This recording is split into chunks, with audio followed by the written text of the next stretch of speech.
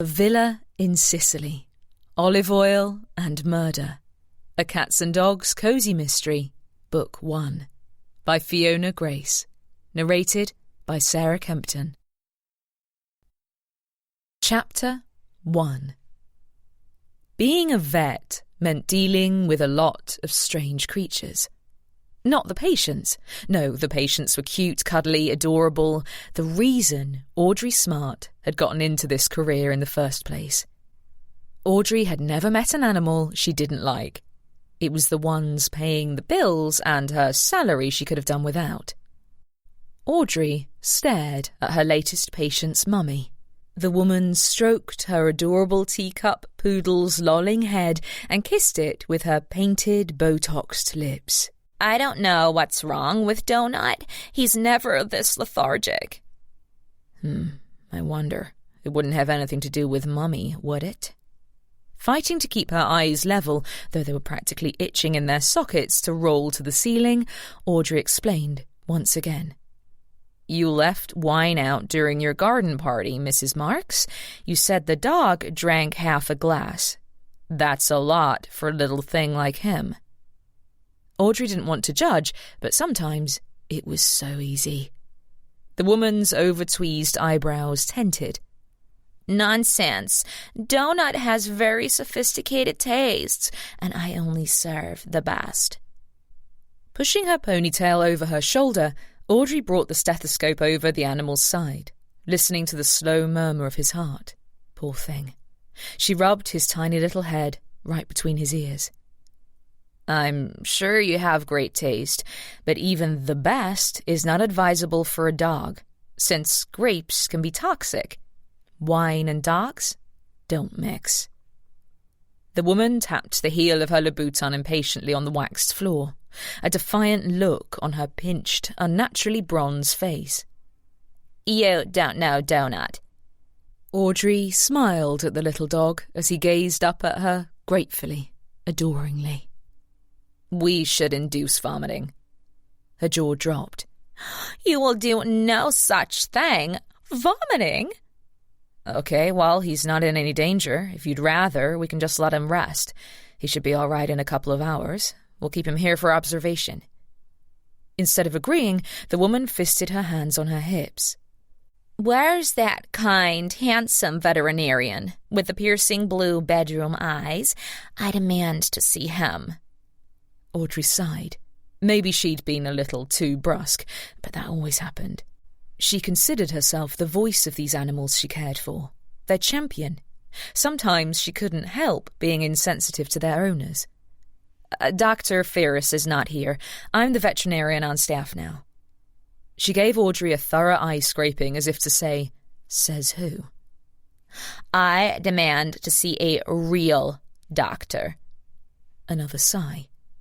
At 32, she shouldn't have had to tote around her veterinary school diploma as an accessory along with her iPhone.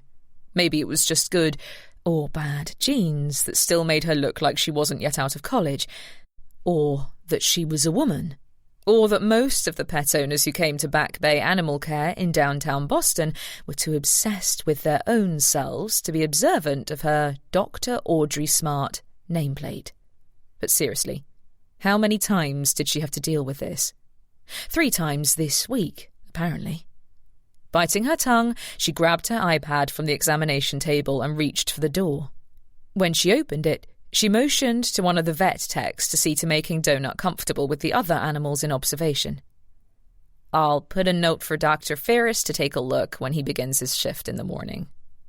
Finally appeased, Mrs. Marks gave her poor inebriated dog some kisses and said, in baby talk, Mommy'll miss you so much.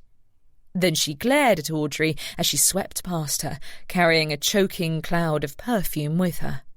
See that you do, she said, chin up like some member of the British peerage, already sifting through her enormous designer purse for her wallet. The second Audrey showed the woman out the door, she shed the plastic smile she'd been struggling to keep on her face. She checked the time on the clock above reception. 3 minutes until quitting time. Finally. Heading for the break room, she'd already begun to unbutton her white coat when a wall of trouble sprouted up in front of her. There was nowhere to escape to. If he hadn't already spotted her, she'd have ducked into one of the examination rooms. But as it was, they were alone in the hallway. Dr. Bryce Watts was one of those people who carried angst and drama everywhere he went. He was like a tornado, absorbing everything in his path only to spit it out. A shadow of what it once was. "Listen, odd girl," he said, strolling down the hall toward her, winking in the general direction of the reception desk, probably at one of the few vet techs he hadn't already added to his list of conquests. "Can you cover for me tonight? I got a thing." He added air quotes after the fact. The guy was forever air quoting everything, whether it needed it or not. "A thing?" Audrey repeated, using her own air quotes for, "like a plantar wart?" He laughed at her like she was a mildly amusing child who'd overstayed her welcome with the adults. Mid-40s, spare-tired and balding, yet he played the "I'm better than you" act so well that a lot of people, surprisingly, bought in. "Tickets to a performance at Boston Symphony Hall." Mailer. "Sorry, Bry boy," she said with a shrug, deriving a little too much pleasure from the nickname. "But I've got a thing, too." His face fell. She'd clearly surprised him, considering of all the doctors on staff, she was the one who was almost always, reliably, free. "Need I remind you you're the low man on the totem pole here?" She stared at him. It wasn't the first time he'd dropped some last-minute bombshell on her toes, forcing her to completely upend her important Netflix-watching schedule. "I understand, but I also know that I've had this engagement planned for months, and I can't break it last minute. I'm sorry. Besides, I took your emergency call shift last week for your other thing, remember?" From the look on his face, he didn't. "Remember that gala at the Boston Ballet you had to go to?" That. Yeah, but..." Audrey made like she was checking her watch, even though she wasn't wearing one. "Like I said, I've got to be somewhere." She squeezed past him in the hall, leaving him grumbling behind her.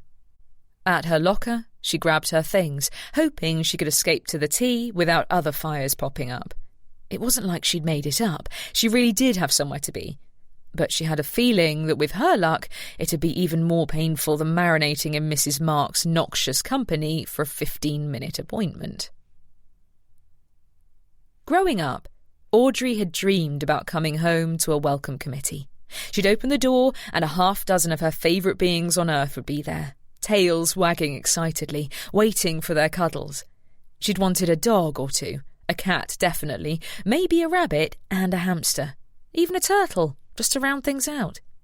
That idea went down the toilet when she graduated from veterinary school, nearly $200,000 in debt, got a job and tried to enter the real world 4 years ago.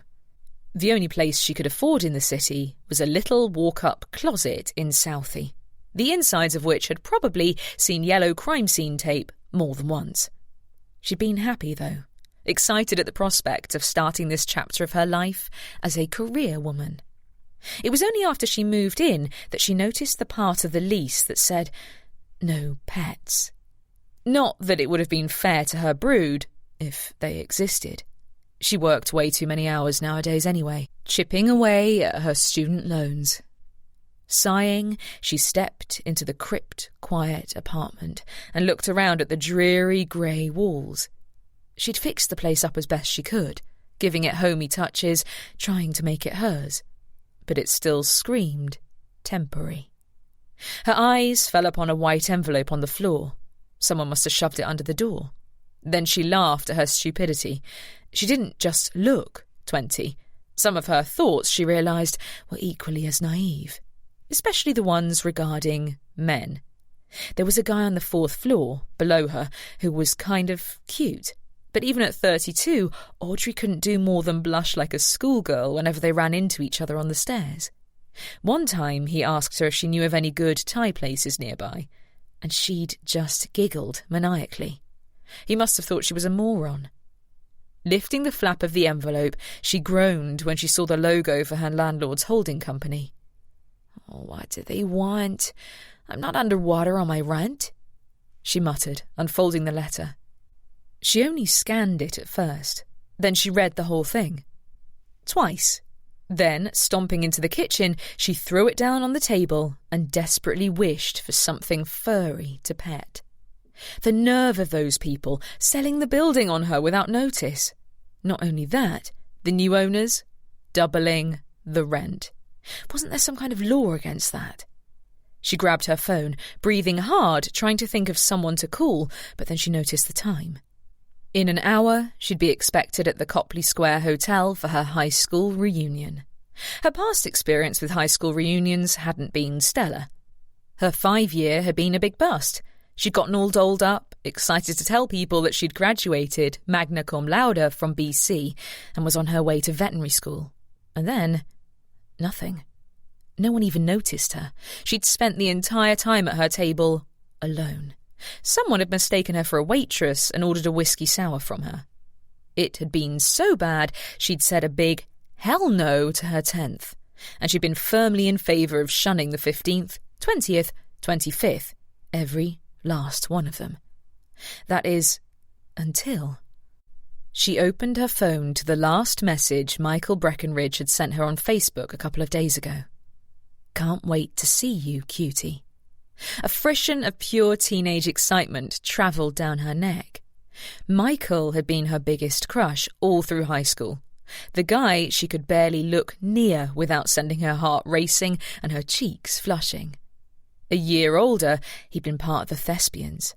His performance of Willy Loman in Death of a Salesman had brought down the house at Westwood High.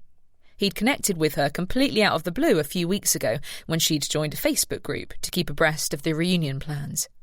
Amazingly, he'd remembered her, even though all Audrey had ever done was scenery. Cutie. She shivered as she ran for the shower, trying to remember the last time she'd been complimented like that. Really, never. Unfortunately, her 5th-year reunion was a perfect reflection of her dating life as a whole. Completely uneventful, non-existent, a total dud. This time, things would be not only different, but magical. Audrey, be proud. It's been 15 years. You're a doctor of veterinary medicine. 45 minutes later, she finished applying her fake eyelashes and stood back, smoothing out her body-hugging ruby-red dress. The clerk at Nordstrom had said it was killer, and it had drawn a small crowd of admirers, complimenting her slim figure and flawless skin. So what if they were all over 80? Audrey peered in the mirror at herself and pushed back her shoulders. It was so bare, so sexy, hardly more than a slip. She'd never worn anything like this in public before. "You look stunning," she told herself, echoing the ladies in the dressing room as she pulled a few dark tendrils from her updo. She applied bombshell red lipstick, the finishing touch, smacking her lips together and blowing a kiss to the mirror. "Michael's not going to be able to take his eyes off you," she whispered to her reflection, really wishing she had something furry to pet. "At least, I hope."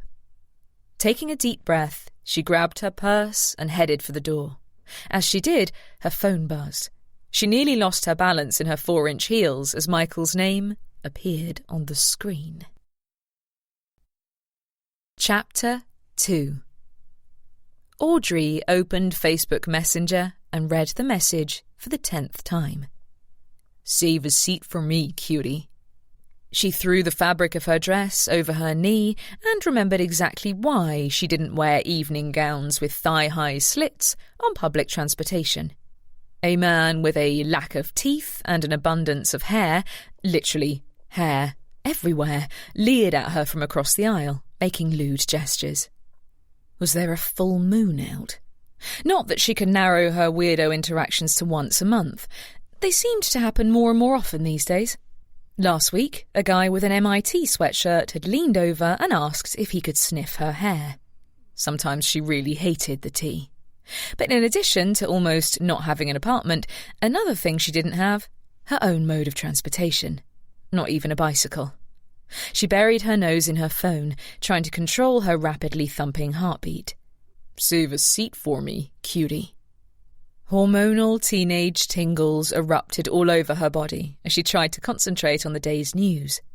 But it was all depressing stuff. Politics, crime, natural disasters. Nothing even remotely cheery at all. Why did the news always have to be bad? The worst news of the day? No apartment. Seriously, she was already pushing it, trying to pay off her student loans in her little hovel. How was she supposed to pay that kind of rent? This was bad. Bottom of a chasm, bad. As she swiped with her thumb, she nearly scrolled right past a sun-soaked stucco villa on a scenic hillside above a deep blue sea. She let out an audible sigh, almost feeling the warm Mediterranean heat on her cheeks, cool sea breezes in her hair. Summer in downtown Boston was sweaty, noisy, and gross. She paused and scrolled back to the photograph, smiling wistfully. A place like that was probably free of all the ills of the world. Politics? What's that? Crime? Not on your life. Natural disasters? Never heard of them. And creepy, leering men probably didn't dwell there either. It existed away from all that, in its own little bubble of perfection.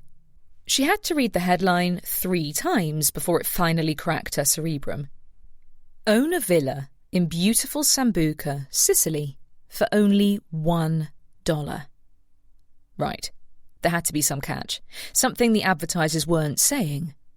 All it will cost you is $1 and your living soul. Somehow that ridiculous headline managed to taint paradise ever so slightly. Nevertheless, it had done its job. She was intrigued. She clicked on the ad. It brought up the same photograph of a lovely Italian villa along with the words, "Have you ever wanted to live in Italy? Now is your chance at a very affordable price.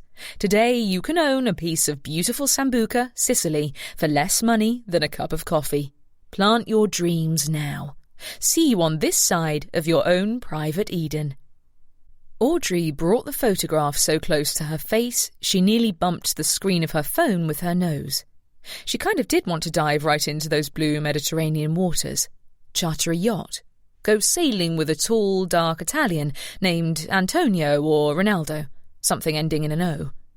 She sighed again, imagining a walk down a cobbled street to her beautiful Italian villa. It all seemed so quaint, so simple, so European. She almost missed her stop at Copley, but when the doors to the tea opened, she looked around her bleak surroundings and a bit of sense leaked back into her head. There's a reason those homes are only $1, Audrey. If something looks too good to be true, it usually is. Her sensible mum's voice filled her head. The same woman who'd never let Audrey stand at the bus stop without an umbrella, if it even smelled like drizzle. She stood up, arranging her slit modestly and, ignoring the hairy man's catcalls, exited the car. It wouldn't have been too hard to make it to Copley Square Hotel had she not been wearing lethal heels. People actually walk in these? She wondered as she got one stuck for the 1,000th time. Sewer grate, crack in the sidewalk, uneven curb. As an old city, Boston had plenty of those. Her mum would have insisted she wear flats, but easy spirits would have totally dulled the effect she was hoping to have on Michael. Somehow she made it to the hotel with all her limbs intact. Inside, she tottered a bit to the registration table at the front of the ballroom. She hadn't seen them in 10 years, so it took her a minute to recognise them. Mitzi Silverman, Westwood High's, most likely to earn a Lexus with her MLM scheme, with a fruity drink at one elbow and an already drunk Dobie something, class quarterback, staring down the front of her dress at the other. She giggled at something Dobie said and then scraped her eyes over Audrey. Her smile faded. "This is the Westwood High reunion, dear. Are you sure you're in the right place?" "I know. Audrey Smart. She rolled her eyes. There is no... She stopped when Audrey leaned down and grabbed the name tag, holding it up triumphantly.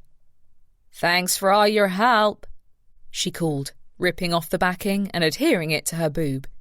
Heaving a sigh, she wondered if it wasn't too late to make a break for the door. The invisible girl. That's me. It made sense that few people recognised her. They'd had over 1,000 people in her class, and she'd been a complete wallflower, spending most of her time volunteering at the pet clinic instead of going to school functions. Then she thought of Michael. Cutie. At first, it might as well have been a room of strangers in ball gowns and budding wrinkles. Then she gradually began to recognise some of them. A mousy girl who used to share her flute stand in band had totally become a knockout. The class burnout who'd checked out freshman year had turned in his flannel for a 3-piece suit. Around the room, people chatted about their lives, and Audrey picked up snippets of conversation here and there. But no one came running to her, arms out, excited to give her a hug, as appeared to be happening all over the room. Little volcanoes of, "Oh my God!" erupting all around. Her former classmates swerved around her like she had the word plague stamped on her forehead. That was all right. She wasn't there for them. Her best friend was her sister after all, and that was all she needed. At the tables, people she sort of, maybe not quite, recognised proudly traded photographs of their children and suburban McMansions and exotic vacations and swapped stories of their exciting lives. Audrey fidgeted, fighting the urge to bolt. She scanned the room for that signature thick, wayward blonde mop of his. That $1 million ode to orthodontia smile. His Facebook photo had been that of Snoopy, so it wasn't much help, but she imagined a more filled-out, sexier version of the old Michael. Men always seemed to age better. Hello, Sean Connery? Really, how much could he have changed in 15 years? She hadn't changed nearly enough, she realised, as her knees actually knocked together. Thank goodness for long dresses. Taking a deep, cleansing breath, she crossed the ballroom, hearing bits of conversation here and there. Just got promoted to CFO. Here, Tuscany was enchanting, but I prefer Milan. There. On the way, Audrey passed by a guy that she almost recognised and did a double take. He did the same. She stopped. The last time she'd seen him, he'd been doubled over a trash can, too scared to give his valedictorian speech. Back then, he'd had bad acne, an unfortunate crew cut, and a bit of a weight problem. Kevin? Audrey? He came up to her and gave her a kiss, then stood back to look at her. She did the same, gaping. The baby fat was gone, his skin flawless, his dark hair tumbling in a rakish way. You look great, she stammered, hardly able to believe it. He'd been her lab partner during her junior and senior years, and the reason she didn't go insane. He'd also been a bit of a nerd. Okay, a lot of a nerd. So much so she'd barely even looked at him. He'd almost asked her out in a roundabout way, but Audrey had always scurried away whenever he got that amorous look in his eye. Now, he was gorgeous. Flat out, grade A eye candy. She grabbed his arm. Oh, God, it's so great to see. And this is my wife, he said. Mimi. Audrey found herself gaping at the exotically beautiful Asian woman. She was sure she'd seen her on a magazine cover somewhere. Oh, hi. You look familiar. Mimi only giggled. Could be. She's a former fitness model, but more recently she's been a physicist who worked on my team. That's how we met. He beamed at her, took her hand, and squeezed. Your team? She asked. Oh yes, my company works with the government, pioneering new technologies which will create clean energies to make a better future for the world, he said, sounding much like a commercial announcer. Wow. So you're literally saving the world? He nodded. That's right. What about you? Audrey hesitated. Next to that, Doctor of Veterinary Medicine didn't seem all that grand. But what the heck? To some people, their pets were their world. She raised her chin with pride. Well, I'm a... Just then the DJ started playing Oh What a Night, and his wife pulled on his tuxedo. "Come on, Kevy, let's go dance." Audrey waved at him as he was dragged away. Finally, she made it to the bar. The bartender ignored her for the first 5 minutes and then finally looked up at her. "Rum and coke?" she asked. She didn't normally drink, but she desperately needed to take the edge off. "ID, please." She rolled her eyes to the ceiling and pointed to her name tag. When that didn't work, she unzipped her purse and pulled out the ID. "I'm 32, she said to him, wondering when she would start to feel flattered about being mistaken for being under the age of 21.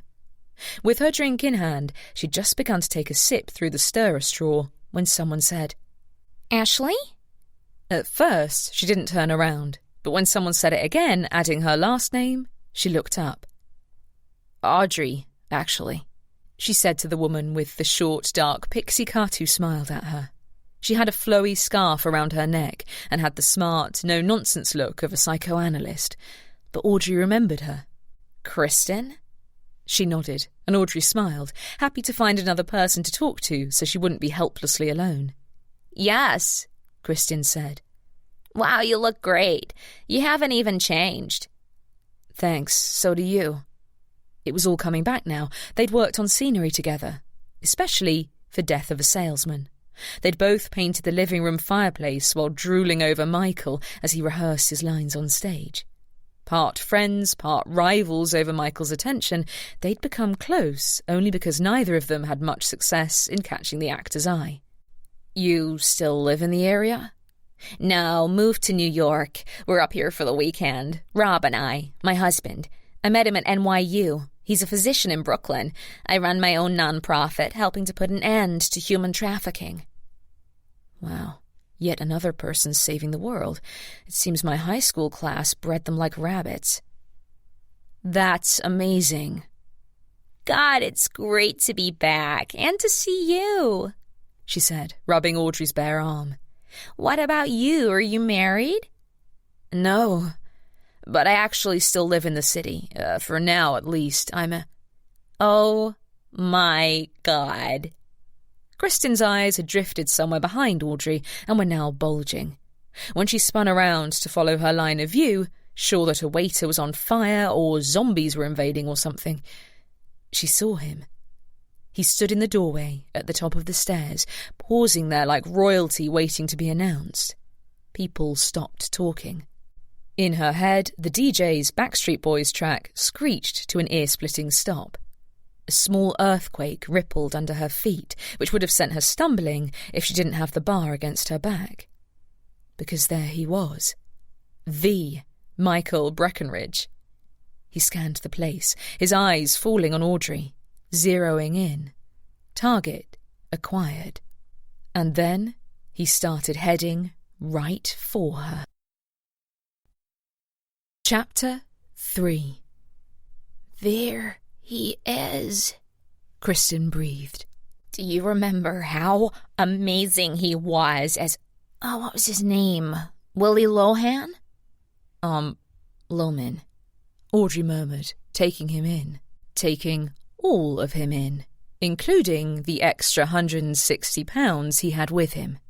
No, Michael Breckenridge hadn't ballooned quite that much.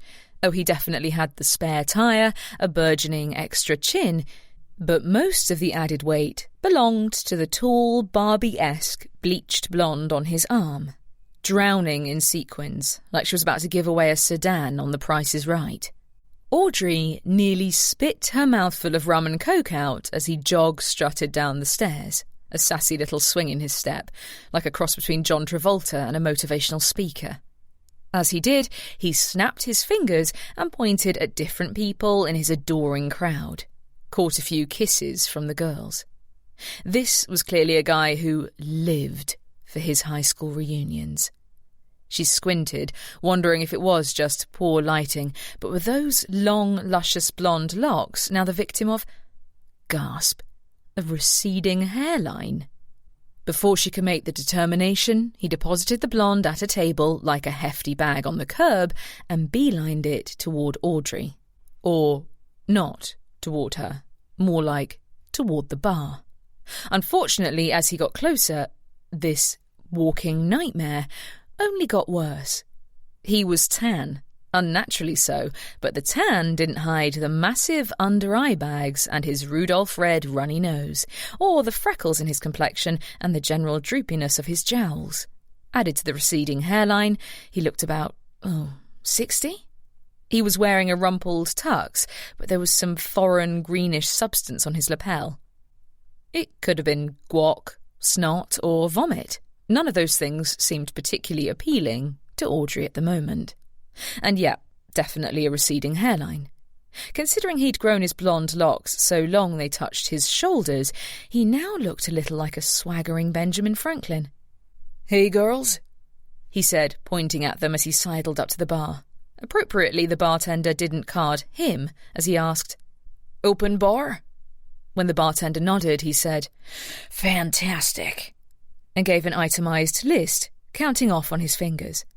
As the bartender lined them up, he grabbed the first one, a Stella, and chugged it.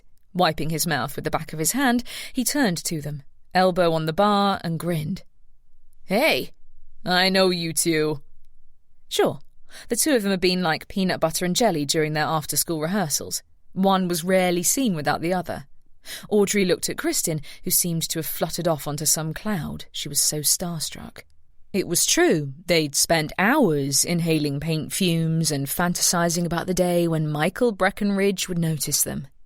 Despite the fact that their crush now looked like a founding father, for Kristin, it looked like that dream was finally coming true. She chirped, sounding no older than 17. "Yes, I'm Kristin, from Scenery." He nodded. "Yeah, thought so." Then his eyes swung to Audrey. More specifically, Audrey's boobs. "Audrey's smart." She nodded. At least he had the name right. He leaned into her, his breath reeking of alcohol. His hand snaked around her back, landing on her backside. "Wow, aren't you a little slice of pie?" She winced and looked over at Kristin, hoping to be saved. But Kristin's eyes filled with desperation. "Michael, we were just talking about your legendary performance in Death of a Salesperson," she gushed, wrapping her arm around his elbow. "You really brought down that house." He'd been leering at Audrey, so uncomfortably close she could count the pores on his ruddy nose. But when Kristin touched him, he looked down at her hand and then at her face, disinterested. "Hey, Rachel Maddow, scram." Wounded, Kristin took a sip of her wine and scurried off, thereby driving the final nail into the coffin that was Audrey's pseudo-friendship with her. He leaned forward, eating up whatever was left of her personal space. "So, cutie." Before, when written in a Facebook bubble, she'd relished it. Now that he'd said it, nearly spitting in her ear, it sounded almost dirty. She managed to skirt away a bit, but came in contact with a wall at the side of the bar, where she could move no farther.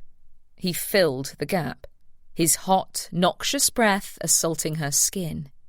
She glanced at the table where his female companion was chatting with the girls around her table, oblivious to Michael's shenanigans.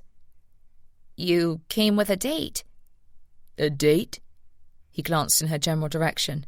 "No, that's just my wife." Just my wife. He started to play with the spaghetti strap of Audrey's dress, lifting it playfully and delving his fingers underneath as his eyes roved over her bare skin. She'd read it in romantic novels before, but until then, she'd never quite known what undressing her with his eyes meant. "We have a, He leaned in closer, his lips brushing against her ear, nose burying itself in her hair. "Open relationship." Audrey's jaw dropped. He couldn't be. He wasn't. "And I saw a pretty nice coat closet on the way in. So, baby, I'm game. If you are." He waggled his eyebrows suggestively. Oh no. He was. With that realization sending shivers, not the good kind, Down her spine, the drink slipped from Audrey's hands, landing on her toes before splattering everywhere. Michael was too busy staring down the front of her dress to notice. She really needed a drink right about then, to clear the gag that lodged itself in her throat. Instead, she started to cough, doubling over, hacking like a lung cancer patient. Thank goodness Michael backed away, patting her back a little half-heartedly as Audrey's choking began to attract a small audience. The first one Michael wasn't happy to have. "Something go down the wrong pipe?" She cleared her throat. "I'm fine, but you're not," she told him. "What happened to you?" He reached for his drink. "Relax, cutie. Tonight's about fun." She stared at him. "And if you aren't game," he continued with a smirk, "I guarantee there are about 100 other girls in here who would be. So if you're not into this, don't waste my time, all right, babe?" She mulled the words over, their taste sour on her tongue. "Waste your time?" He chuckled and winked at a waitress. "Yeah, you heard me." Before she could even think about whether it was the right thing to do, her heart took over. She grabbed the drink from his hand and tossed it in his face, eliciting a small gasp from a few people around them. "I wouldn't visit the coat closet with you if I were your frickin' ski jacket," she shouted, and in the next fraction of a second, her reputation as the invisible girl was shattered, because that's all it took for every eye in the place to suddenly land smack dab on her. Chapter 4. Audrey marched right over to the blonde who was just Michael's wife and stood in front of her, chest heaving. "I didn't know your husband was an interior designer," she said. The woman cast a judgmental eye over her and snapped. "What?" "He invited me to check out the coat closet with him." That got the appropriate reaction. The woman's face twisted and her eyes shifted toward the bar.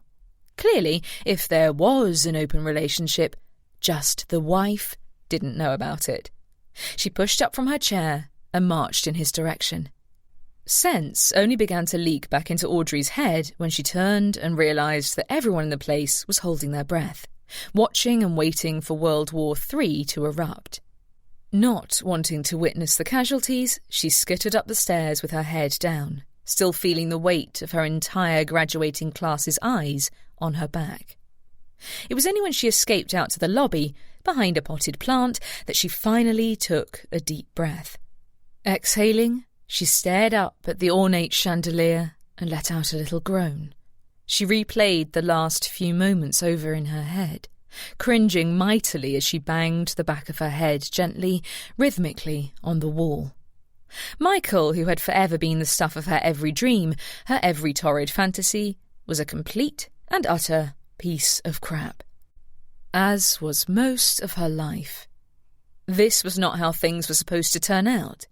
In high school, she'd accepted her role as the invisible wallflower because she knew that if she kept her head down and studied and made something of herself, eventually she'd be a success. Like Kevin. Wasn't that the formula? Work hard in school so you could impress everyone later.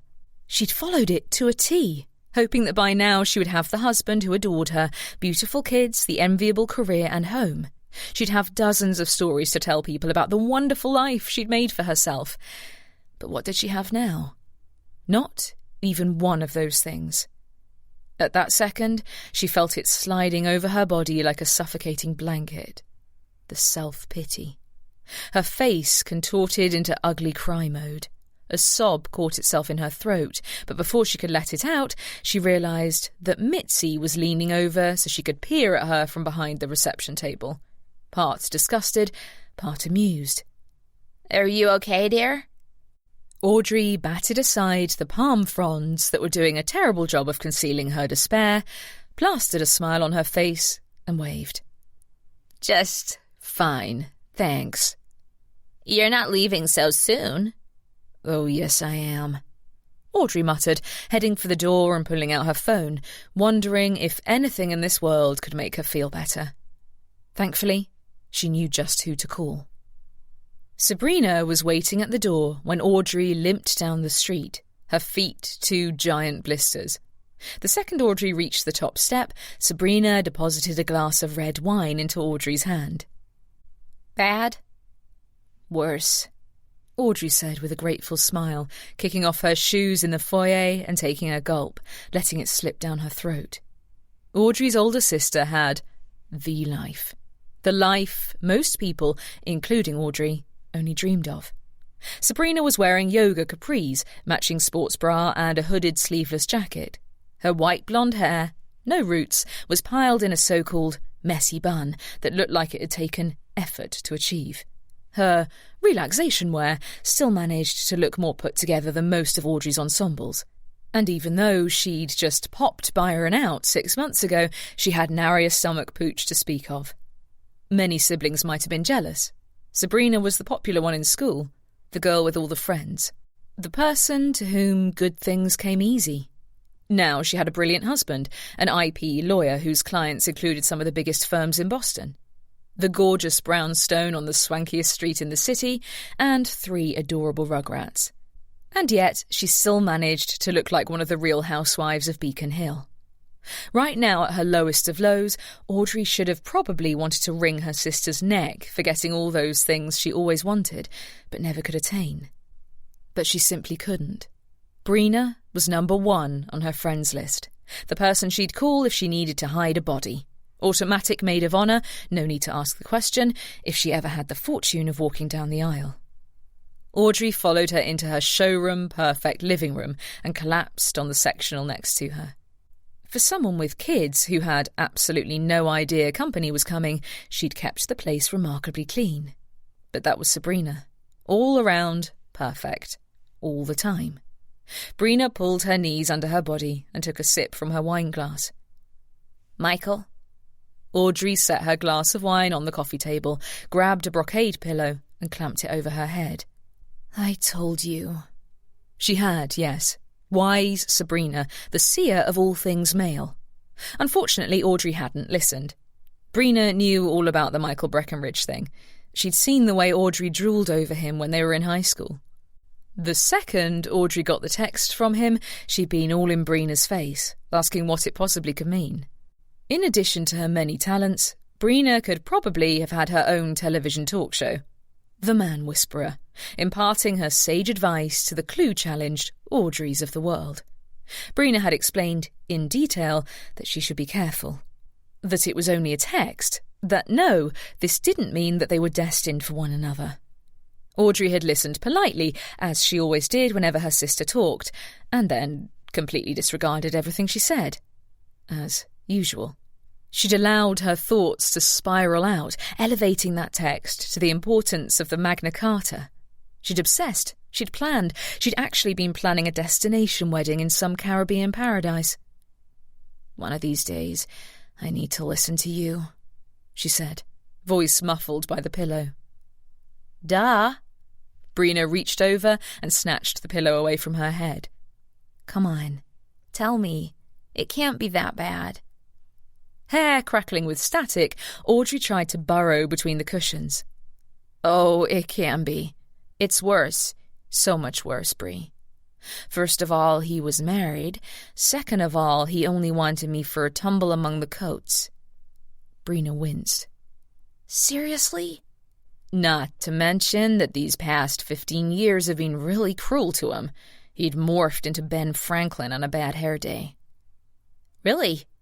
Wow. Also, he's a lush. She grabbed her wine and drained the glass in one swig. More, please. Brina complied, pouring her a glass of what was probably the expensive stuff, since that was all they really had around there.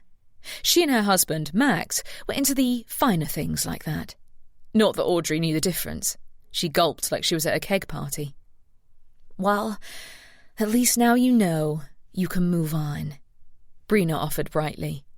Audrey slumped into the sofa, pulling a blanket over her evening gown. This didn't make her feel better. Brina had forever had a long line of suitors to go through, like tissues. For Audrey, there was no one, nowhere to move on to. And I'm going to lose my apartment, she moaned. You're what? Audrey stuck her lower lip out. New owners. They're nearly doubling my rent, and I can't afford that and my student loans. Oh. Brina patted her heart. Well, you know you can move in here. Audrey looked around. And sleep where? On this sofa? You don't have the room. Nonsense, plenty of room. I'll put the girls together. They'll love to bunk up. Audrey shook her head. I'm sure Max would love that. Don't be silly, he'd be happy to. She stopped when Audrey flashed her a doubtful look. Max was a nice guy and they got along, but she wasn't exactly sure she could live under the same roof as him. He was a bit OCD and liked perfection, which was why he loved Brina. And why Audrey knew she'd probably drive him to an early grave. The first and last time he'd visited her apartment in Southie, his eyes did an Indy 500 around her cramped living room, silently judging every dust particle. After 5 minutes, he'd feigned an allergy attack and told Brina he'd wait outside. Brina sipped her wine. Fine, but what else are you going to do? Well, up until precisely an hour ago, I was really holding out hope that Michael and I would fall hopelessly in love, and he'd invite me to move in with him, thus beginning the romance of the century, she said, staring miserably into her now empty glass. Ah, honey, Brina murmured. Audrey ran her hands through her hair, shaking out the updo. I know, I'm stupid. I'll never learn. Brina pushed off her part of the sectional and sat down next to her younger sister, wrapping an arm around her. You can move out of the city. The rents are cheaper the farther out you go. Not being on call. I need to be close enough to get to the center right away. Audrey put her head on her sister's shoulder and recalled her last moments at work, dealing with Mrs. Marks. She cringed. I hate it too. I hate my job. Brina blinked her long eyelashes. What? Oh, no, you don't. You love those animals. You always have. You were born to be a vet. You're right. I love the animals. It's the people I could do without. I mean, some of them are okay. But I just get frustrated and... She sighed. Sometimes I just wish I could pack it all in and start over somewhere else. Oh, you don't mean that. Sabrina launched into a long-winded speech about how Boston was the greatest city in the world, and all her friends and family were here, and if she did move away, she'd miss it.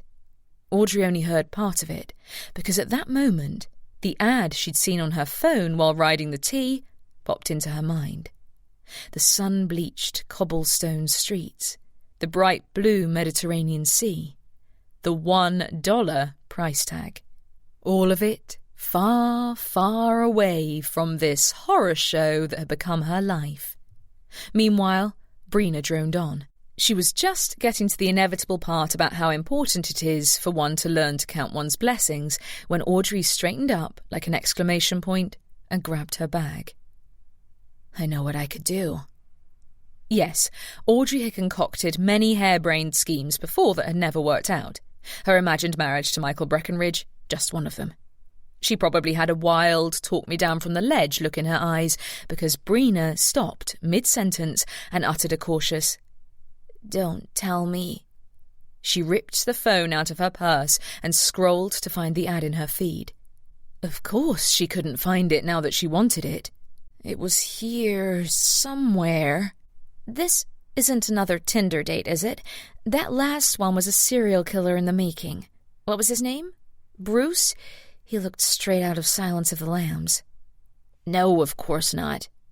Though part of her had to admit, this probably wasn't much saner. What? Brina leaned forward and peered over her shoulder.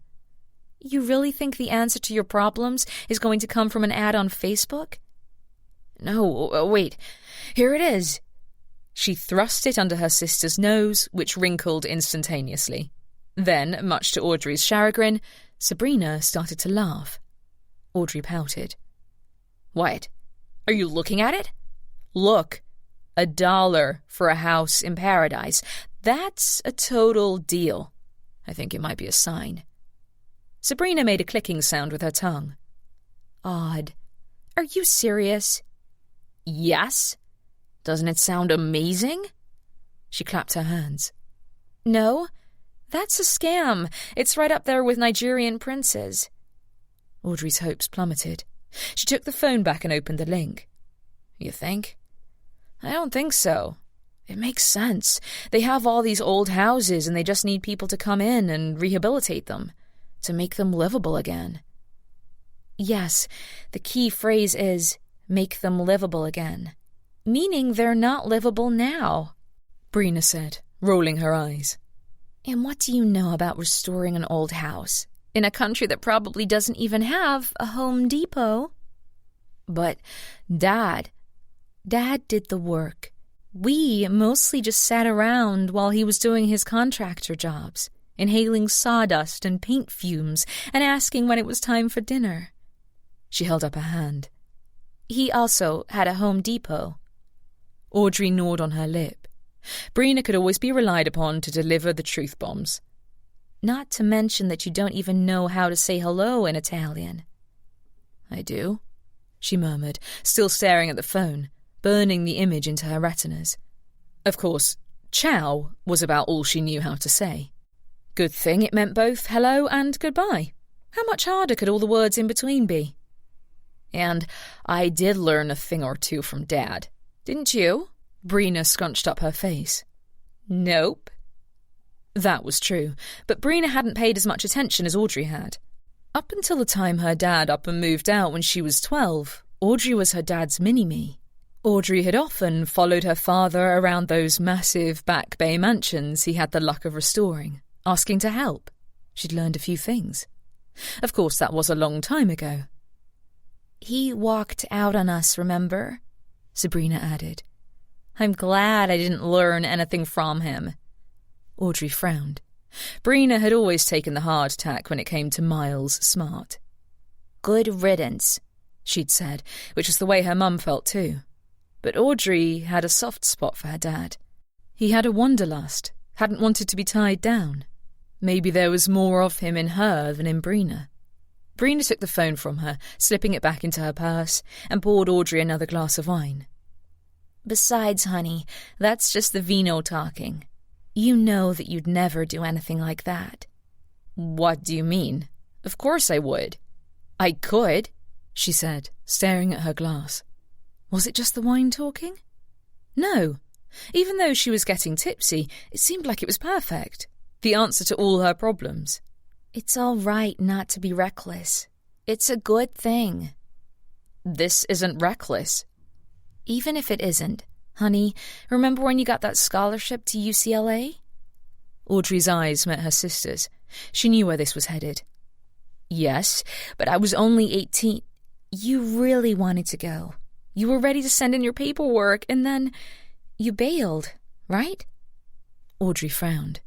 But Point is, you are not a risk taker. You've lived in Boston all your life. You'll die here, she said with a shrug.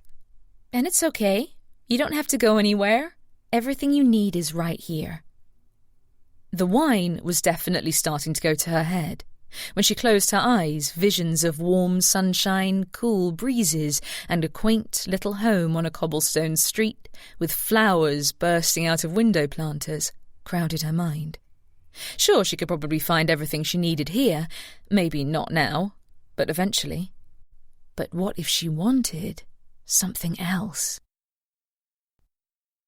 Chapter 5. Audrey woke with the standard hangover 3 glasses of red wine normally gave her. She was a lightweight, so she'd expected this. Hadn't cared much then, didn't care much now. It had been a necessary evil. It had gotten her through the night. Though, as she stared up at the water stain on the ceiling, her situation did not appear any rosier with the dawn of the new morn, like she'd hoped. She moved her head only a fraction of an inch from the pillow before deciding that it would likely pop off if she attempted to move it any more. She groped around the bedside table for her phone, swiping it to her chest and tapping the screen to wake it up. The brightness of the display scalded her tender retinas. The first thing that came in sight when she regained focus was a picture of that Italian paradise. It wasn't hard to find this time, because apparently, in her half-drunken haze last night, she'd gone and made it her wallpaper. For both her home screen and her lock screen. She had a foggy memory of the tea ride home, almost as if it had happened decades ago. She vaguely recalled the smell of unwashed bodies, ripe from marinating in the day's heat at the Red Sox game, all packed into the train car like sardines. The wine had mellowed her. She hadn't even minded riding up against some drunken college kid's armpit. Now, the smell of it and the old alcohol lingering on her skin made her want to retch. Then her bleary eyes focused on the time. 8:45. "Mother of pearl!" she shouted, rocketing up out of bed. There were worse things than her head popping off, namely being super late to her job and having the Dr. Bryce Wattses and Dr. Emerson Ferrises of the world give her trouble. She showered and readied herself in record time, boarding the T for a ride that was only slightly preferable to last night's, and only then because she'd been 3 sheets to the wind. This time she found herself sandwiched between a scowling, "I hate the world" teenager whose death metal was so loud he might as well have not been wearing earbuds, and a man who smelled like salami. The combination of the two roiled her already queasy stomach. To take her mind off it, she pulled out her phone and, once again, found herself transported to that charming cobblestone street under the bright sun. She sighed, as usual, then pulled up the website and paged through the other photos. There were many of the town, each one more breathtaking than the next. Small outdoor cafes, an open-air market, a harbour dotted with tiny boats, a small, rustic, stucco church with an old brass bell. Underneath it said, "Ready to own your piece of paradise?" "Yes," Audrey screamed in her head. She clicked the link to find photographs of young people standing in front of their purchases, looking as if they'd just won something big from Publishers Clearinghouse. That could totally be me. Then she read the paragraph underneath. "We'd love to welcome you to our happy town. If you'd like to own a piece of paradise, just enter the lottery for one of these properties listed below. Bid must be at least $1 and buyer must agree to pay $1,000 deposit and make required repairs to the property at their own expense within 1 year of purchase. Winners will be notified by email. Good luck!" She scrolled down a list of properties. Just addresses. She clicked on one that said Piazza 3, and it brought up a photograph of what looked like a map of a housing development. There was a big circle and an arrow around one of the boxed-off sections. She imagined it, right then, in perfect detail. Going out to her little wooden mailbox to grab a letter from her sister, smiling at the address, to Audrey Smart, Piazza 3, Sicily, Italy. She tapped to see if there were more photographs, but no. Really? Would someone buy a home, sight unseen? It sounded risky. Then she thought about what Brina had said to her. "You are not a risk-taker. You were born in Boston. You'll die here." Why did that sound so boring? She'd been happy with Boston up until a few years ago. But lately, something had been building inside her, and like a bottle of soda being shaken, the lid was about to come off. Explosively. All of her friends at the reunion last night had done things, gone places, had experiences. And what did she have? Did she want to live her life not having done absolutely anything? "That's nice," a voice said beside her. She looked up and realised Salami Guy was peering into her lap. She couldn't tell whether he was infatuated with Sicily too, or if he was another creep who'd lean in and smell her hair. It didn't matter. The tea was coming to her stop at the Back Bay station. After one last glance at the almost mythical land of Sicily, she decided it was nothing but a pipe dream. A lottery. She'd probably never have the winning bid, and even if she did, would she be able to drop everything and fly there alone? There were other, safer ways to do something with her life. Work at the food pantry, write a novel, send in 33 cents a day to spiritually adopt a child from a third world country. She didn't have to go crazy.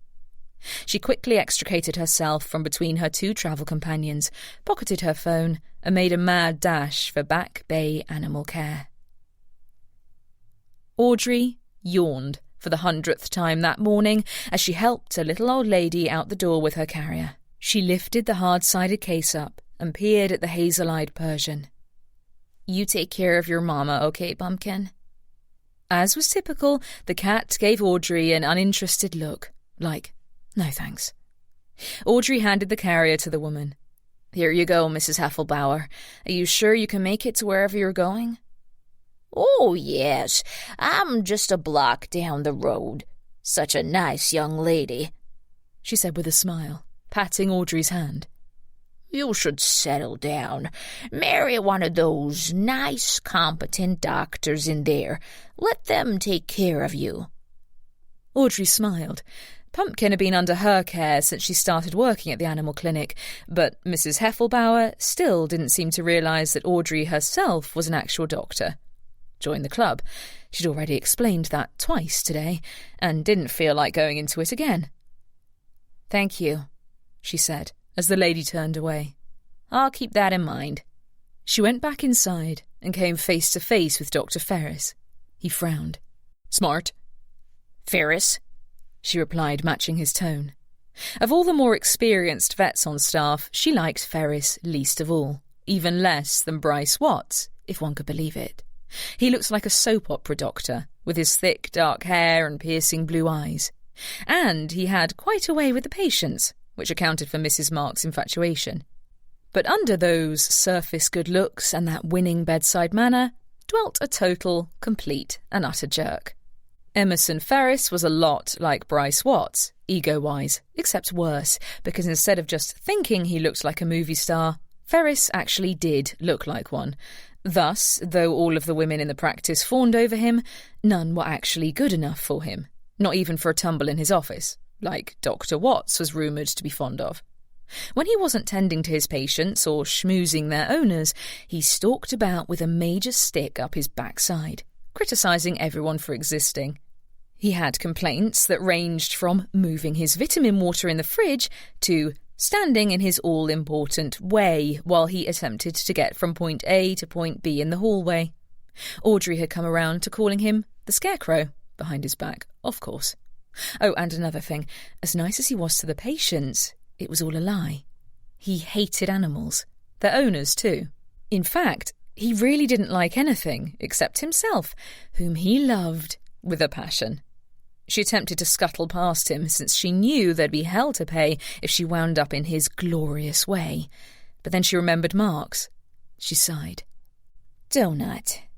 In Observation Area 6, Mrs. Marks wanted you to take a look at him. When you have time, of course."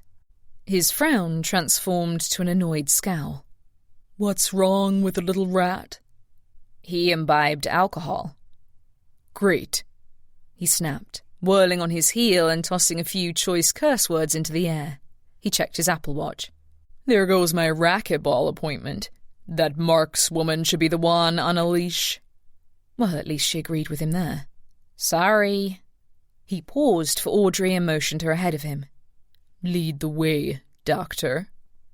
As if he didn't know where the observation room was. Audrey walked him down the hall to Area 6. Donut was still in his kennel, looking much more alert. Better. She instinctively put out a hand and he licked it. Ferris looked at her. "Do you mind?" She shook her head and stepped away, sticking her tongue out at him behind his broad back, and fully not caring how immature that made her. Ferris set to taking the dog's vitals, just as she had done. Stethoscope in his ears, he murmured. "You pump his stomach?" "No. We ran intravenous fluids and he seemed to respond to the He straightened and turned to her. Uh-oh, wrong answer. "You're telling me you didn't pump his stomach?" She shrugged lamely. "I didn't see the need of putting him through that. He seemed to be responding to." "The need was that this patient could have died," he snarled, his voice growing louder. "This particular breed and size is sensitive to even one drop of alcohol. Or didn't they teach you that in vet school?"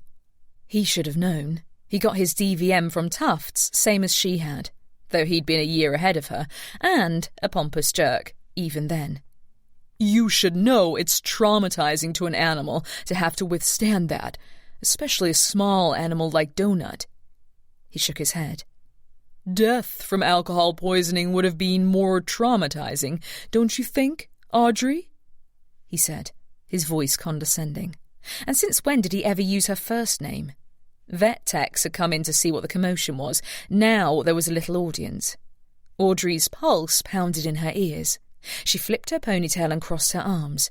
She didn't want to get into this, but if he was going to make her, then fine. First of all, Emerson. What's all this? They both whirled to see Dr. Carey, the medical director.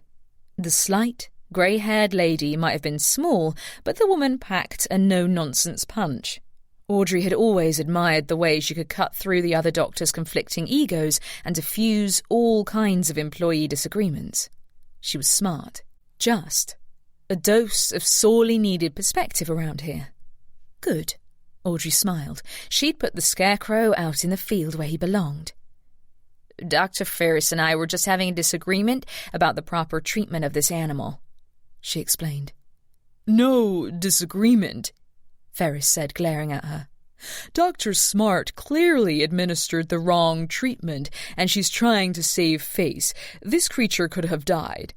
Dr. Carey was already grabbing her stethoscope, her eyes trained on poor Donut. She listened to his heart, as meanwhile behind her back, Audrey and Dr. Ferris regarded each other like competitors in a dogfight, each daring the other to deliver the first blow. Dr. Carey removed her stethoscope from her ears and shook her head. Well, that would be the standard treatment, though it appears the subject is doing much better, regardless. But I did receive a call from the owner. Audrey's eyes snapped to the older vet's. What? You mean Mrs. Marks? She nodded and pressed her lips together. Not just a call. Knowing Mrs. Marks, it was a complaint. Yes, but... And what exactly was it about? Well, she was pretty insistent that the care of Donut be transferred exclusively to Dr. Ferris. I asked what it was that upset her, and she said that she felt slighted, and that her concerns were dismissed. Clearly dismissed, Ferris echoed. The dog should have had its stomach pumped. Audrey shook her head. She felt slighted? Audrey said in disbelief, her voice gradually rising. You weren't there, Doctor. She dismissed me, like everyone who seems to think I'm nothing but some kind of intern here. I have the same credentials as all of you, and yet I'm treated like some lesser being just because of the way I look. I'm sick of having to explain myself twice to people, to the pet owners, to Watts, to Ferris. Meanwhile, Ferris grinned quietly, gloating. Smug jerk. Dr. Carey took her by the arm. Why don't we discuss this in my office?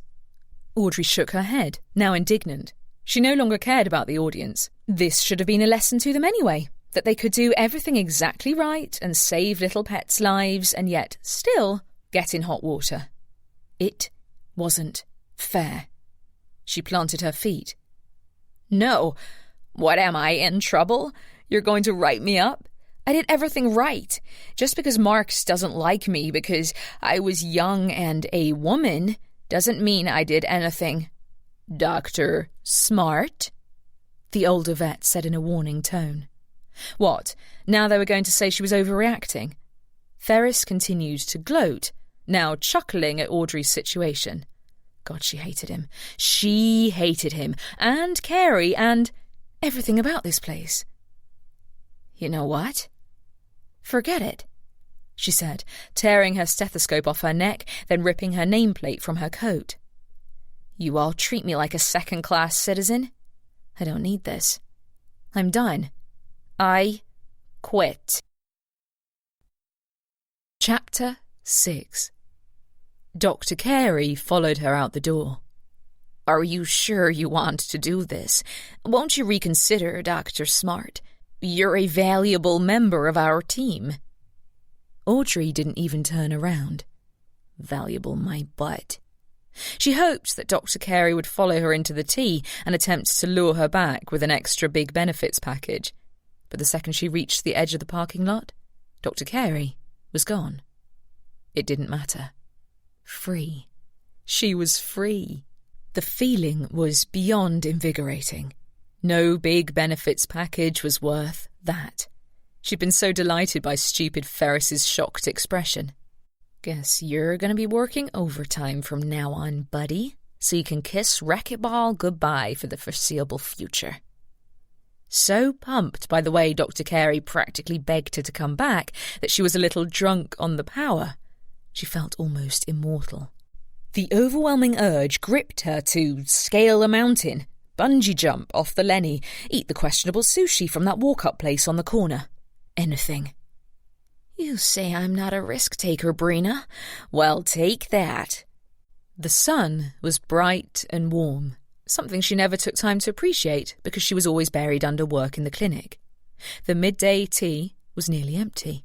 She had a car almost to herself, something she never knew was possible within the constraints of that soul-sucking day job.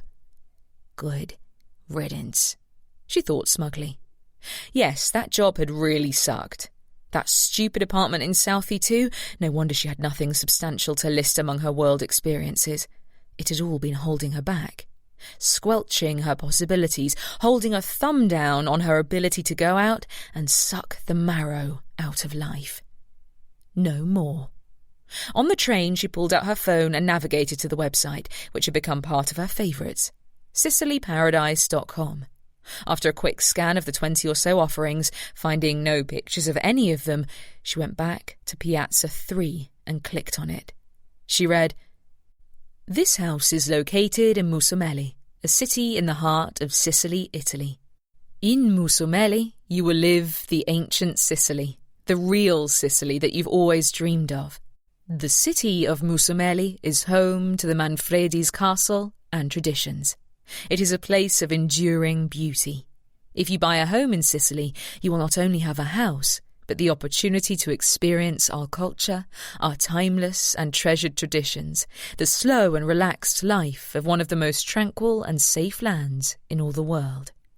Musumeli is located in an inner hilly area east of the Plantani River in central Sicily, at 765 metres above sea level.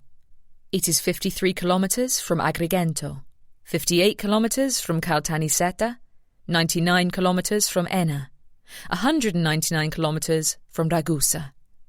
The weather is continental, cool and dry in winter, warm and windy in the summer. There are few snowy episodes in winter. Street, Vicolo Piazza 3. Amenities: air conditioning, balcony, canteen, chimney, electrical system, furniture, garage, heating system, lift, parking within 100 metres, reachable by car, terrace, TV system, views, X. Sounded good. Really good. Peace, tranquility, safety.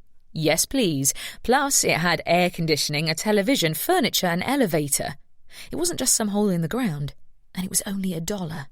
It was everything she wanted. Everything. She clicked on the bright red Bid Now button, still thinking that she could back out if she really wanted to. But now, she didn't want to. She clicked on the application which asked her various questions, the first being, "Why do you want to live in Sicily?" Audrey didn't think.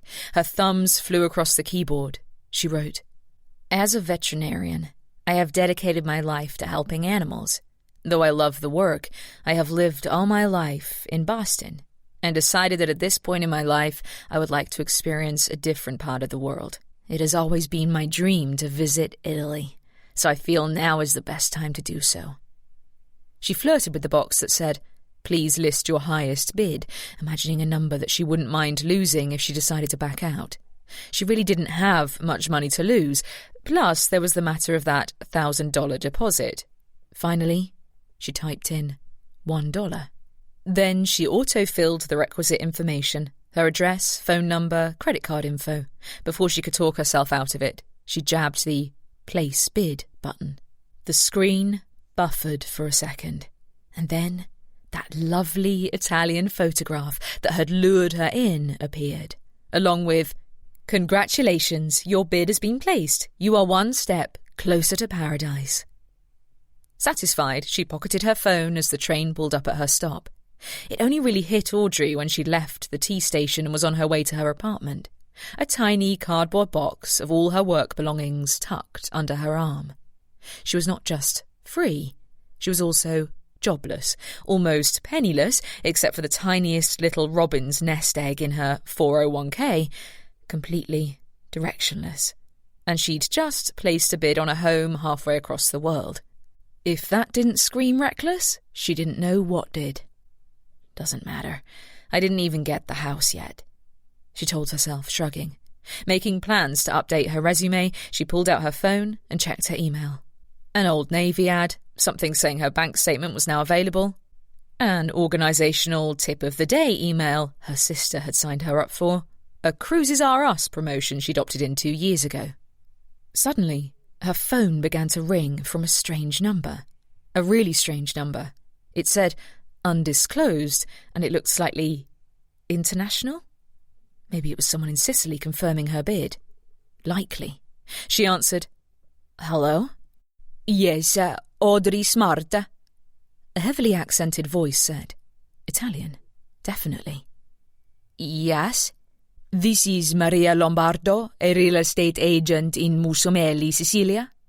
She said so quickly Audrey wasn't sure it was actually in English. I received your bid. Oh, yes. Thank you for confirming. Are you really a veterinarian? Great. It wasn't enough that she got doubt from the people she worked with, now she had to get it from halfway across the world. Yes, I am. Will you be seeking employment as a veterinarian in Musumeli? She frowned. She'd only quit her last job 20 minutes ago. She'd expected to marinate in her unemployed status a little longer than that. Well, I suppose eventually. There is a shortage of skilled people like you here. The house is yours, if you want it. Audrey froze in the centre of the street so that whoever was behind her nearly tripped into her. She stumbled over to a nearby street lamp, holding onto it for support. But we waive the deposit for skilled professionals who seek to work in town, see? She stared at nothing in particular on the sidewalk, now more convinced than ever that this was a scam. Or was there some catch? She'd submitted that bid not more than 5 minutes earlier. I email you my details. Call me with questions. And welcome, Audrey. The call ended. Still clutching the street lamp, Audrey's knees wobbled. Her phone dinged with a new email. Her face flooded with heat, and her fingers trembled as she clicked on it. Congratulations! We are happy to welcome you to our beautiful little community of Musumeli, Sicily. Please call our office at the below number to arrange for inspection and to complete the additional paperwork. Audrey let out a little squeal, turned on her heel, and walked right back to the train station. I own a house in Italy, she thought in disbelief. I own a house in frickin' Italy. Audrey still hadn't quite accepted it by the time she got to Beacon Hill. She kept repeating it over and over in her head until she got into a rhythm with every step she walked. I own a house in frickin' Italy. As she walked, faster and faster, the words got faster and faster in her head until they all bled together as one. Climbing up the stairs to her sister's brownstone, she rang the doorbell, still keeping the rhythm in her head. Brina answered, Byron on her hip, a pair of chic reading glasses perched on the end of her pert nose, her iPad under her arm. Before Brina could ask why Audrey was there at this time of day, Audrey exploded like a time bomb. I own a house in frickin' Italy. Byron giggled gleefully. Brina's jaw dropped. You what? You heard me.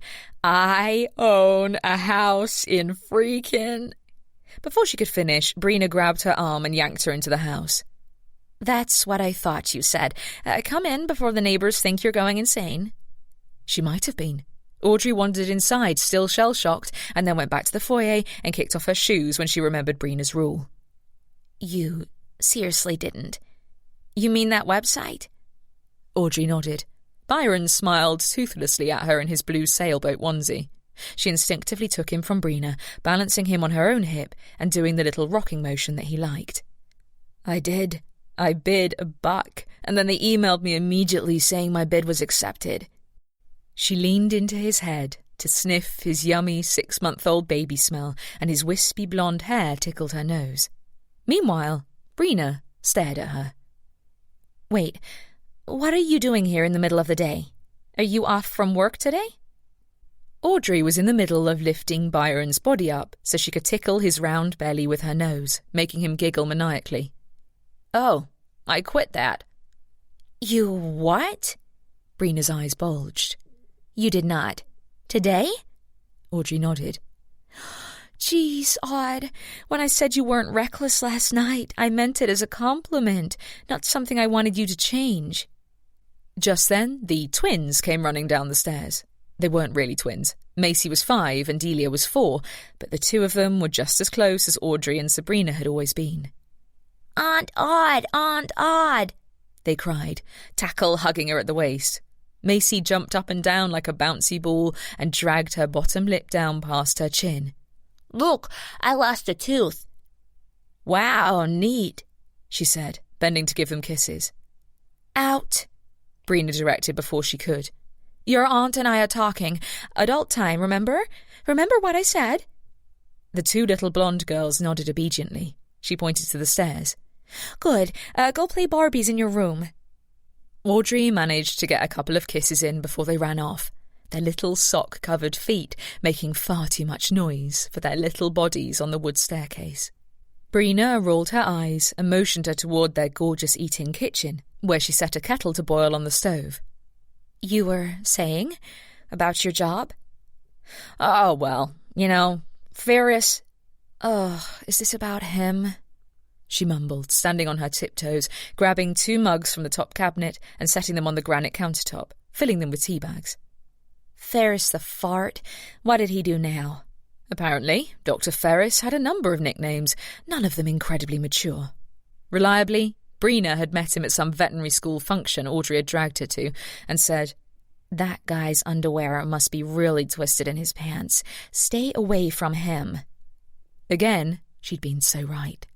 Audrey placed Byron in his swing, turned the dial so a tinkling version of Twinkle Twinkle Little Star played, and slipped onto a stool at the centre island. She said, Well, it doesn't matter anymore, does it?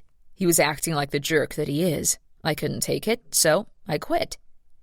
You walked out, just like that? She nodded. Carrie begged me to come back. Well, not exactly begged.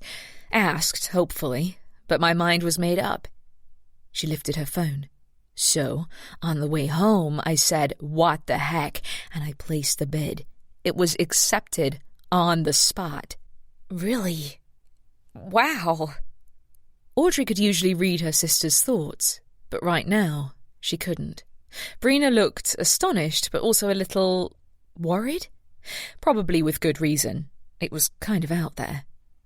Anyway, I know you don't approve, but... I never said that, Brina said as the kettle began to whistle. She grabbed it and poured the tea. I just said that I didn't know if it was the best idea for you, because, you're...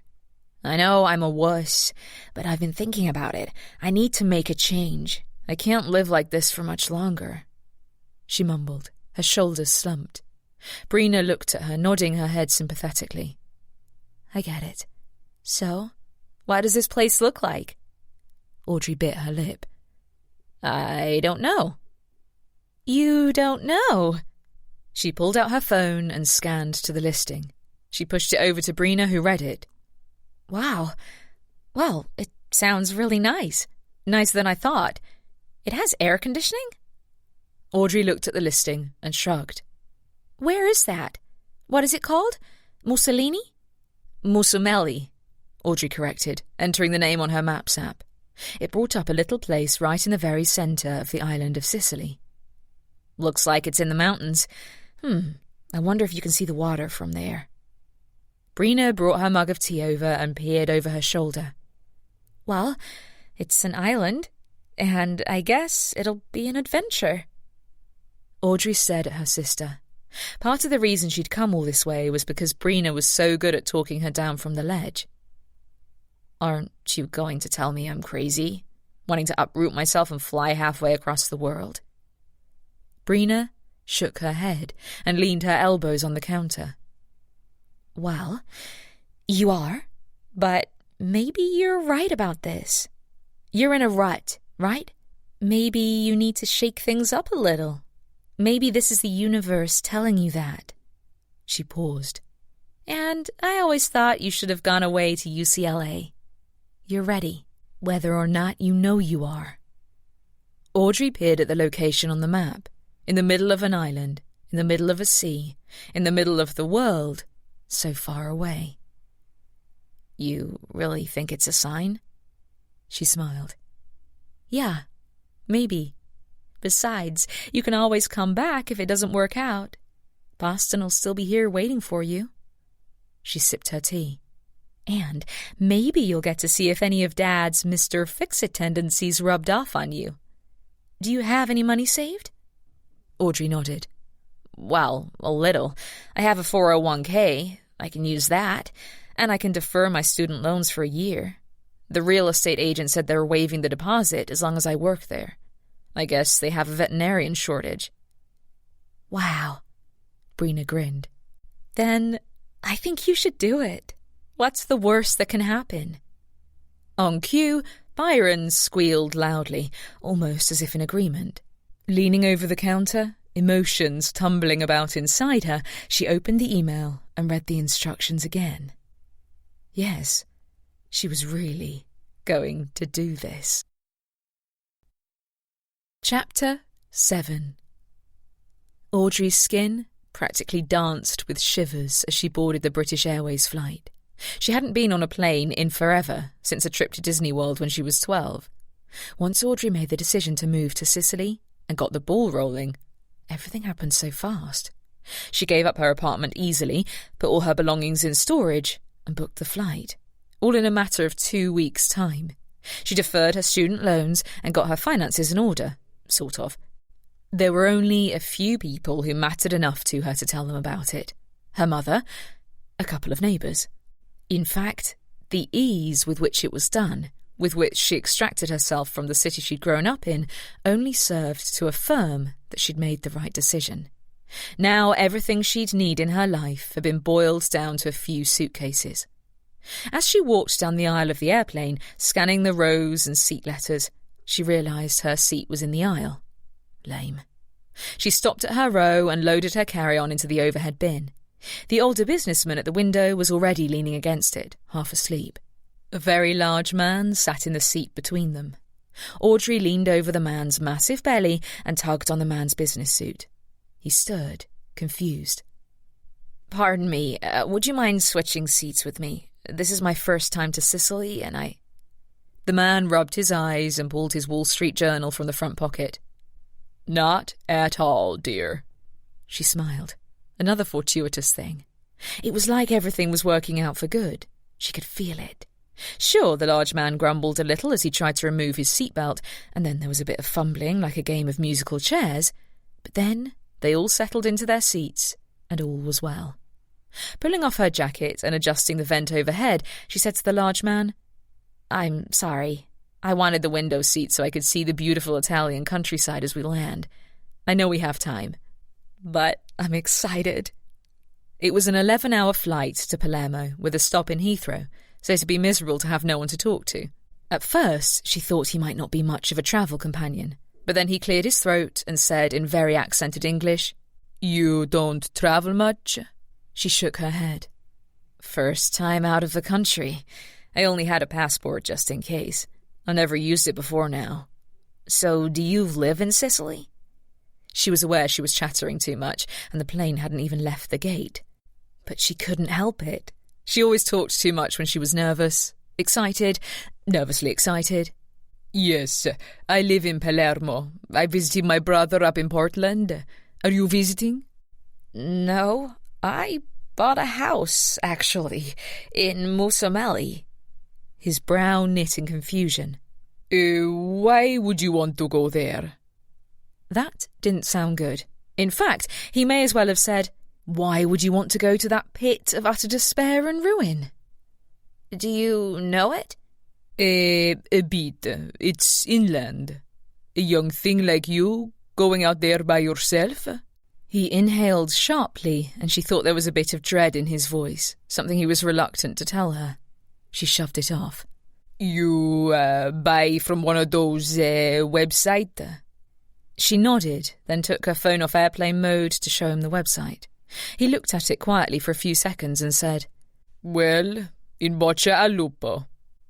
Audrey stared at him, head tilted.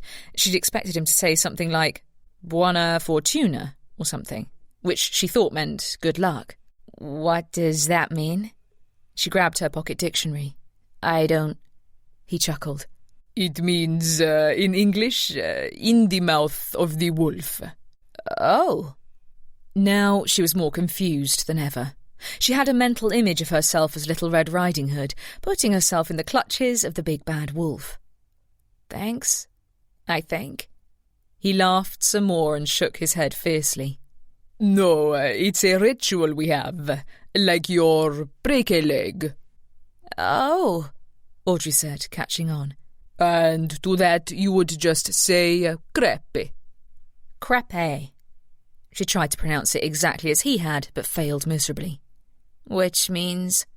Die, the wolf. Oh. Makes perfect sense. She looked out the window as the plane began to speed up. She hadn't even noticed it taxiing on the runway. She took a long last look at Boston as they sped down the tarmac at Logan, wondering when she would see it again.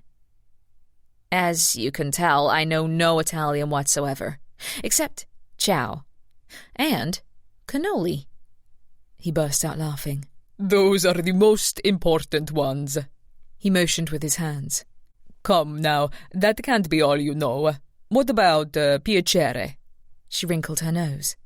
Piacere. Mi chiamo Gabrielle. Come sta? She threw up her hands, nonplussed. I told you I have no idea. I just introduced myself. Mi chiamo Gabrielle. He touched his chest. The buttons on his polo shirt were open, wiry hair and a few thick gold chains escaping from its confines. And you are? Oh. Now she was getting it. She pointed to her own chest. Audrey. Piacere, Audrey. She said the unfamiliar word slowly, letting it roll off her lips. Thank you. Grazie. Right. Grazie. She watched his thick lips as the words easily left his mouth. I don't speak it very well. Mi dispiace. Non parlo molto bene l'italiano. She tried, her tongue getting hopelessly tangled as she attempted it on her own. She laughed, and he did too. Despite the long flight, the hours went by quickly. Audrey spent a good amount of the time talking to Gabriel, finding out more about what he knew about Palermo and the surrounding areas, and, of course, learning Italian. After a while, he said, Now, tell me, what brings a lovely lady like yourself to leave a great city like Boston for the wilds of Sicily? She sighed. She must have been exhausted, because she opened her mouth to tell him it was too sad a story to talk about, but suddenly it all slipped from her mouth, like water down a storm drain. She told him about everything, about her job at the veterinary practice, finding the ad while riding the T, the disastrous high school reunion, everything. And you see, she went on, waving to the flight attendant to come take away her coffee. She dropped it in the trash bag. It was like everyone in high school had gone on without me. They all had wonderful lives, and what did I have? Absolutely nothing. What does it matter to you, what these people think? They are, how you say, nothing, right? All that matters is what you think about yourself, yes? I guess. But I guess I just don't feel too highly about myself on my own. I had all these dreams, and I was too scared to pursue them. She took a deep breath. And I decided that if I wanted to live an extraordinary life, you have to take extraordinary measures. Am I right? He nodded. Yes. So you bought the house. She slapped the tray table with her fist. I bought the house, and I'm committed to this, to building a life there. I mean, I'm in my 30s. I don't want to go into my 40s having had no adventures whatsoever. I see. That makes sense. My brother moved to Portland. We all thought he was crazy, but he loves it there. Among our friends, we call him the brave one. If there is something in his life he doesn't like, he changes it. Sometimes I wish I can be the same. He shrugged his fleshy shoulders. But not me. I am stuck living in Palermo all my life. She smiled. Well, you can come visit me in Musumeli, okay? I will fix the guest room up for you. If there even is a guest room. She scratched her head. I'm not entirely sure on that. The listing was a little sketchy about the number of rooms. He laughed. It's a deal. When the plane landed in Sicily, she sighed at the sight of the blue Mediterranean Sea dotted with sailboats. Waves lapped at the edges of white sand beaches. She could feel the warmth of the bright sun, even though it was early morning, even through the window. There wasn't a cloud in the sky. Everything looked happier in the sunlight. It's beautiful, she gushed. Welcome to my home, Gabriel said. When the plane finished taxiing and the fasten seatbelt sign dinged off, Gabriel held his hand out to her. È stato un piacere conoscerla, Gabrielle, she said, her words only slightly stilted, proud of all she had learned. Likewise, he said, as they shook hands and he helped her bring her carry-on down from the overhead compartment. And remember, Audrey, mi cara, quando finisse la partita il re e il padrone finiscono nella stessa scatola. What does that mean? She asked, slipping her bag's strap over her shoulder. His heavily lidded dark eyes suddenly twinkled. I hope you will learn that on your own. Chapter 8. When she stepped off the flight, Audrey paused and inhaled deeply. The scent of freedom. Actually, she was still stuck in the airport, and the air here wasn't much different from that in Logan, but still, it felt cleaner, freer. She was trundled along with the other travellers in the direction of the luggage return. When she reached the carousel, Gabriel waved at her and headed out the door. Apparently he'd only bought a carry-on, or else she would have liked to nab him and ask how to hail a taxi in Italian, just in case. But she could do this, alone. She didn't need anyone else. So assured of that was she that when her luggage popped out of the return, she scuttled to the carousel and waved off a young man's attempt to help her, lifting her heavy flowered suitcases on her own. Got it, she said with a grin. But thanks. Taking one handle in each hand, she rolled them behind her, out the sliding glass doors. The sun was rising high on the island. Despite the heat, the impressive mountains in the distance took her breath away. Beyond the many pillars and the parking lot, she gasped at the sight of a large, snow-capped mountain jutting toward the sky like the Paramount Pictures logo. Wow, she whispered, then almost forgot that now she could take those breaths of Italian air. She did, dragging it into her lungs. There was plenty of it. It was windy and warm, at least 70 degrees despite the early morning. Though she could still taste the sea, slightly, like she did back home. It was cooler and fresher and better. Boston, eat your heart out. Turned out she didn't need Gabriel's help. She found the taxi stand by the symbols and got in line. As she did, she studied her Italian-English dictionary to get the phrasing exactly right. By the time she reached the front of the line, she thought she had it down. The young taxi driver, with the wayward dark hair and the button-down shirt open to reveal a wife-beater, eyed her as she clumsily wheeled her bags towards him. Accidentally, one caught on the base of a stanchion that formed the taxi line, and down went the whole thing with a clatter. Whoops! She attempted to lunge forward to save it, letting go of the handle of her case, but then the suitcase sprung back, hitting the traveller behind her in the groin. He let out an "Ooh." Scusi, she said, looking up at the taxi driver, who didn't seem all that willing to help her out. Even when she wheeled the luggage right up to him, he just kept staring at her like, Americans. Musumeli? She lifted her book and said awkwardly, Per favore, portami a questo indirizzo. She held up her phone with the address clearly written. He stared at it for one beat, his thick brow narrowing. Then he burst out laughing. She laughed too, because jovial taximan was much better than serial killer taximan. Maybe there was something else to that laugh, but she didn't really want to think of what it could be. Only then did he grab her suitcases, effortlessly, and throw them into the back of his cab. At least now they were on their way. All right, here we go, she said proudly, mostly to herself, then turned back to the poor man who she'd given a crotchful of her suitcase. Sorry, again. She ran off the curb, opened the door, and slid inside the back of the car. She peeked over the front seats and saw the man's licence. Antonio Puglisi. Sounded like a famous painter. He had a rosary attached to his rearview mirror and a dog-eared picture of a couple of skinny kids at the beach taped to his dash. Maybe he was a struggling artist with dreams of creation who'd taken up driving a cab to support his beloved family. How romantic. How Italian. He got into the driver's side and lurched into traffic on a heavy foot. So, Antonio, she said, now thinking about the way he'd laughed when she showed him the address. Do you speak English?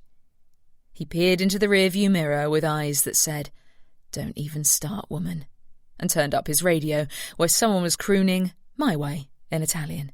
She took that as a no. She peered at the photos from the website on her phone and sighed again. Gorgeous. Then she looked out the window. Here it was.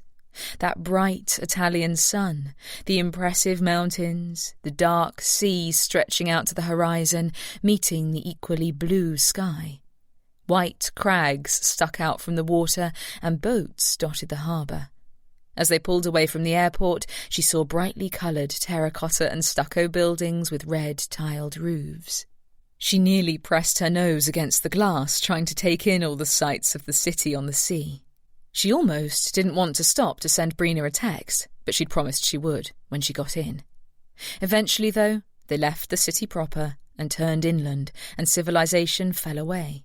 They passed grassy fields and gently rolling hillsides, studded with cows and horses. Musumeli was nearly 2 hours from Palermo, according to the maps on her phone, so she took a break from the view to type in, I'm here. It's more beautiful than I even imagined. A few moments later, her phone dinged. You realize it's 2 a.m. here. Whoops, she'd forgotten about time zones. Sorry. Her sister responded a second later. It's okay. I was feeding Byron. Little bugger still won't sleep through the night. And I was thinking about you. Glad. You get to the house yet? She smiled. She'd kissed her sister and her nieces and nephew goodbye at their home just over 14 hours ago, and she already missed them. She typed in, No, on my way to Musumeli now. Her sister replied, Send me pics, I can't wait. Audrey couldn't either. She tapped her fingers on the armrest, then rolled down the window and let the warm air blow through her hair.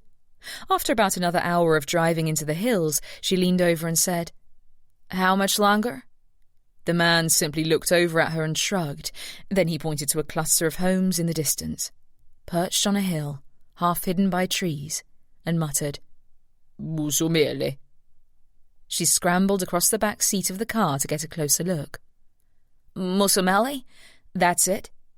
He nodded, not nearly as enthused as she was. This time she did press her nose against the glass. The place, mostly old grey stone, rose from the hillside like a mountain itself, a collection of buildings that looked like some kind of medieval fortress.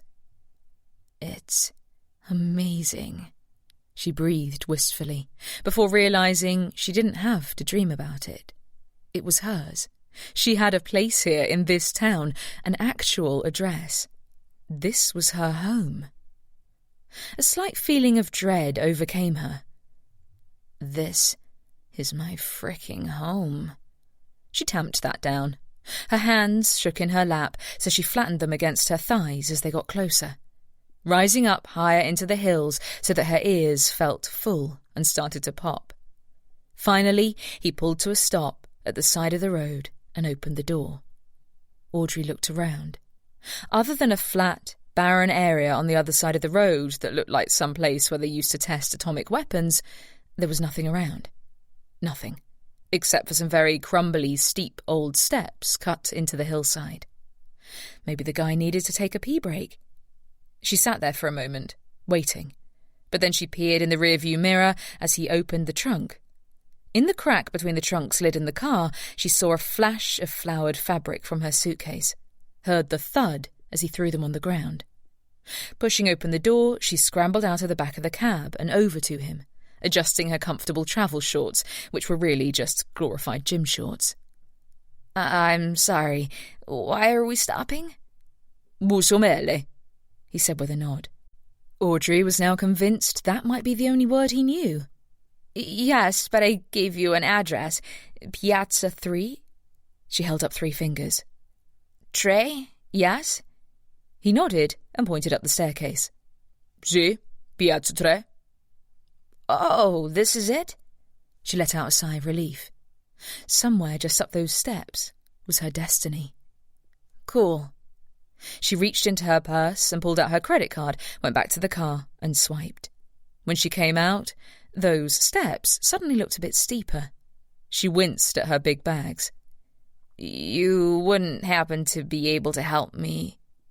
He stared at her, and for the first time, she had a feeling he knew exactly what she was saying, because he simply laughed like she was the funniest comedian on earth, waved her away, jumped in his car, and sped off, tyres squealing, leaving Audrey choking in his dust. What the heck have I done? She tamped that down again. No, this was not the time to be a negative Nelly. She waved a hand in front of her and gauged the steps. From here, 3 flights. That was it. She could manage it.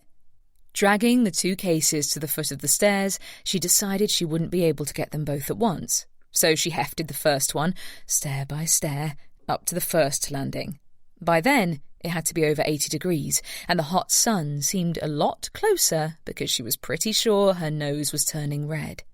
Her T-shirt clung to her frame with sweat. Not a problem, she thought, jogging down to get the second case. She repeated the motion until she was on the first landing with both cases. She took a few deep breaths, resting as she gauged the next obstacle. Just a little bit more. Unfortunately, when she got to the top of the third landing, she realised there were 3 more staircases waiting for her. By then, she would have killed a passing mountain climber for a sip of water, and her nose was definitely starting to blister. She had to stop and sit on the steps several times to reclaim her energy, so it took the better part of an hour. Meanwhile, cars passed by on the street below, and it occurred to her once or twice whether any of them were looking at her like the idiot American who'd decided to scale a mountain with suitcases instead of a backpack. But she refused to let those thoughts intrude. This is going to be good. This is going to be awesome. Just over this hill is everything I ever dreamed of. When she finally crested the last staircase, she looked around, breathing hard, searching out her home, her lovely Piazza 3. But there was nothing. No buildings, nothing that even looked like an abode, not even a fricking hut. Just another hill and a gravel service road, stretching upward before winding around another hill. Beside that, a high, closed chain-link fence. Her hands clenched into fists. You're no artist, Antonio Polisi, she thought darkly. You, my friend, are a total jerk. About 2 hours later, after Audrey had gone up and down the hillside like a roaming mountain goat, but far less gracefully, she finally entered the city proper. She almost got down on her knees and kissed the asphalt, because it was far easier to roll her suitcases on it than on the gravel that had constantly been getting stuck in the wheels. The place was, in a word, adorable. just as those photographs had promised. She stepped past an old church with the rusty bell atop the door and a statue of the Blessed Mother outside, arms outstretched. She took that as a welcome sign and headed to an open town square with a small stone fountain, a trickle of water dribbling between a grape-toting woman's breasts. Some of the buildings were quite modern, and a few cars were parked on the streets. It was the perfect combination of modern convenience and old-world charm. She stopped the first person she saw, a woman on a bicycle with a basket, and, out of breath and too tired to grab her dictionary, said, "Please tell me you speak English." The woman nodded. "American?" Audrey wanted to kiss the middle-aged woman with the fiery red hair, invite her into her house, if ever she could find it, for tea. But for now, she just nodded. "I'm looking for a house." "You are not the first American to be doing so," she said in a heavy accent. "Our city's been, flooded by foreigners lately. You have bought a €1 house?" Audrey nodded. "Well, $1. "Ah."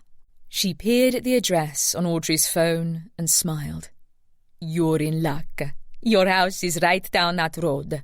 Not far. Keep going until you see Trey." "Oh, thank you," Audrey gushed, peering down the narrow street. It was old and quaint, with cobblestones slanting down and curving out of sight. The homes were all collected together, sharing walls. Some were in better condition from the outside than others. Others had small balconies. A clothesline hung across the narrow expanse, covered with someone's laundry. Birds perched on modern street lamps, peering down at her. "Good luck to you," the woman said before pedalling off. "Crappy," Audrey mumbled under her breath, staring down the street. Fisting her hand around each of her big cases, she dragged them on the street. The lane was barely wide enough for her to pass through comfortably with both bags trailing behind her, without catching them on the front stoops of the homes. The cobblestone street slanted a bit to the centre in a V, with a thin rivulet of water draining downhill. She didn't pass a single person as she walked, so she peered in doorways as she counted the numbers down to Tre. People had terracotta-potted plants and geraniums in their doorways. A couple of balconies on the homes were adorned with intricate scrollwork, and there were a few full milk bottles on a couple of the stoops. So cute. They actually still have milk delivery. Starting at 97, the numbers kept going down, until finally she spied number 3 down the hill. A grey, nondescript square. It was on the very corner, which, as she remembered from the map, vaguely made sense. She let go of her suitcases and scooted up to it, standing before the front door. "Honey, I'm home." Okay, well, it was old, but there was a definite charm to it. The grey, smooth riverstone walls were crumbling, nearly eaten up by ivy. The rustic front wooden plank door was full of holes and pits and seemed to be lingering tentatively in the doorway like an unwanted houseguest. But it was hers. The stoop, the rotting old door, the property, the walls, the whole darn address, all of it, hers, and it was so cute. The windows had little shutters, and just like in her fantasy, there was a cute mailbox affixed to the doorway, for all those letters she'd be getting from Brina. With the right fixes, maybe a nice coat of paint, it'd be a postcard of its own. She could send it off to Brina in reply, make everyone at home wish they'd invested in Sicilian real estate too. She clapped her hands excitedly. She'd never owned a piece of real estate before. Because it wasn't hers, she'd been afraid to so much as nail a picture to the wall of her apartment in Southie. She could do whatever she wanted to this place. If she wanted to paint it bright pink, that was her prerogative. She'd been psyching herself up for this for the past 2 weeks and was ready to put in the work, get her hands dirty, make it a home. It's perfect. As if on cue, a stiff wind blew down the corridor, stirring up the clothing overhead and sending her hair flying in her face. An aluminium can skittered loudly on the stones toward her. She watched it until she heard an even louder, ungodly creaking noise coming from the direction of her new home. And the front door suddenly collapsed to the ground with a terrific bang, 2 inches from her toes. Chapter 9. Is this the right place? That question had been launched into Audrey's head the second the door fell at her feet, but only seemed to grow as she stepped inside. She climbed over the refuse into the front foyer, if it could be called that. It was the size of a telephone booth. A second later, she ducked her head out and checked the number. 3. Yep, this was the right place. Across the way stood 2, looking remarkably more put together. Audrey slipped back in. A step through the entryway, she found herself in the kitchen, if it could be called that. The walls and floor were all crumbling plaster. It looked like the wreckage from a war-torn place, covered in dust and refuse. It smelled like mould and fresh dog poop. It had a wash basin, a table, something that might have been used as a stove in some other century, and a massive hole in the ceiling. A skylight? There were no windows in the room, so Audrey instinctively went for the light switch. She couldn't find one. Wait, didn't they say this place had electricity? She thought, rifling through her purse for the informational brochure, which the agent, Maria, had sent her. She unfolded it carefully. Sure enough, the paper definitely listed electricity, air conditioning, balcony, furniture, television, lift. Something told her she wasn't going to find air conditioning or an elevator here. She'd be lucky to find working plumbing. That was when she spotted an open doorway across the miniature kitchen. She climbed up a step, choking on the dust, and went across to it. She grabbed her chest to keep from retching. Though it smelled like a bathroom, it had neither a toilet nor a sink. Just another hole. This one in the ground. Staggering back, she grabbed her phone and pressed in a call to Maria. Maria answered after a few rings, spouting something in Italian Audrey still couldn't understand, even though she'd heard it about 1,000 times in the last 2 weeks, every time she called to iron out a detail of her plan. Hi, Maria. It's Audrey. I'm here in Musumeli, at the property. Ah, good. We'll have to arrange to come by. Lots of paperwork. Audrey backed away from the offensive bathroom, if it could be called that, and went back into the foyer, which she'd already decided didn't deserve to be called that, considering it was smaller than a telephone booth. Yeah, about that, I was expecting it to be in a little better condition. Oh, well, it's $1, she reminded Audrey. She got the feeling that Maria had had this conversation before. But it's 200 years old, rich in history, and... Did you notice the view? No, but... There was a strange staircase hooking off to the right. Strange, because she'd have to climb up almost waist-high to get to it. She stuck her head in, but all she could see was another wall up ahead, in terrible disrepair, and possibly another room. 1 second. Cradling the phone between her cheek and her shoulder, she hoisted herself up onto her backside and climbed to her knees, taking a fresh coat of chalky plaster with her. Brushing it off her, she climbed the tiny stairs. You see, it's nice. The town is really cute, but the house, I thought it had things like air conditioning. Maria burst out laughing. Oh, that the place? Oh, no, not ever. The listing did say that it had it, though. It did? There was a pause and the faraway tapping on a keyboard. No, it doesn't. Audrey climbed the steep stone steps, hugging the walls, which wasn't hard because her shoulders nearly brushed both of them. The stairwell was so narrow. It was also better suited to someone who was about 4 feet tall, because she found herself crouching to avoid scraping the water-stained roof with her forehead. Maria, she said, I have the listing right here, and it says, well, All of the listings say those things, but unless there is an X by the amenity, the property does not have that particular amenity. Audrey stopped on the step, squinting in the darkness at the page. She went down the list.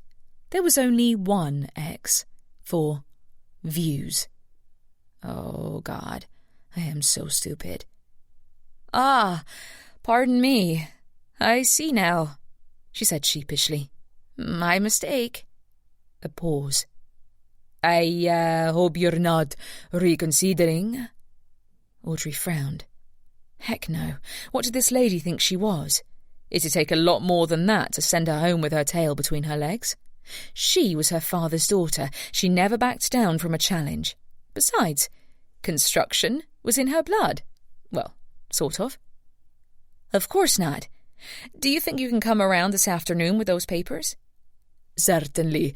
2, Maria said, as Audrey rounded the corner into the bedroom, if it could be called that.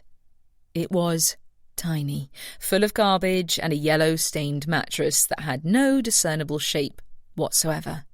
She took 2 steps and then nearly went straight through the hole in the floor to the pseudo-kitchen. Yes, 2 would be lovely. She stepped over the hole and went to the window, drawing back ancient wooden shutters to the outdoors.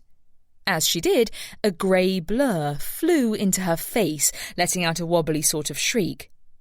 "Ah!" she screamed, dropping her phone and flailing her arms to get it away. What was it? Some weird Italian ghoul? The spirits of the previous owners trapped inside? The thing flopped to the ground and righted itself as Audrey shoved her body away from the window, backing up so that suddenly she found herself treading on air for a mere split second before she began to sink. Slipping one leg into the hole, right up to her knee, she realised it was only a pigeon as it hopped, unruffled, onto the windowsill. It looked back at her for the briefest of moments, like, "Aren't you a spaz?" and flew off, past its little corner nest. She let out a sigh of relief, catching her breath. "Miss Smarta, are you all right?" Maria's voice came from the phone on the floor. From her trapped position, Audrey reached across the floorboards for it. Not quite tall enough. Pushing down on the floor, she managed to extricate her leg from the hole and grab the phone. "Just great. Are pigeons dangerous around here?" "Scusi?" There was no balcony, but it looked like there could be one, if she wanted to put one there. A cool breeze carried the scent of the ocean, citrus and sweet basil, and it overlooked the most gorgeous hilly vista, all the roofs of the building rising up to her, the trees below her, and in the very far distance, the ocean. The advertisement was right. This was some view. "Forget it. Do you know of any hardware stores in the area?" she asked. Maria said, "I'll email you right now the addresses of some places that can help you." "Thank you." She ended the call with Maria and rubbed her hands together. "This will work," she murmured, thinking of her father. Miles Smart, her dad, had been one of the area's best contractors, a pro at flipping houses. He'd taken her and Brina off on a lot of his jobs growing up. Though he mostly told them to stay out of trouble so they wouldn't get nails in their feet, she'd learned a little something from him. How to use a nail gun, how to handle basic repairs. She knew her way around a hammer. Plumbing, electricity. She didn't know a lot, but she certainly had more experience than most women. She'd be absolutely fine. I'd be better if he was here too. But no, she'd pledged to do this herself. No help needed. And she would. She opened up her phone and started to jot down in the notes a list of things she needed to buy in order to get started.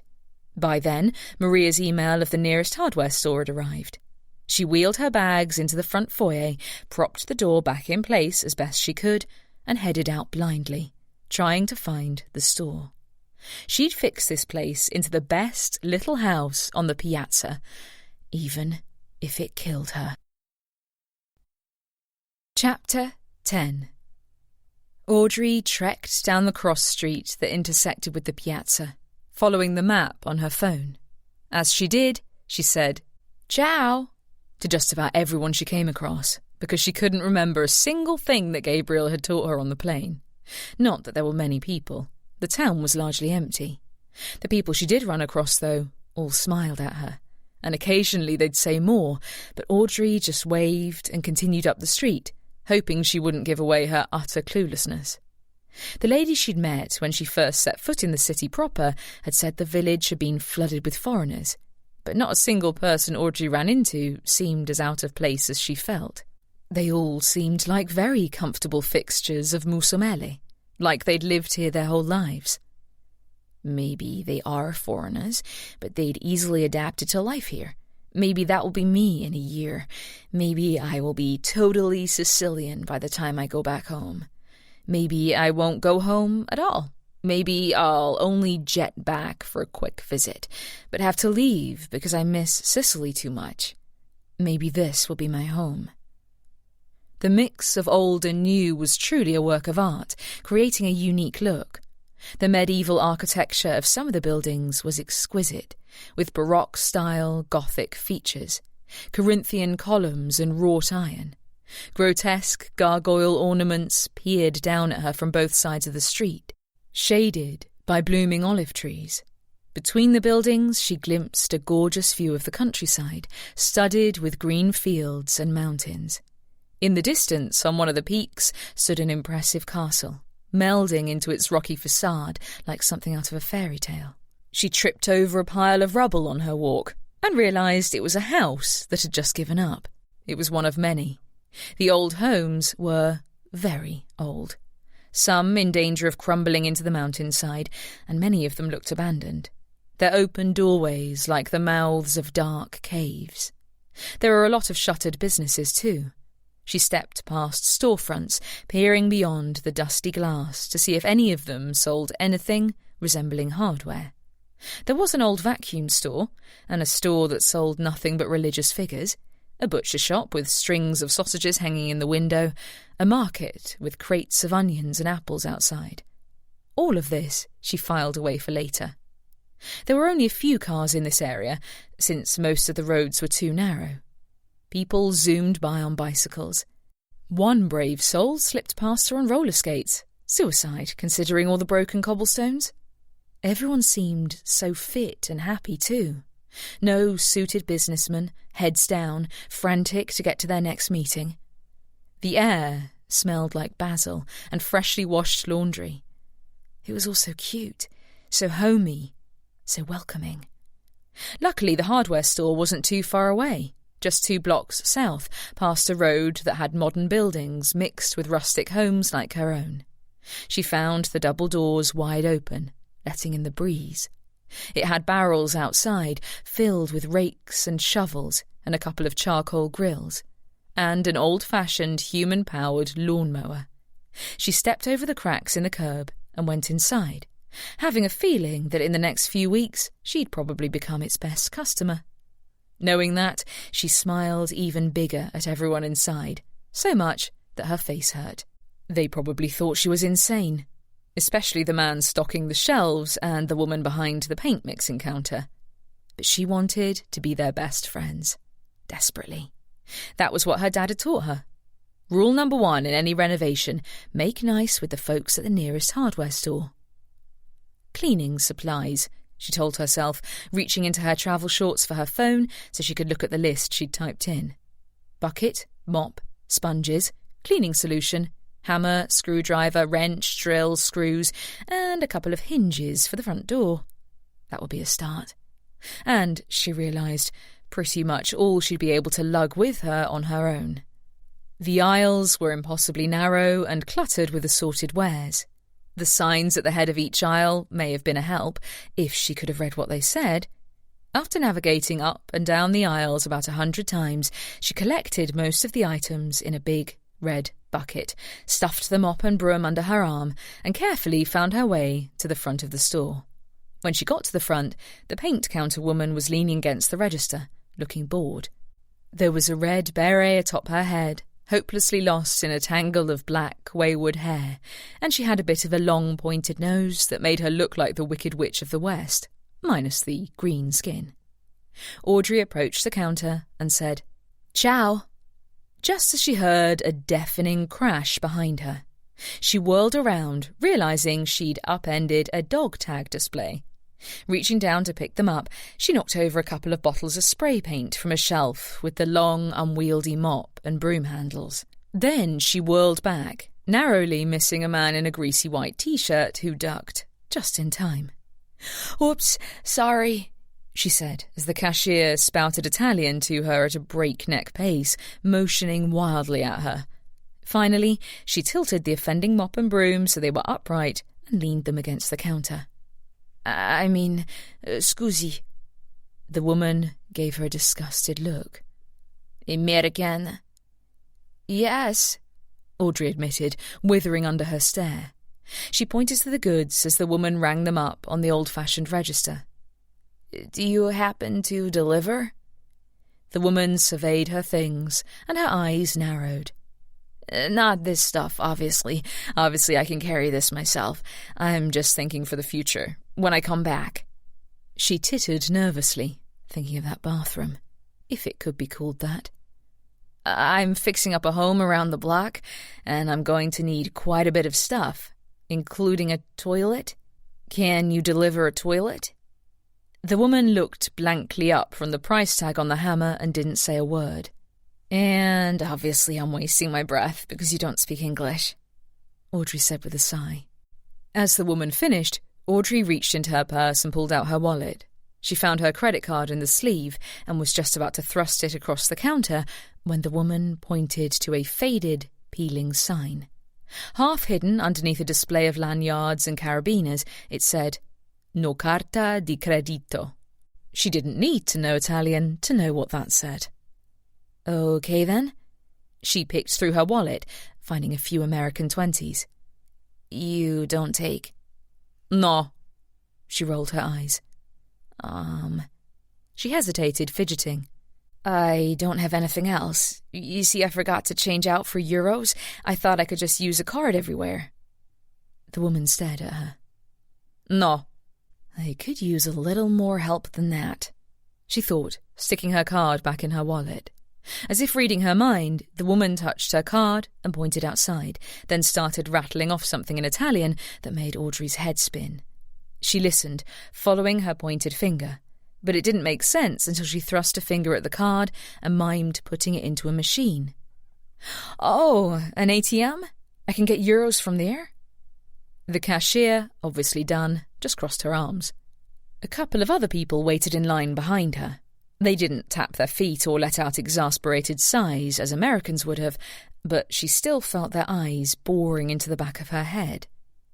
"Where did you say the ATM was?" More Italian. Funny, when she'd set out for Italy, the Italian language had seemed so pretty, so melodic. She could understand why it was known as a romantic language. Now, it gave her a headache. "One moment." She pointed to her things and backed toward the door, stopping abruptly when she came in contact with a rack of home improvement magazines. "I'll run and get cash. Just hold these right here for me, please." Audrey dashed outside and stumbled about blindly for a bit until she found a bank and the ATM machine. Of course, there was a line. Waiting behind an old man, feeling the seconds tick by as the sweat trickled down her ribcage. Dread pulled in her gut. "What are you doing, Audrey? If this disaster didn't tell you that you've made the biggest mistake of your life, what will?" Finally, it was her turn. She nearly dropped to her knees in thanks when she saw a selection on the screen that listed a number of languages, including English. After a minute or two, she was able to extract 200 euros, though she wasn't sure on the transfer rate. She hadn't looked at the total on the register and hoped that'd be enough. She flew back down the street and exploded through the doors. But when she got back, it was like the moment had been frozen in time. The cashier was still there, in almost the same position she'd been before, as was the rest of the line, just patiently waiting for her return. A couple of the people behind her even smiled benevolently. In America, a stock clerk would have put her stuff back on the shelf by now, and someone would have already keyed her car in the parking lot. But you're not in America anymore, remember, Aud? Thank you for waiting, she said to them, opening her palm and pulling out the crumpled bill, which she flattened on the counter. The lady at the register made change, handing her a few coins and bills. Thanking her, she pocketed the change and collected her purchases. The other people in line swerved out of her way, giving her a wide berth so she wouldn't smack them in the face with the broomstick. Signorina, the lady behind the register said, as Audrey turned to leave. She said it 2 more times before Audrey realised she was talking to her. Yes, doctor, actually. Delivery is free within the village limits, she said, in perfect English. Audrey sighed. Grazie, she mumbled, then thought, I think. So much for making best friends with the owner of the nearest hardware store. She wasn't sure she ever wanted to show her face there again. Chapter 11. Success! Audrey cried as she finished screwing the hinge to the doorframe. It had been tough to wrangle the heavy door into place, but somehow she'd managed to prop it up there long enough to drill the brand new hinges into place so she could have a fully functioning door. When she finished, she spent the next few minutes just opening and closing the door, inspecting her handiwork. It was a darn fine door, if a little rustic, but that was great. It fit with the house. It was sturdy. They didn't make 'em like this anymore. Just look at me now, Dad, she thought, smiling. Well, 1 thing down, 1,000 more to go. But at least she'd made her place safe from whatever intruders might lie in wait in this town. She took a couple of steps away from the stoop and held out her hands, fingers in a goalpost with the tips of her thumbs together, making a frame. Yes, it was all coming together. Just then, a boy with a squeaky-wheeled cart came up the street and stopped in front of her. In his faded Pink Floyd T-shirt, jeans and shaggy haircut, he could have passed for an American high schooler, circa 1970. Audrey smiled at him. He smiled back. "Audrey Smart?" he said, in remarkably unaccented English. "How do you know my name?" she asked, astonished. He reached onto the cart and lifted up a Vera Bradley purse in a very familiar paisley pattern. Familiar because it was hers, which prompted her to ask the pressing question. When had she seen it last? Also, did this mean he'd been going through it? Well, of course he had, in order to know her name, but still, she felt a little weird about strangers going through her things. "Where did you find it?" He pointed down the street. "You left it down at my parents' store. You forget?" "Oh." The news didn't shock her. She'd gone running to get the money, and then she'd been so discombobulated it wasn't a surprise she'd left it there. What did surprise her was that someone was bringing it back to her, and in relatively the same condition as it was before. She opened it. Her credit cards and all the 20s were still there. Not that they'd do anyone any good in Musameli. "Thank you. How did you know where I lived?" He reached into the opening of her bag and pointed out the informational brochure from Maria with the address of her new house circled in red. "Oh, right. Well, I appreciate you delivering it to me." The good-looking boy with the dark brown eyes smiled mischievously. "I have something else for you." He went around the side of the cart and pulled a burlap sack off a toilet. "My mom said you wanted one of these. We had this one out back. She thought you could use it." She did? Maybe she'd misjudged the woman. Audrey patted her heart, touched. It was the first time a toilet had sparked that kind of reaction in her. "It's amazing. Thank you. How much do I owe for it?" He shook his head. "It's free. Consider it a housewarming gift." He motioned to it. "Get the door, and I'll bring it in for you." She scurried to the door and held it open as the boy hefted it into his arms and brought it inside the house. She motioned him through the kitchen, and he set the toilet down outside the bathroom and looked around. "I think you have your work cut out for you," he said, whistling as he caught sight of the hole in the ceiling. "It's okay. I'm fully prepared and ready to work," she assured him, looking around. I'd offer you something to eat or drink, but I actually don't have anything now, for obvious reasons." He laughed. "That is all right. I'm fine." He reached out a hand. "I did not introduce myself. I am Luca." She shook it. "Audrey, but obviously you know that. How do you speak English so well?" "Because I went to America for school. 2 years, free ride. I play your soccer there. But then I got hurt, and no more scholarship. They sent me back." He shrugged. "I hope Mama wasn't bad to you. She hates Americans." Now it was making sense why she'd receive a toilet as a housewarming gift. Well, it was better than nothing. "Oh, wow. I'm sorry." He laughed. "It's okay. Now I get to live my dream of delivering toilets to pretty American ladies like you." He winked. Audrey stiffened. What a Latin lover. Did he often deliver toilets to American ladies? And if that was the start of a flirt, she needed to shut that down fast. She may have looked around his age, but she had to have been at least 10 years his senior. Plus, the last thing she needed was to think about dating. She had work to do. "I appreciate it." He wiped his hands on his jeans. "You need help?"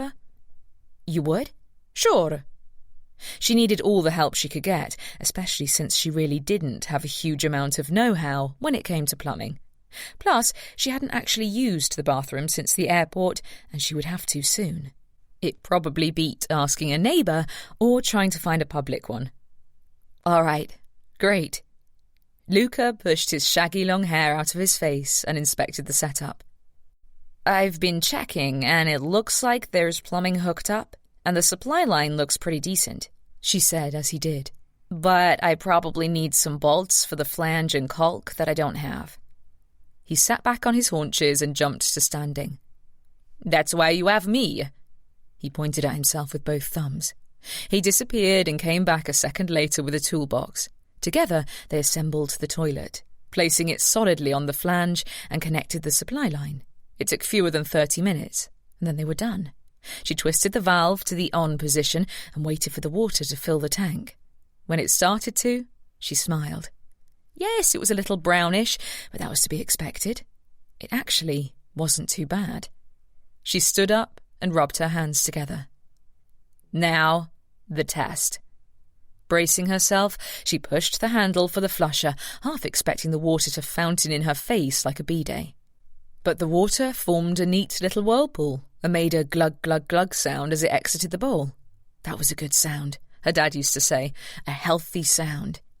Then it slowly began to refill with newer, slightly less brown water. "Yay!" she shouted, pumping her fist and giving Luca a high five. "Thanks, I couldn't have done it without you." He waved that away. "My pleasure." "Come back tomorrow and I'll let you install my sink," she joked, seeing him to the door. He laughed. "Good luck. I am sure I will see you around the store, yes?"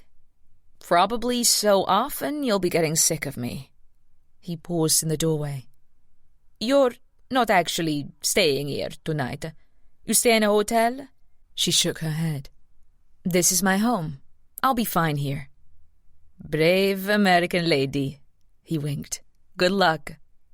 When he left, Audrey spent more time just basking in the beauty of her toilet. Maybe it was foolhardy to think she could stay here while the renovations were being complete, but that was what made it an adventure. Plus, she didn't really have the cash to spring on alternative living arrangements. She used the toilet, and not having a sink to wash up at, or toilet paper for that matter, found some wet wipes in her purse.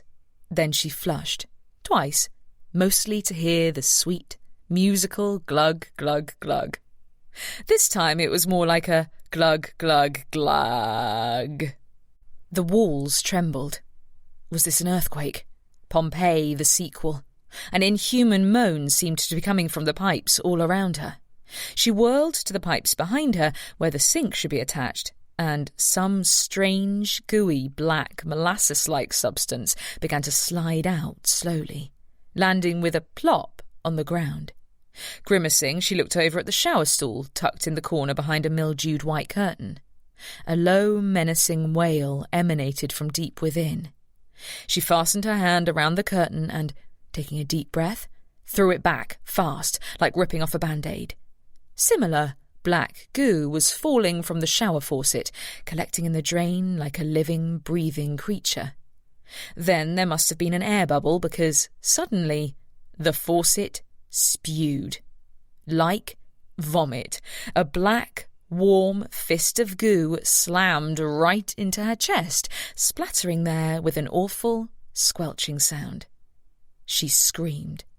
Scarred for life, she ran out into the kitchen, wishing there was a door to the bathroom, because she would very much have liked to slam it and keep it closed, possibly for the rest of forever. Instead, she went outside and stopped at her front stoop, where she gasped for air. She looked down at her ruined T-shirt and sighed as the stuff dribbled down her shirt. She touched it, and it trembled like a frightened slug. It also smelled like garbage marinating in poop. At least she had plenty of clothes to change into.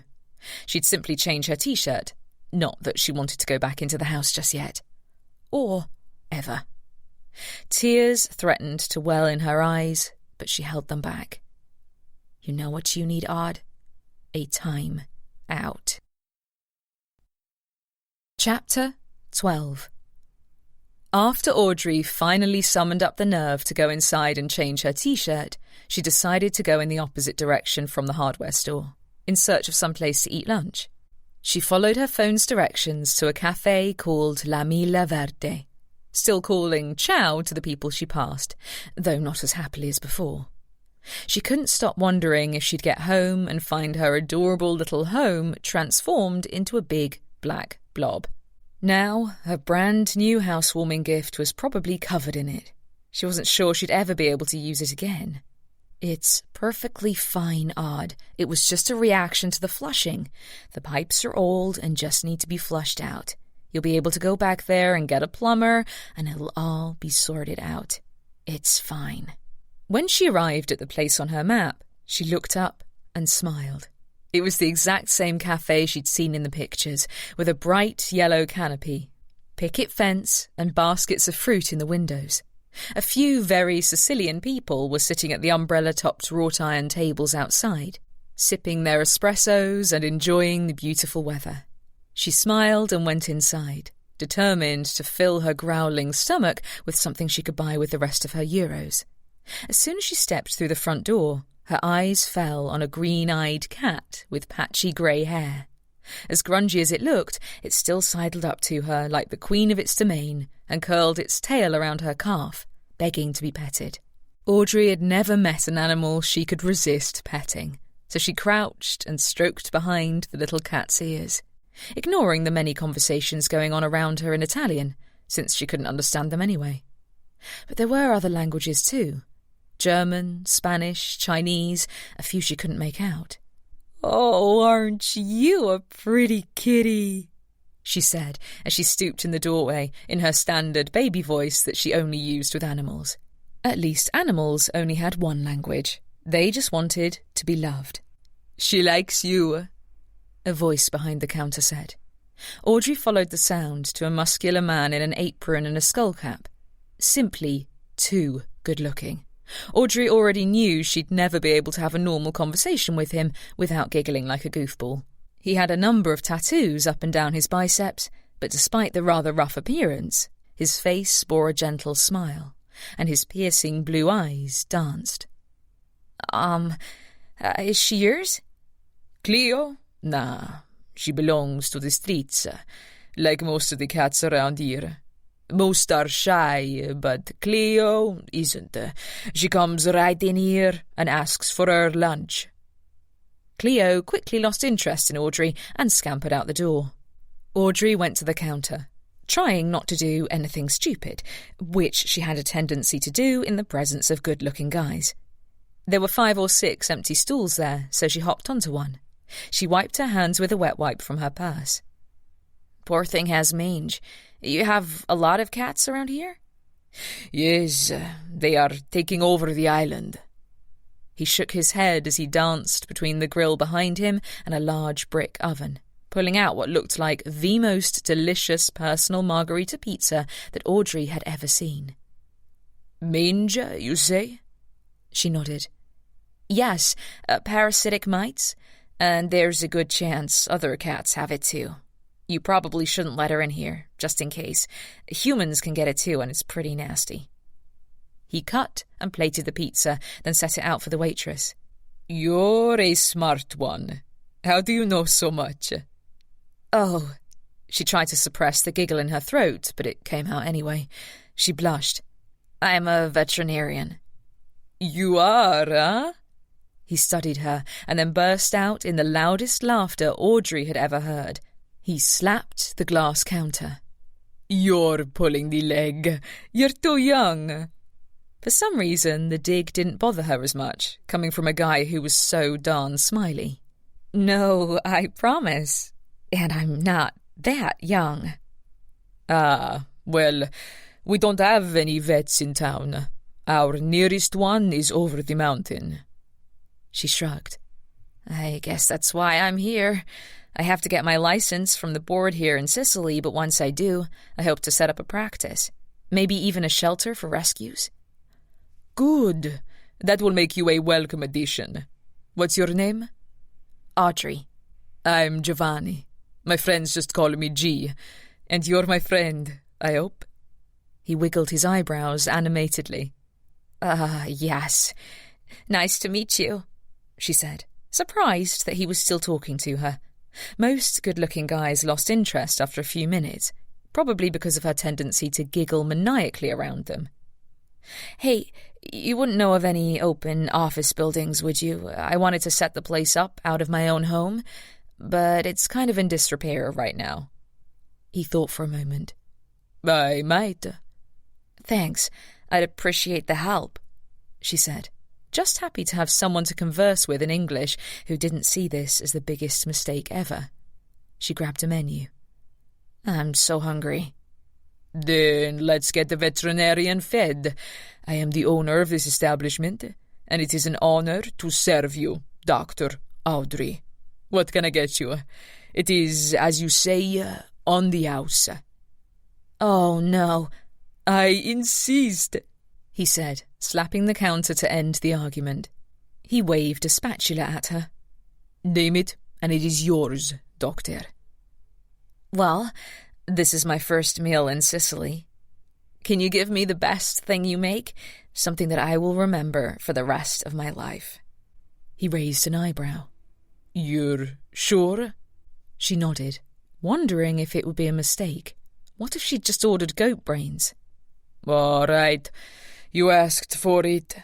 His eyes twinkled. So you're from America, huh? You buy one of those €1 houses? Yes, I did, she said. Piazza Tre? He hooted. Yeah? That one's no good. She winced as he grinned and slapped his knee. Ah, no, they're all good. Just need some love.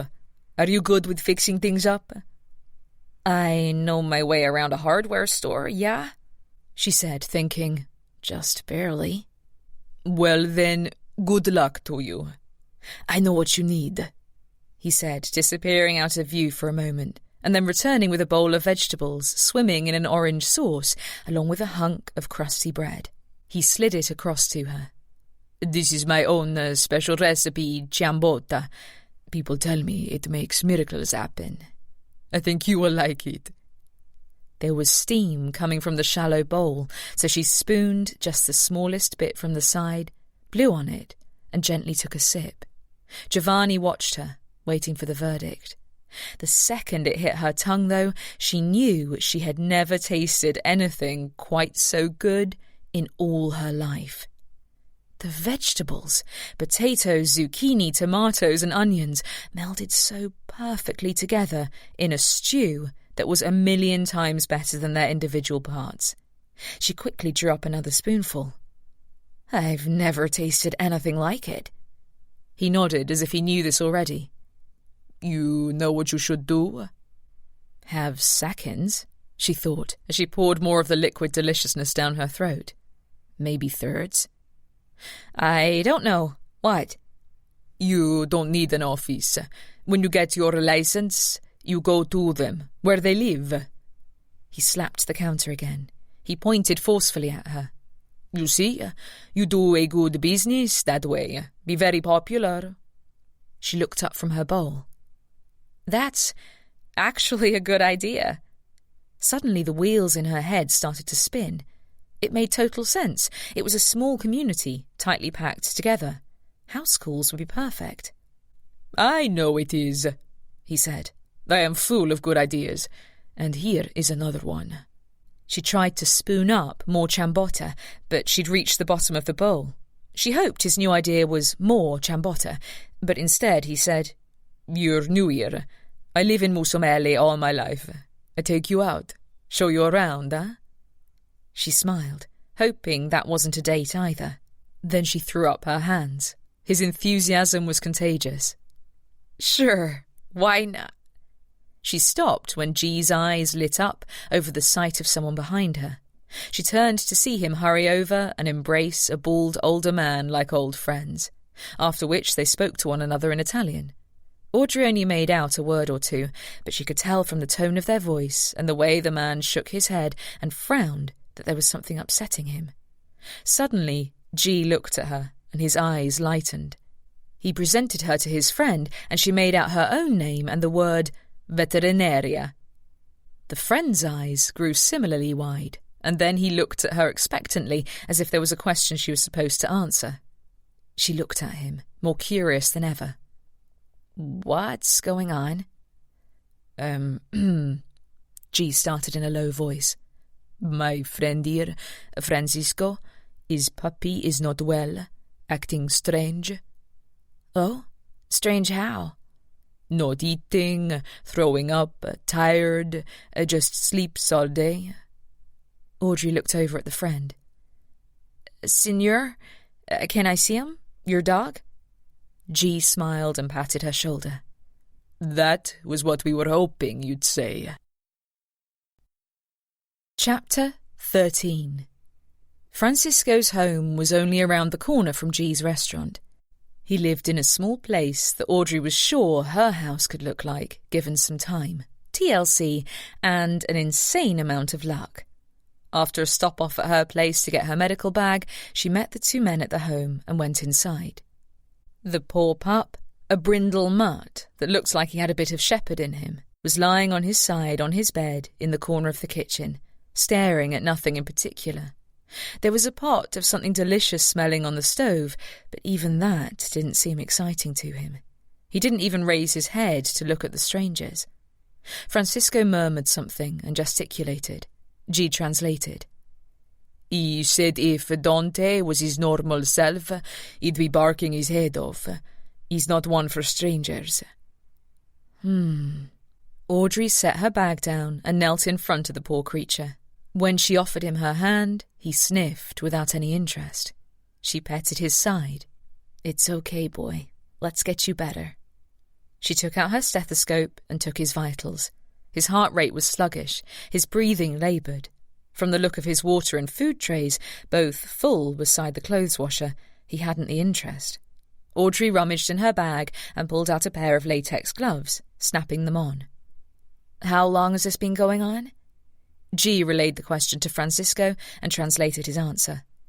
2 days. Audrey stroked his fur again.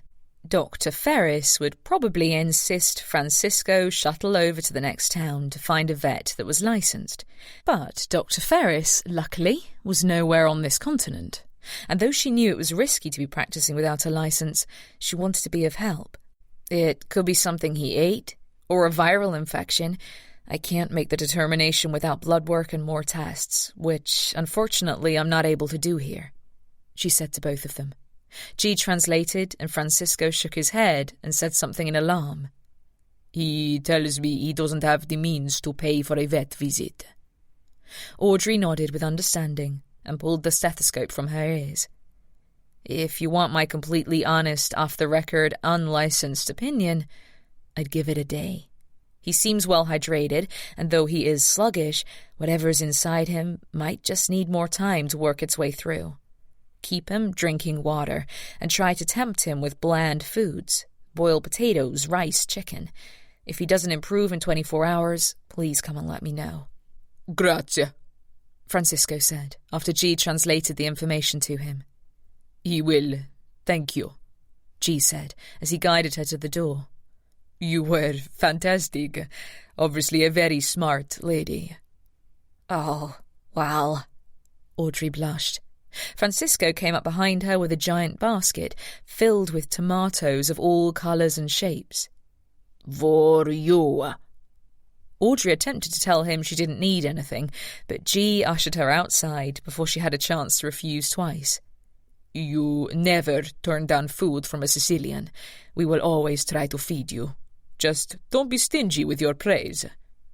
Audrey turned back to Francisco on the stoop of his house and waved. Beautiful. The tomatoes? Bellissimo.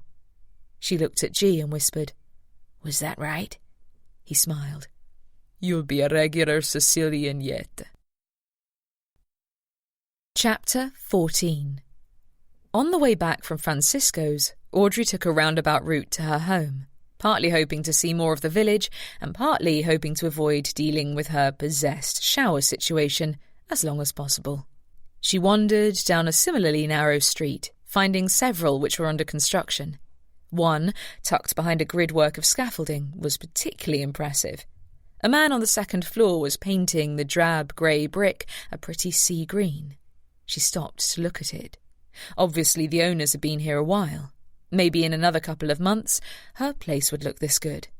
Unlikely, but there was always hope. Take a picture, it'll last longer. She looked up, shielding her eyes from the glare of the sun, and realised the guy on the scaffolding was looking at her. He had longish hair and a jaw covered in stubble, bordering on full beard. Handsome, definitely, and also holding his paintbrush like a weapon, his brow arched in a superior way. What? She stopped, replaying his words in her head. The accent, a slight southern twang. Wait, you're American? He shoved his brush in his tool belt, peeled it off his hips, and climbed down the scaffolding with relative grace. He was slim, wearing cargo shorts, work boots, and a paint-splattered T-shirt. Nice tomatoes. Oh, Well, that was the type of compliment she expected to get. Thanks. He wiped the sweat from his brow, his green eyes boring into hers. Boston, huh? She nodded, her face heating. How did you know? He pointed to the T-shirt she'd changed into. Boston College. Duh.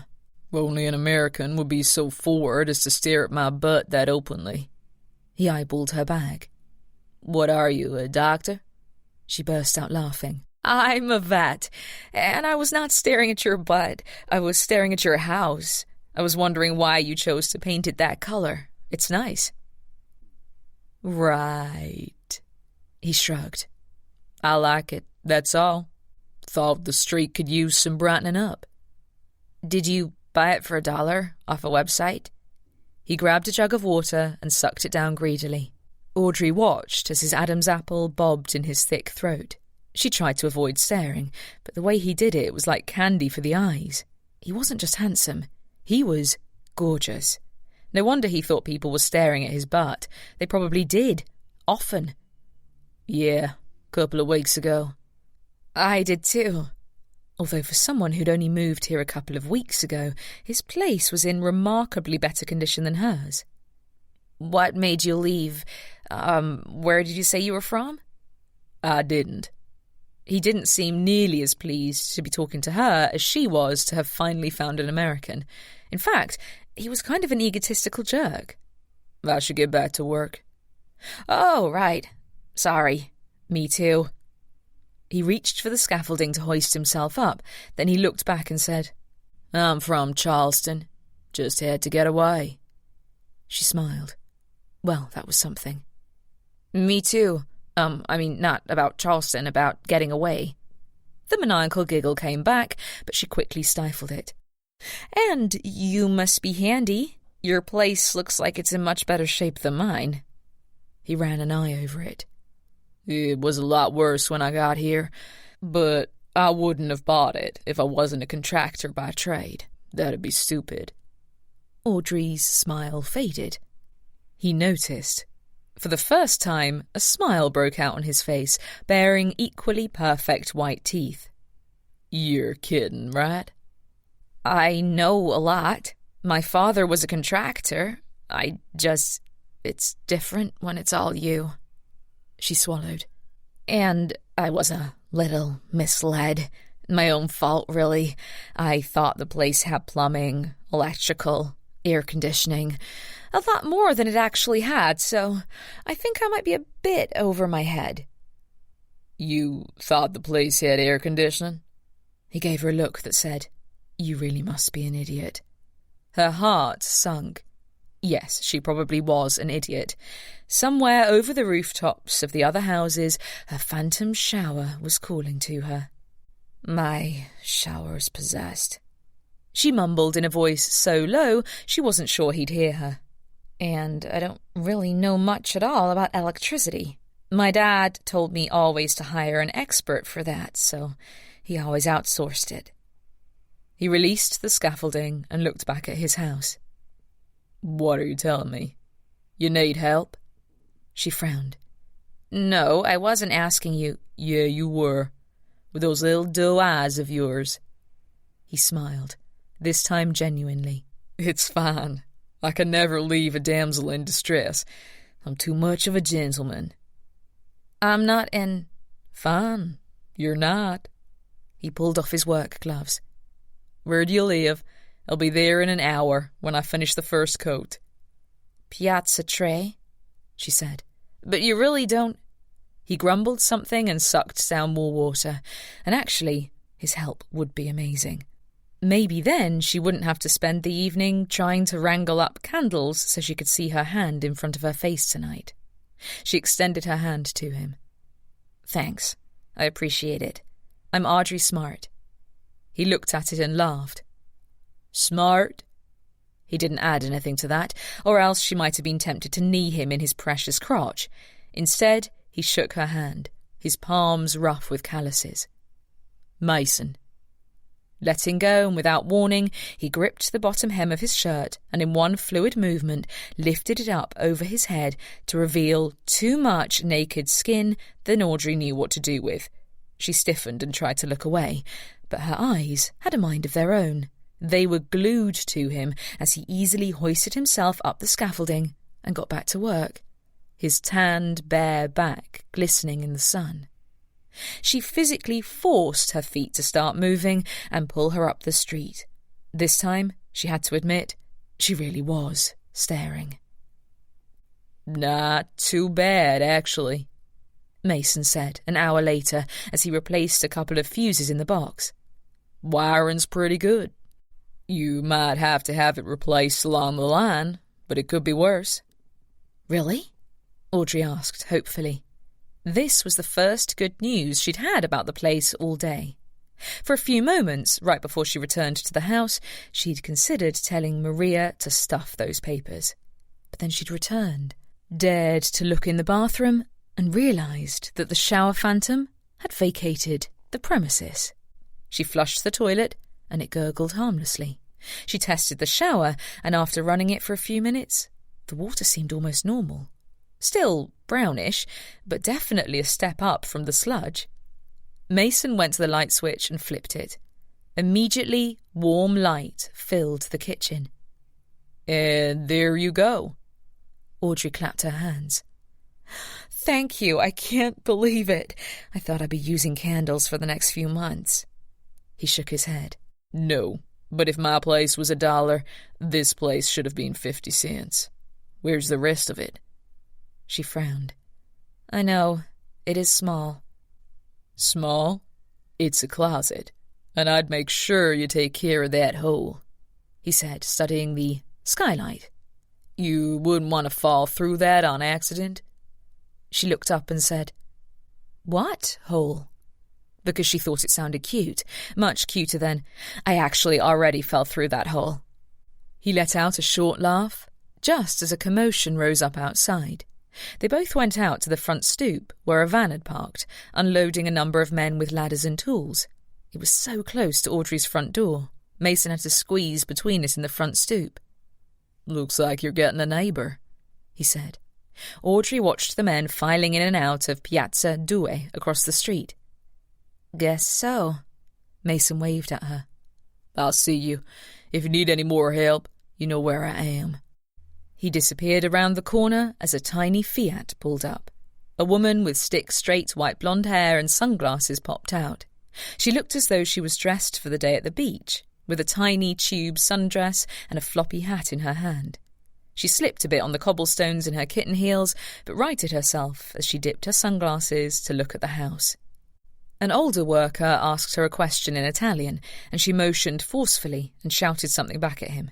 Then she rolled her eyes, which landed on Audrey. Audrey smiled.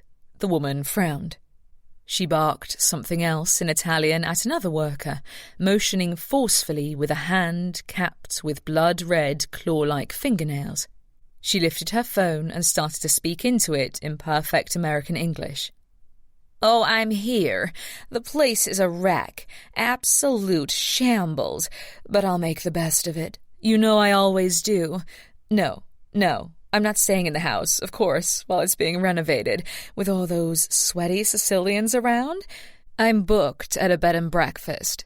It's not the Ritz, but it'll have to do. She paused, lifted her chin from her phone, and shouted, Attento, stupido! She let out a grunt, tottered over to the front of her Fiat, brushed the hood, then growled something under her breath as she ended the call. Audrey slipped out and waved at her. You're American. So am I. I'm Audrey. I live here in Tre. We're neighbours. The woman tilted her head at her and pushed a lock of curly hair behind her ear. She shook Audrey's hand with just the tips of her slim, cold fingers. I'm Nessa, from L.A. Not here for good, just here to renovate. Oh, so you're not staying once you finish? Audrey asked, perplexed. God, no. You think I'd live in this hellhole permanently? She rolled her eyes toward the rooftops and fixed her sunglasses back over her eyes. I have better things to do. She turned on her heel, flipped her hair, and strutted into the house across the way, doing a quick sidestep to get away from a Sicilian worker who'd clearly invaded her bubble. Audrey looked back at her own place.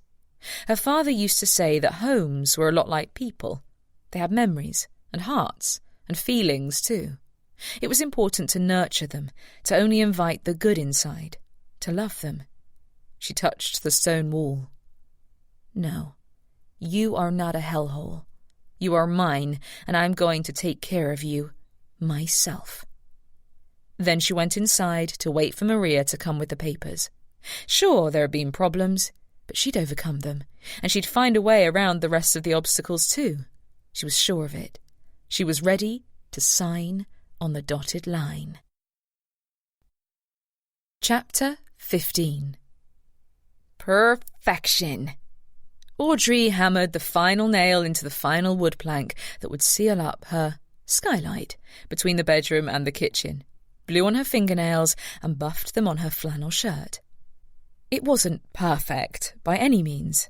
It was simply a stopgap measure she planned on using until she could get a real carpenter in to create the subfloor, since all the flooring she'd found on the second floor, under the threadbare carpet, was rotted and in need of replacement. Now, instead of worrying about falling into the hole, she'd have to make sure she didn't stub her toe on the protruding wood planks, but at least it would stop anyone downstairs from looking up into her bedroom. Happy with her work, she slid a roll of old mouldy carpet down the stairs and went down after it to get a glass of water. She scrambled around the roll, shoved herself out onto the first floor, grabbed a pitcher from the mini-fridge and poured herself a glass. As she was sucking the drink down, she heard it. The ear-splitting sound of a power saw. It was that, combined with the roar of a drill, a bunch of Italian voices shouting at the top of their lungs, and the beat of some Italian pop music being piped in from someone's radio, that rattled inside her head. So much for the peaceful streets of a Sicilian village. Audrey peered out a crack in the window. True to her promise, the neighbour, who was clearly too good for Audrey, was nowhere to be seen. But workers were, dozens and dozens of them. They'd swarmed over the place like ants on a chocolate chip cookie, making as much noise as possible, starting at daybreak. Her head throbbed. She would have closed the windows, but it was too stuffy in the house. Besides, the windows were like Swiss cheese. She finished her glass of water and opened the door, just as some big burly dude screamed something to another crewman who was hanging off the roof, throwing his hammer. The crewman shouted something back and made a rude gesture. Great. So gentlemanly. "Could you please at least try to keep it down?" The man's eyes drifted to her. He gave her a thorough once-over, then laughed, stuffed a cigar in his mouth, and strutted away. He had absolutely no hair and a gut and biceps the size of Mount Vesuvius. Gritting her teeth, she slammed the door. Fine. If they were going to make noise, she would too. Only, short of stomping all over the place and grunting really loudly, she didn't know what else to do. If only she had power tools. She made herself lunch, thinking about that poor little pup she'd seen yesterday, little Dante. It was a good sign Francisco hadn't paid her a visit. It meant the puppy was probably okay. She'd check in on him, her only patient, later. It was funny, now that she hadn't been practicing in a couple of weeks, how much she actually missed it. 10 minutes later, she was stirred from those thoughts by the same guy growling something in Italian at the top of his lungs. She stomped to the door and tore it open. "Would you shut the—" She stopped when she realised Mason was standing there, knuckles raised, ready to knock. "Oh, hi," she finished. But apparently she wasn't finished because she kept babbling. Hi, sorry. Hi." "Is this a bad time?" It wasn't for Mason, that was sure. He looked like he'd just been posing for some Carpenter's Quarterly photo shoot. His jeans and tanned arms dotted in paint, sawdust in his hair, his stubble just the right length to make him look rugged without being a mountain man. She gaped, like usual, and, of course, giggled maniacally. No, it's not." "Good." He eyed her suspiciously, like it was finally dawning on him what made her so repellent to men. "You mentioned you were a vet." She blinked. I did? I am. Are you? Do you have a pet?" "No, but I have a situation." He motioned her toward him. "Have a minute?" He might as well have had her on a string, because she was pulled out of her house so willingly that she nearly forgot to close the door. She went back only because he stopped abruptly, making her nearly slam into his hard chest. "Bring that medical bag thing you have." Intriguing. She grabbed it, closed up the house, and followed him down the street, back to his place. As they walked, he said, "You making friends already, huh, Boston?" "The woman across the street from me might as well be renovating the Ritz-Carlton," she muttered. "She has like half the town employed, fixing the place up." "You sound jealous."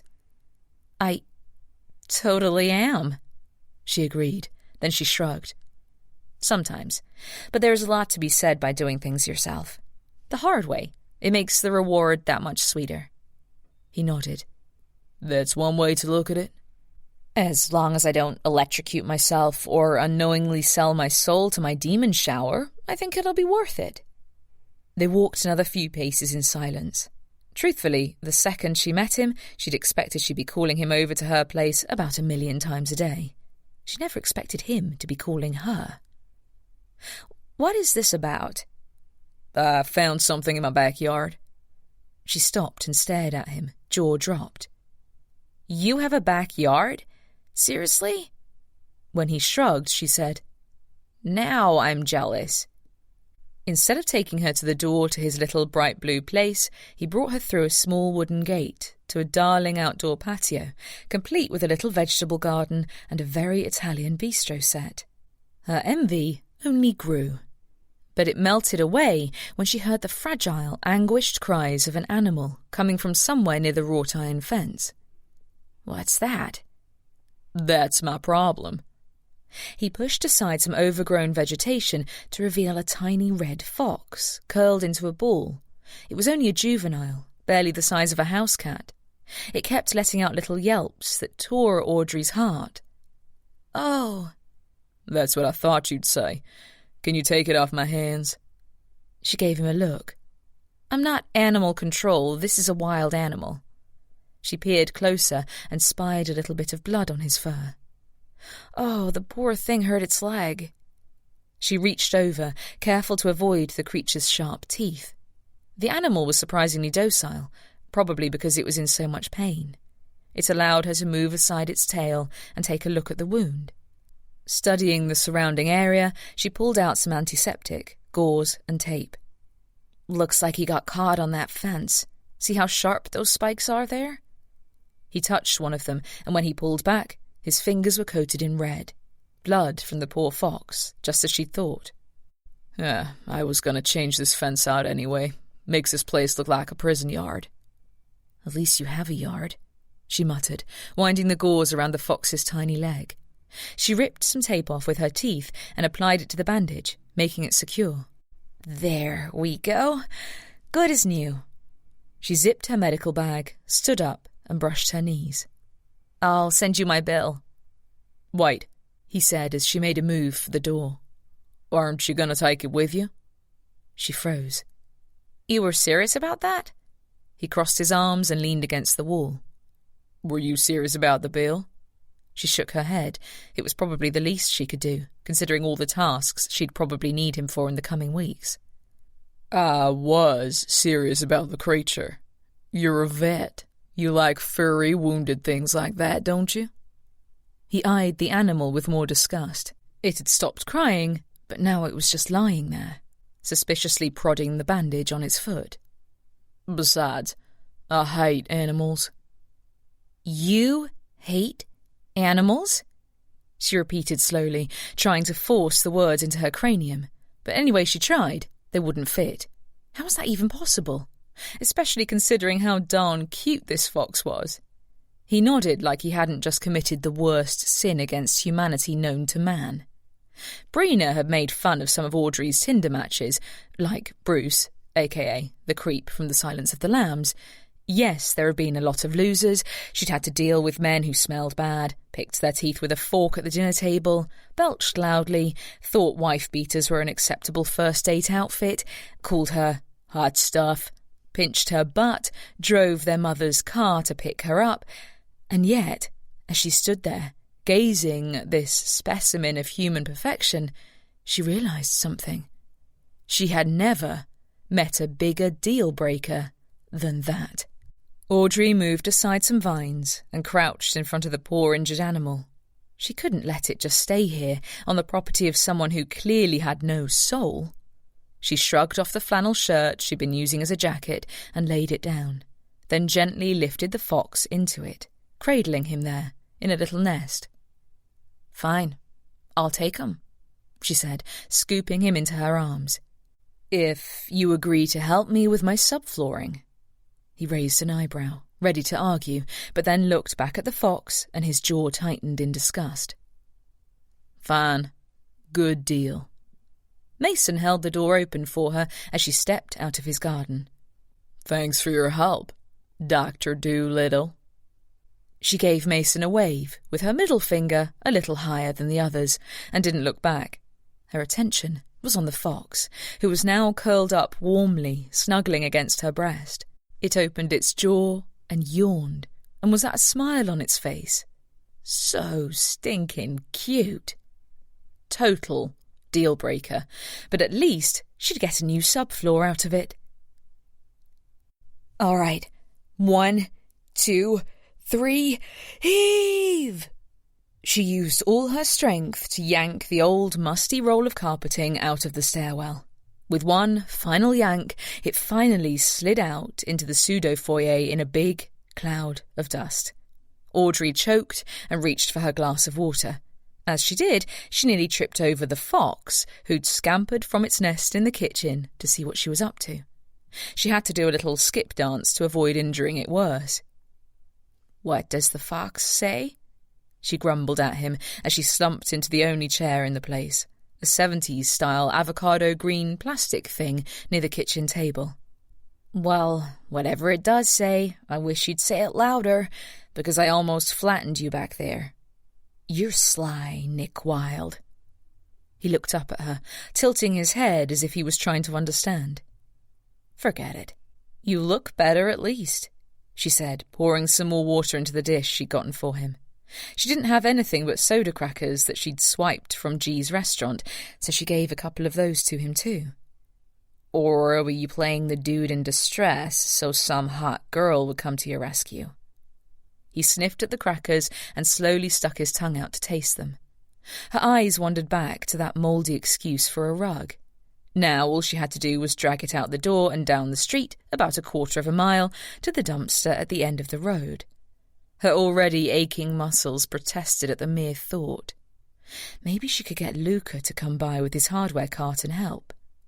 No, she'd come here to do this herself, not rely on a bunch of men to do her dirty work.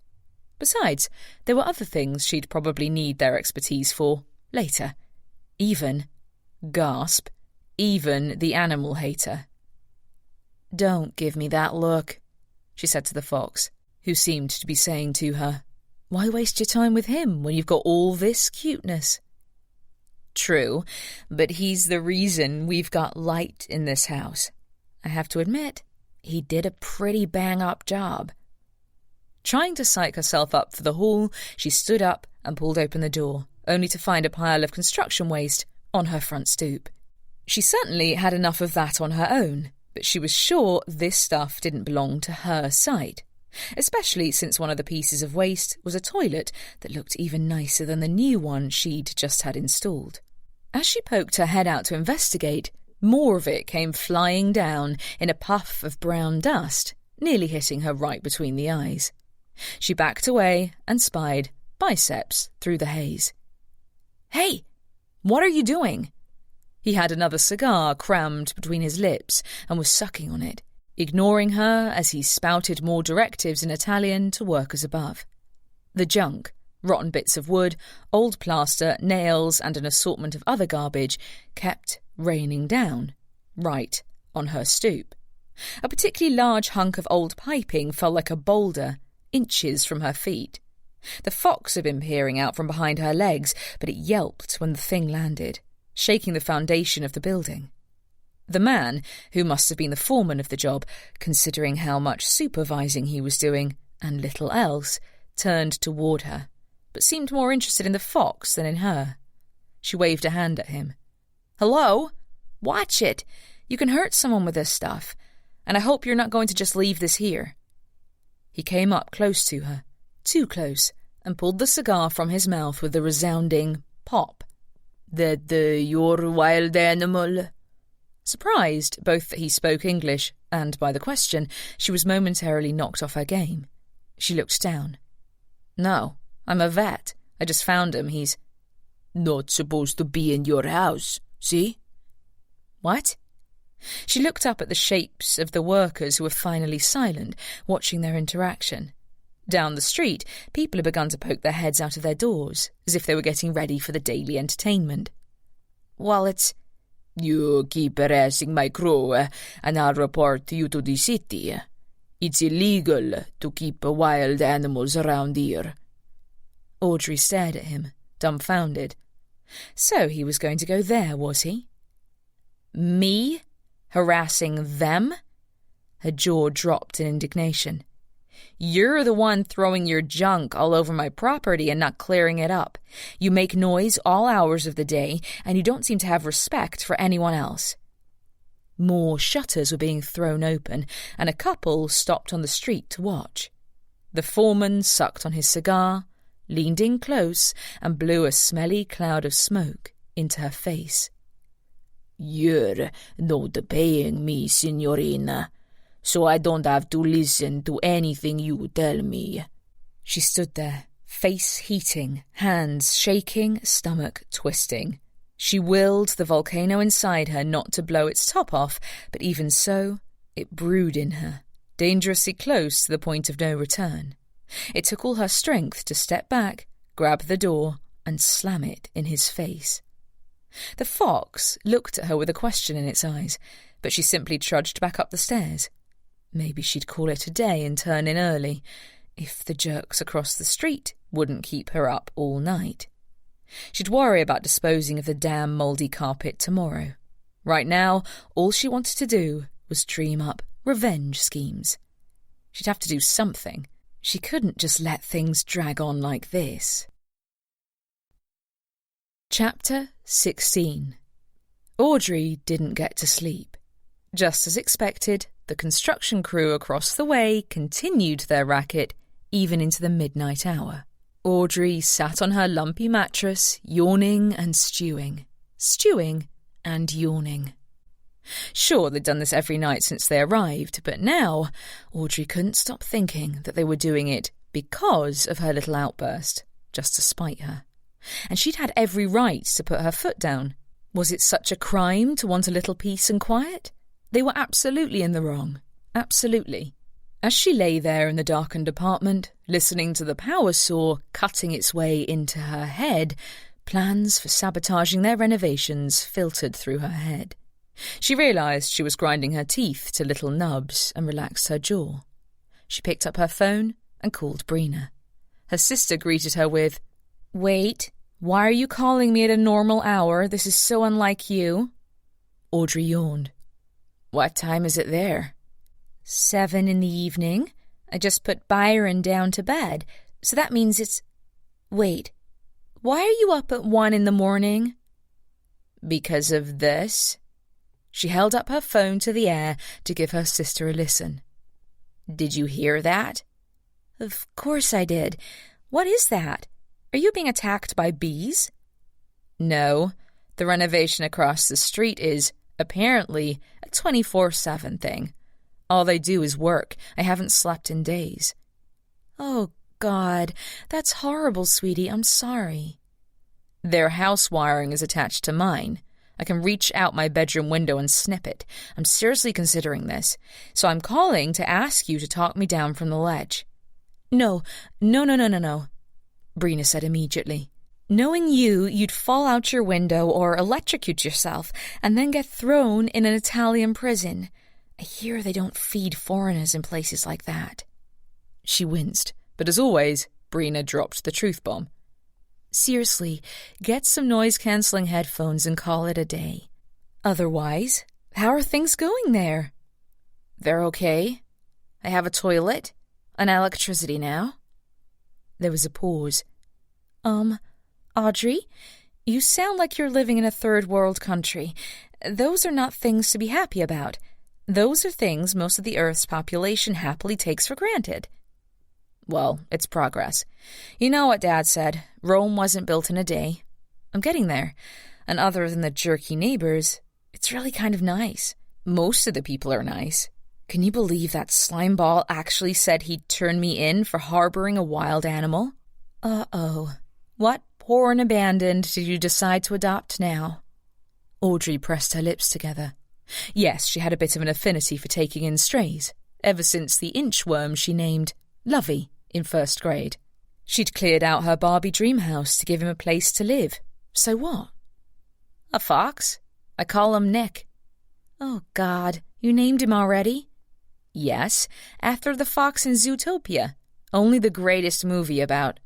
Odd, I have kids. I know Disney's entire catalog these days, better than I know Sephora's newest colors. Unfortunately, the problem is that you named the creature. That's like saying it belongs to you. I couldn't just throw him out. He was injured. Bah, you don't need that extra responsibility when you have a house to get in order. I know what would really make things better for you. A man. Any cute Sicilian guys sweep you off your feet? She thought of G. Well, there's one. He's a chef. And then there's a neighbor, but he's from America, and he hates animals. Plus, he's ridiculously full of himself. How very American. Tell me more about the chef. That sounds promising. I don't know.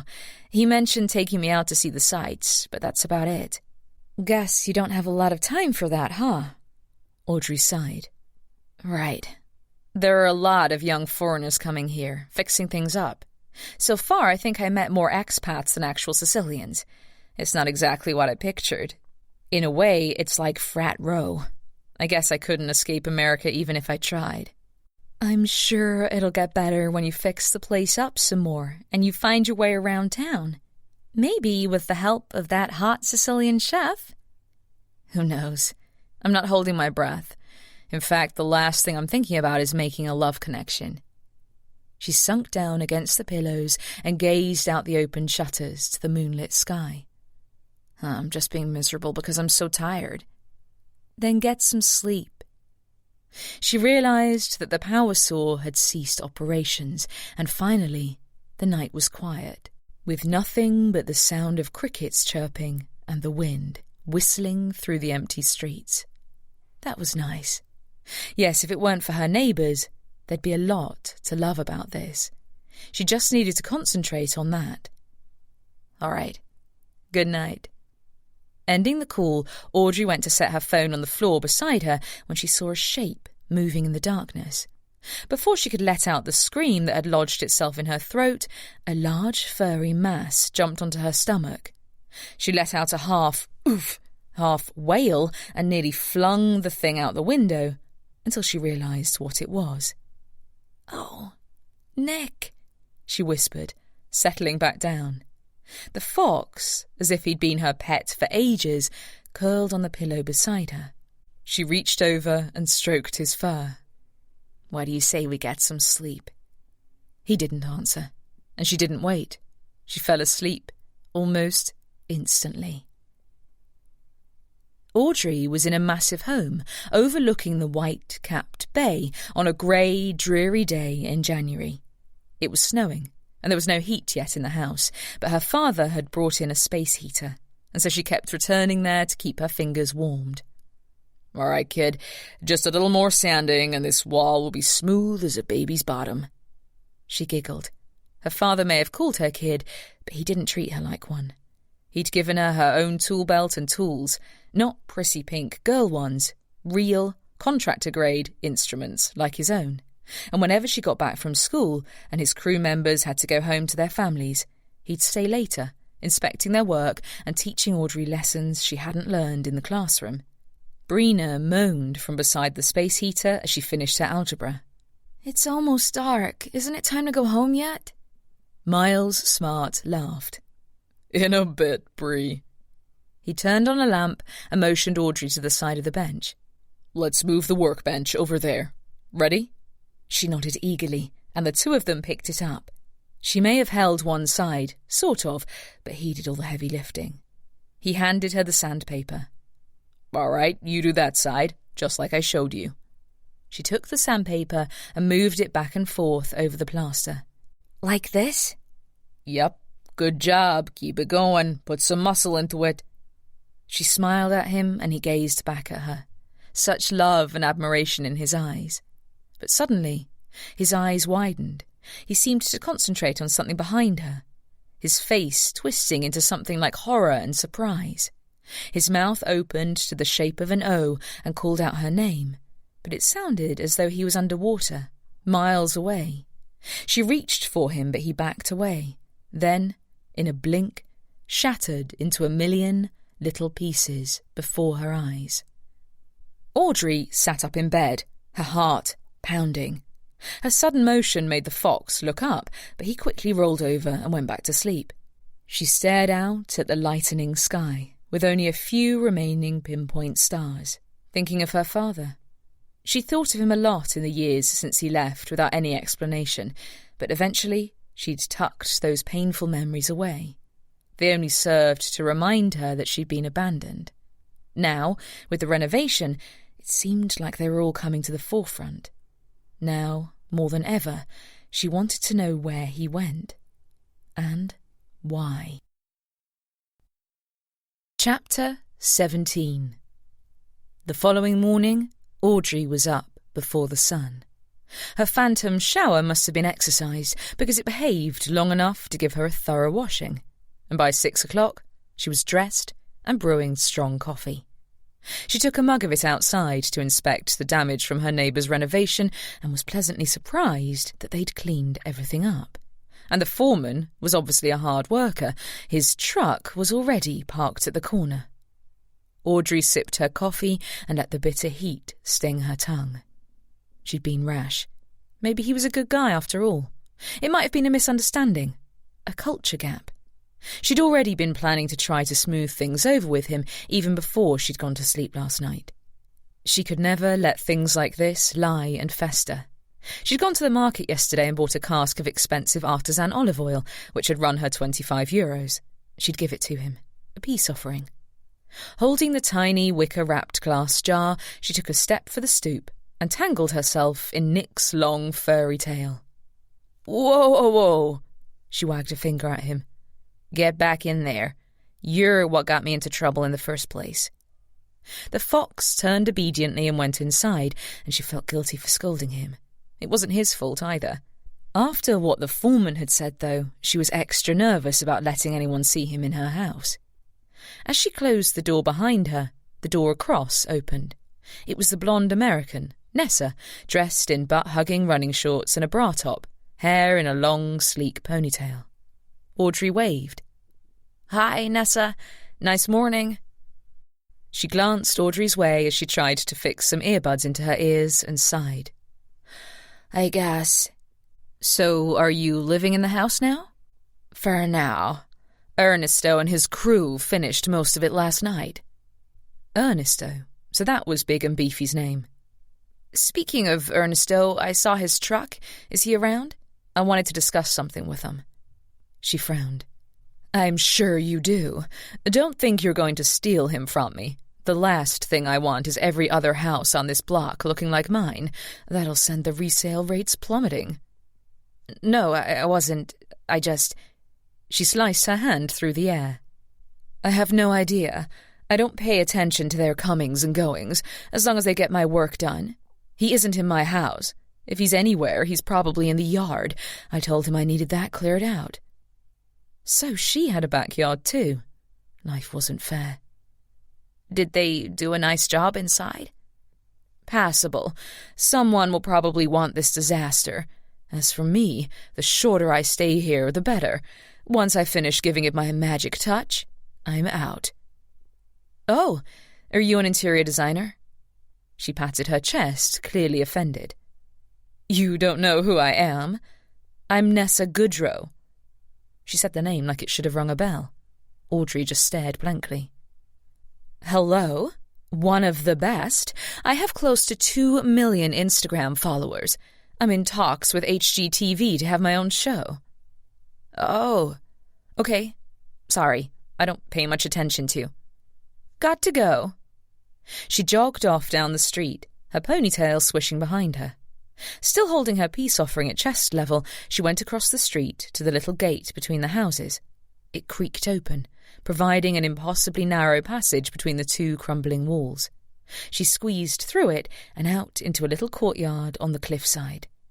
Audrey gaped, and again she had the feeling she'd gotten the short end of the stick when it came to picking properties.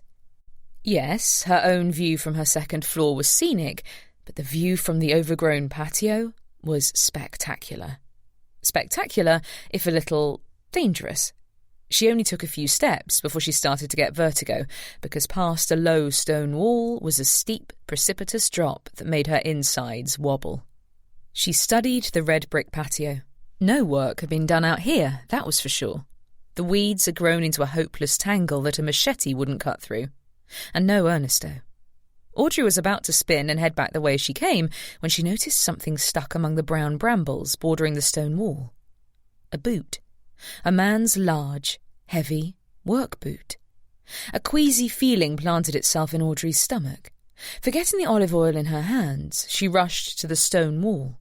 She picked up the boot and peered down over the edge of the cliffside, fighting her wooziness. There, on a stone outcropping about 40 feet below, was the sprawled body of Biceps himself, a halo of black blood around his head. Chapter 18. At first, she thought she was seeing things. Maybe those sleepless nights were catching up with her. She blinked and looked closer. The image didn't change. "Oh, God," she said aloud, stifling a scream. Her skin prickled with heat despite the chill in the air. The vertigo threatened to take over. Oh God, oh God, oh God. Still holding the boot and staring at the grisly sight in front of her, sure it would be tattooed on her brain for the rest of her life, she reached into the pocket of her jeans and pulled out her cell phone. Instinctively she dialed 911, then listened dumbly for about 30 seconds to the sound of nothingness. You're not in America, remember? Some still sane part of her brain reminded her. Right, Maria had given her a bunch of pamphlets with helpful information, and she'd paged through them, but she'd never actually believed she'd be calling emergency. There was a 1 in the number, maybe 2 of them, and a 3? Frantically she tried all different combinations of the numbers, each failed attempt eliciting a cry of frustration. She was just about to give up when she poked in 113 and someone answered with a "Qual è la sua emergenza?" Emergency. She gripped the phone tighter. English? Please tell me you speak English. There's a dead guy here. At least I think he's dead. He fell from the side of the cliff. There was a pause. Then the operator said, "Cosa è successo?" Audrey let out a cry of frustration. I can't understand you. She peered over the side of the cliff for barely a blink, hoping that the sight would prove to be only a figment of her imagination. Wrong. The more she looked, the more nauseated she became. The bitter taste of the coffee bubbled in the back of her throat, threatening to make a reappearance. Meanwhile, the woman on the other end of the phone continued to speak Italian so fast, Audrey's head spun. I don't understand, she moaned, backing away. Piazza 2, ambulance, por favor, gracias. Suddenly, a shadow descended over her and the phone was scooped out of her hand. Audrey whirled in alarm, sure she was about to be pushed, and saw Nessa there, barely winded and basking in a healthy runner's glow. She hopped onto the top of the stone wall and glanced over, fearless, then spoke Italian into the phone. Then she ended the call, gave Audrey a superior smile. Sicily, she said, pointing. Spain's a little that way. She tossed the phone back to Audrey, still shaking and holding Ernesto's boot. Audrey fumbled to catch it and realised she'd dropped the cask of olive oil on the ground. It had shattered, spilling oil and shards of glass all over the reddish stone. Nessa looked down at the boot in Audrey's trembling hand, then met her eyes. So, friend, what have you been up to? The polizia arrived shortly afterward, lights flashing and sirens wailing. Until that moment, Audrey hadn't even known that Musamelli had much of a police force. Several uniformed men swarmed the area, speaking urgently in Italian. Numb, her head now pounding with a migraine, Audrey tried to skirt away from the chaos that had descended upon the small house on the cliffside. But a large officer blocked the narrow passage. He started shouting directives to her, making her head throb more. What? I'm sorry, I don't speak Italian, he said. Another American, eh? And rolled his eyes. You discovered the body, yes? She nodded. Then you need to stay right here. The directive in charge, Eduardo Di Nardo, will want to question you. Okay. She shrunk backward, trying to get out of the way of the many officers, but everywhere she tried to plant herself, she found more of them. She pinballed around until she finally located a spot among the weeds, in a safe place away from the cliff where she wouldn't meet the same fate as Ernesto. Meanwhile, Nessa stood in the centre of the patio, like a sun with all the policemen her orbiting planets.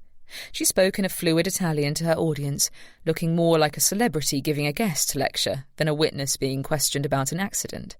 As she spoke, she kept gesticulating toward Audrey and saying, Assassina. Audrey didn't take more than a few seconds to make the translation on her own. It wasn't hard, considering the way the police had begun looking at her, like gum on the bottom of someone's shoe. Either she's calling me an ass, which, fine, I'd actually prefer right now, or she's telling them I'm. Audrey straightened and approached the fray. Wait, what is she saying? One of the men broke through to her. Unlike the others, he was wearing a suit and tie and looked more like an investment banker than a police officer, except for the unmistakable bulge of a gun under his blazer. What is your name, please? Audrey. Audrey Smart. I live across the street. She hugged herself tightly. I'm not in trouble, am I? I'm Detective DiNardo. Can I ask you some questions? He said in fairly good English. She nodded. Yes, but I don't understand. Isn't this some horrible accident? It's possible, Signorina. Doctor, actually. He eyed her doubtfully. Doctor, but the fact is that the boot is suspicious, and there are scuffs in the dirt near the wall that suggest a possible struggle. We'll know more, of course, when we get a look at the body. He tilted his head and paged through a little notebook. You discovered the body, is that right? She nodded, wringing her hands together. Yes, it's, you see, my first dead body. She started to hyperventilate. The detective ignored her distress. And Signorina Goodrow said that she found you holding the boot. Well, yes, I picked it up when I saw it, but... Her blood went cold. She shook her head. I didn't push him. If that's what you're... oh, God, whatever she's saying and you're thinking is wrong. I have no reason to... She waved a hand in front of her face, trying to suck air into her lungs, but it felt like they were closing up on her. Still oblivious to her impending fainting spell, he gave Audrey a doubtful look. You live across the street? And what inspired you to come over here so early? Well, I was looking for the foreman, Ernesto. I just wanted to talk to him. He scribbled something down in his pad. About? We'd gotten into an argument last night, and... Audrey trailed off and bit her tongue. The last thing she needed was to give him more reason to suspect her. Too late to backpedal. Argument, About what? Nothing, really. They were noisy and messy, and they'd left trash on my front stoop. I wanted to smooth things over with him. That was all, I swear. Smooth things over, he repeated. Maybe he hadn't been eyeing her with doubt. Maybe it was normal for police officers to be suspicious of everything everyone told them. But Audrey couldn't get it out of her head that he wanted to see her rot away in an Italian prison for the rest of her life. God, this was so surreal. She was having trouble believing this wasn't the continuation of that vivid dream she'd had earlier. Of her dad. Yes, and not by pushing him off the side of a cliff. Who would do that? I actually wanted to thank him for cleaning it up. He didn't say anything in response, since he was too busy scribbling on his notepad, so she felt the need to fill the silence. I mean, really, I called the police, didn't I? I stayed here until you guys came. If I'd pushed him, wouldn't I get away from here as quick as I could? You may have been trying to. Nessa's voice called from across the patio. Audrey and every other person turned to look at Nessa, who was lounging on the edge of the stone wall, like she was trying to get a suntan. Apparently when she spoke, everyone listened. She was backing toward the exit. Maybe it was only because I got there that she couldn't run. I came back for my sunglasses, that's why. I caught her, red-handed, still holding the boot. Audrey's jaw dropped. What? No, that's... The truth is that the body hasn't been there that long, DiNardo explained. We'll know more, obviously, when we get the coroner's report. Did you happen to see anyone else while you were outside? Anyone behaving suspiciously? Audrey wished she had, but she'd seen absolutely no one. For a moment, she wondered if she could lie, create some phantom figure in black, just to take the heat off herself. But then she decided she was already in enough trouble as it was. No one. Me neither, Nessa called out. Not a soul. Audrey glared at her. I'll need your passport, DiNardo said. It's back at my house, she explained lamely, every hair on her body standing at attention.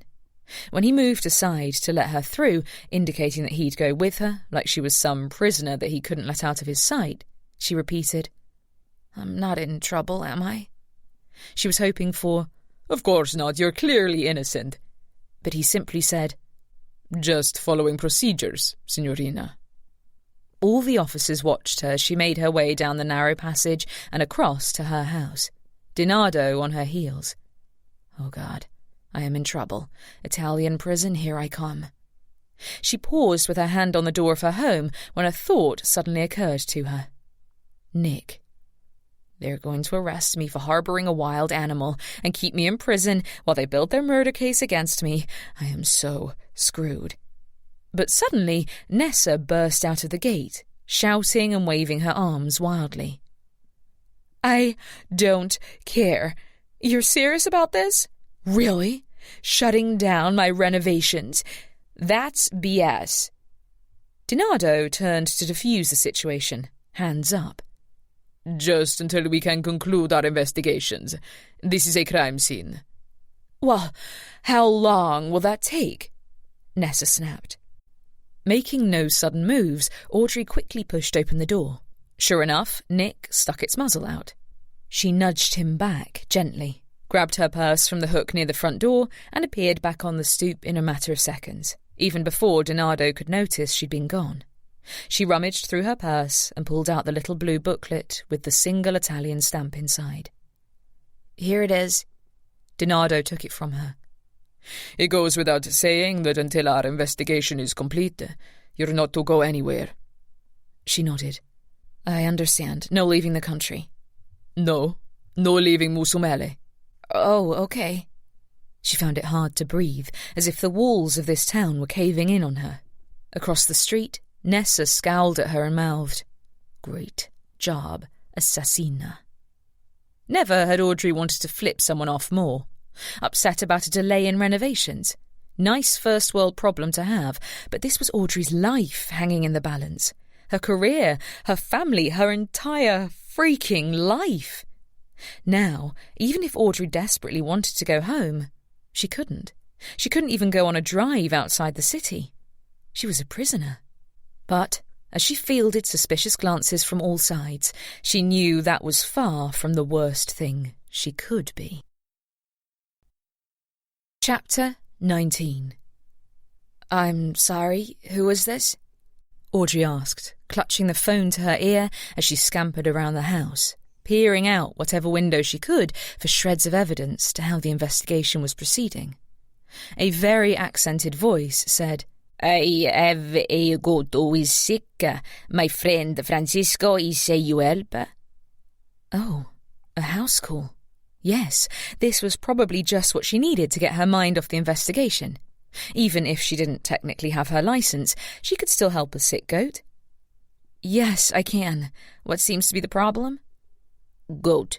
He no eat. He very old. All right, well, I can come right away, she said. It was better than slowly being driven insane doing circles around her house. What street are you on? No street. I mean Polizzello. You come? Sure, if I can find the... She trailed off as it dawned on her. Wait, where is that? Is that another town? Si, not far from Musumele. You come? She frowned, remembering Donardo's words. Actually, I don't think I can. I don't have any way of getting there. At least it sounded better than, I'm the main suspect in a murder investigation. I'm sorry. She ended the call and sighed. It was probably better that she stayed on the straight and narrow anyway. She didn't want to give the police any more reasons to suspect her. Her eyes went to Nick. She'd probably have to get rid of him too. If only he wasn't so dang cute.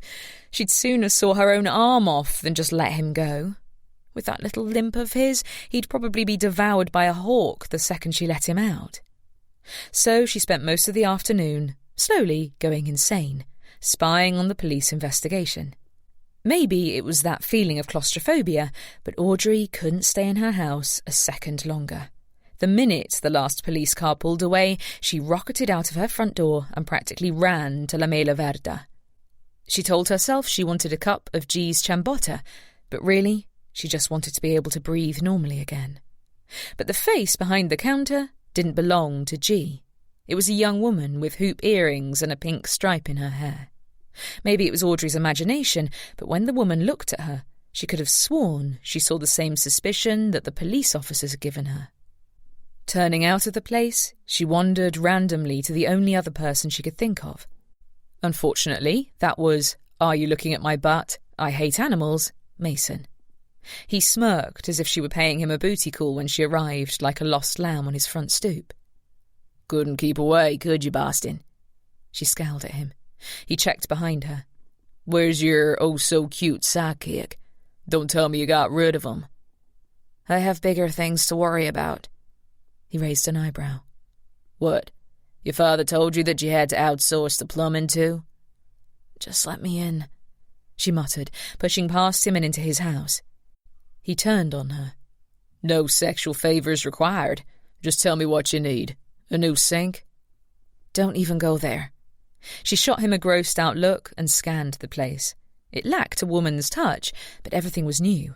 The rooms were bigger, nicer, better situated. To top it all off, he had a darn garden.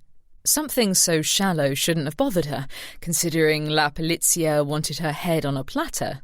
But somehow, it only made her feel worse. Do you have something to drink? Yep. He went to the tiny fridge under the counter. Water, San Pellegrino, orange juice. You have anything stronger? He closed the fridge, pushed aside a curtain to reveal a stocked pantry, and pulled out a cask of red wine, possibly something he might have pressed himself. She didn't care. She needed something to take the edge off. He poured a little, too little in Audrey's eyes, into 2 stemless wine glasses and handed one to her. She sucked it down before he finished saying, "Salut." The empty glass quivered in her hand. He eyed her with much of the same suspicion the police officers had. He didn't offer her more. Instead, he pointed her to a small chair in his kitchen. She slumped into it. So, what's the deal, Boston? You been spending too much time talking to that possessed shower of yours? She shook her head miserably. The thing is, I think I'm suspect numero uno in a murder investigation. His eyes flooded with interest, but it wasn't the kind she was hoping for. She wanted compassion. She wanted concern. She wanted Perry Mason to swoop down and tell her everything would be all right. But this Mason, the Mason she was stuck with, simply leaned forward like a highway rubbernecker at a grisly pile-up. You don't say. Who'd you off? Her scowl deepened. He held out 2 hands in surrender. Sorry, just kidding. He drained his own glass and smirked, showing 2 adorable dimples, which made it impossible to hate him. But sincerely now, girl, who died? And why would they think a little thing like you was responsible? She wasn't sure that was a compliment. Knowing the little she did of him, she didn't think so. Was it possible for him to compliment anything other than his reflection? The foreman who was working on the house across the street. He fell off the cliff at the back of the house and he died. Yeah? Was there a lot of blood? She ignored the question because, yes, there was a lot of blood, but if she thought about it too much, she was bound to get queasy again. I was arguing with him the night before, because he was making all this noise and leaving a bunch of crap in front of my house, so I'd had it. I tore into him, and everyone on the street saw, so I have motive, and then I went out back to have a talk with him. I found the body. Supposedly he'd only died a few minutes before I got there, so I don't have an alibi. Motive plus no alibi? Boom. Instant suspect. She slumped in the chair, feeling worse. Really? Wild. He shook his head, poured himself another glass of wine. It was only when he caught her pouting at his full glass like a stray puppy outside a meat shop that he poured her one. What makes him think this wasn't an accident? I don't know. There were signs of a struggle, I guess. She left out the part about her being caught with the dead man's boot in her hand. Yeah, that's too much. She waited for him to give her some words of encouragement, or at least list all the reasons why there was no way she could have committed the crime. But he just scratched his jaw and motioned to his overflowing trash can. You happen to figure out when the trash pickup is around here? Sometimes the guys come on Tuesday, sometimes on Wednesday. I can't keep it straight. She stared at him, hoping he wasn't serious, but he stared back at her, expectant, waiting for the answer. Really? Her life was in the balance. Did she give 2 flying figs about trash pickup? She stood up. You know what? I think I'll just go. Her stomach roiled, like she wanted to go back to the scene of the crime. Well, Close enough. He didn't stop her. He simply said, "See you, Boston. Or if I don't, guess I'll assume you're in the pen." Audrey sighed. "Thanks for the pep talk. I appreciate it." "Hey," he said as she headed out the door, hands in the pockets of her jacket, head down, back to her home, back to reality, back to the place where a man had just lost his life. She looked up. He motioned her forward. "Give me your phone." She handed it to him without question. He took it and started to work his thumbs over the display. Only after a few seconds of this did she think to question what he was doing. "What are you?" "Giving you my number." "So you can be my one phone call?" He handed it back to her. "No, just in case you need me. For anything." Well, that was kind of sweet. "You didn't do it right, so what'd you have to worry about? You're going to be fine." She nodded and let out the breath she'd been holding. If only she could feel that confident. On the way home, though, again, it felt like everyone was staring at her. Before, she felt like an outsider. Now, she felt like a criminal. And if she didn't want to spend her life in that Italian prison, she couldn't just sit around waiting for them to clear her name. She needed to do something to clear it herself. Chapter 20. Audrey tried to ignore the yellow crime scene tape across the street as she walked up the street to her house. There was one police car parked outside, but there was nobody else on the street to give her the stink eye or call her an assassina. She couldn't help feeling like she was being followed. After a few steps, she stopped and stood, frozen, when she heard the unmistakable sound of feet sweeping on the stone street. Whirling, she looked. Nothing. She sighed. This was all the work of her friendly neighbour. Now she was paranoid. Really, Nessa was a piece of work. If there had ever been any hope of them becoming the kind of neighbours who shared gossip at their front stoops and passed casseroles to one another, that was gone now. The sooner Nessa could flip her house to real neighbours, caring neighbours who didn't accuse her of crimes she didn't commit, the better. The sound came again. Someone was definitely following her. Her arms prickled with goosebumps. She took a deep breath and whirled fast, catching a spot of red in her peripheral vision as it zoomed behind a potted plant on someone's stoop. Nick. "Come on out," she said, crossing her arms. As if understanding her perfectly, it poked its head around the pot and then carefully made its way to her. She let out a tut. "Didn't I lock you up in the house? How did you get out?" In reply, he slipped between her legs, wrapping his bush tail around her calf like a cat wanting to be petted. Audrey looked up and down the street. The last thing she needed was the police seeing her harbouring a wild animal. Then she scooped it into her arms and took it quickly to her front door. A sick feeling settled over Audrey as she entered her little home, set Nick free to roam around her kitchen, and looked around. Sure, it wasn't much, but it had to be better than prison. She wasn't in the mood to tackle the next thing on her renovation list. Instead, her mind kept wandering to Ernesto. Who could have done that? Did he have any enemies? Likely. It wasn't nice to speak ill of the dead, but the guy had been a jerk to her. He probably had loads of enemies. Maybe he'd been involved in shady dealings with someone. Maybe he'd gotten on someone's bad side. Her thoughts spiraled out to a few days ago when she'd caught one of the crewmen yelling at him and flipping him off. Of course.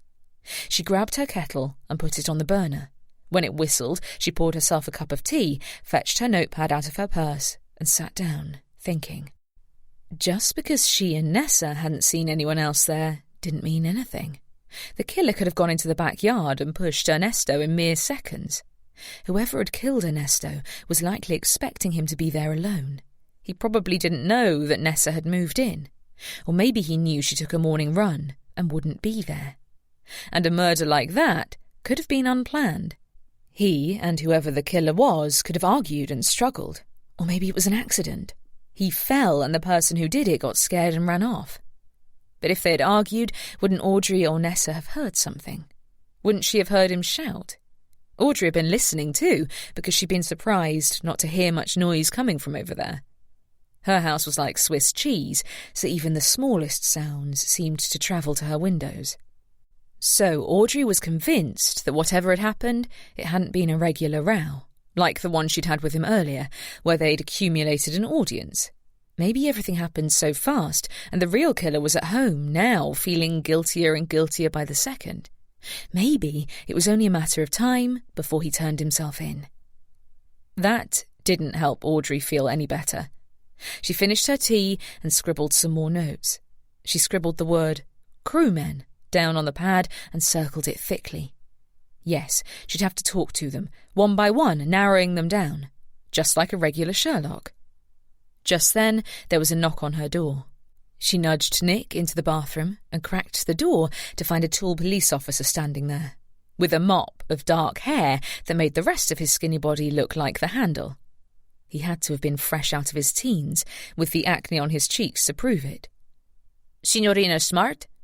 She opened the door a little wider, but not too wide. "Yes?" He started to speak in Italian, and she held up her hands. "Hold on, I'm sorry. I'm Italian 101. I don't understand." He smiled big, baring perfectly straight white teeth, a contrast to his tanned skin. "Ah, scusi." He pointed to the shiny gold nameplate on his broad chest. "I'm Officer Ricci, Detective DiNardo. He wanted me to come, to see, to check on you. From time to time. See?" Audrey smiled at him, because he seemed adorably eager to impress his boss. He couldn't have been on the force more than a year. For a moment, she wondered if she should invite him in for tea, for his trouble, but then she remembered Nick. "Oh, that's very nice of him, but you really don't have to." She stopped. This wasn't a check on her welfare to make sure her heart was still ticking after the shock of seeing a dead body. It was to check to make sure she hadn't fled the country, the city, because she was, without a doubt, their number one suspect. Her smile fell. "I'm here," she muttered. "Thanks." She slammed the door and threw her weight against it. Nick came out and whimpered at her as she stared up at the water-stained ceiling that was badly in need of a new paint job. A paint job that would have to wait, especially with the police hanging around her door. If she wanted to continue the renovations on her house, it was clear she'd have to prove her innocence first, and she knew just where to start. Chapter 21. The following morning, the second she heard the power saw going, she rocketed out of the house, excited to start her investigations.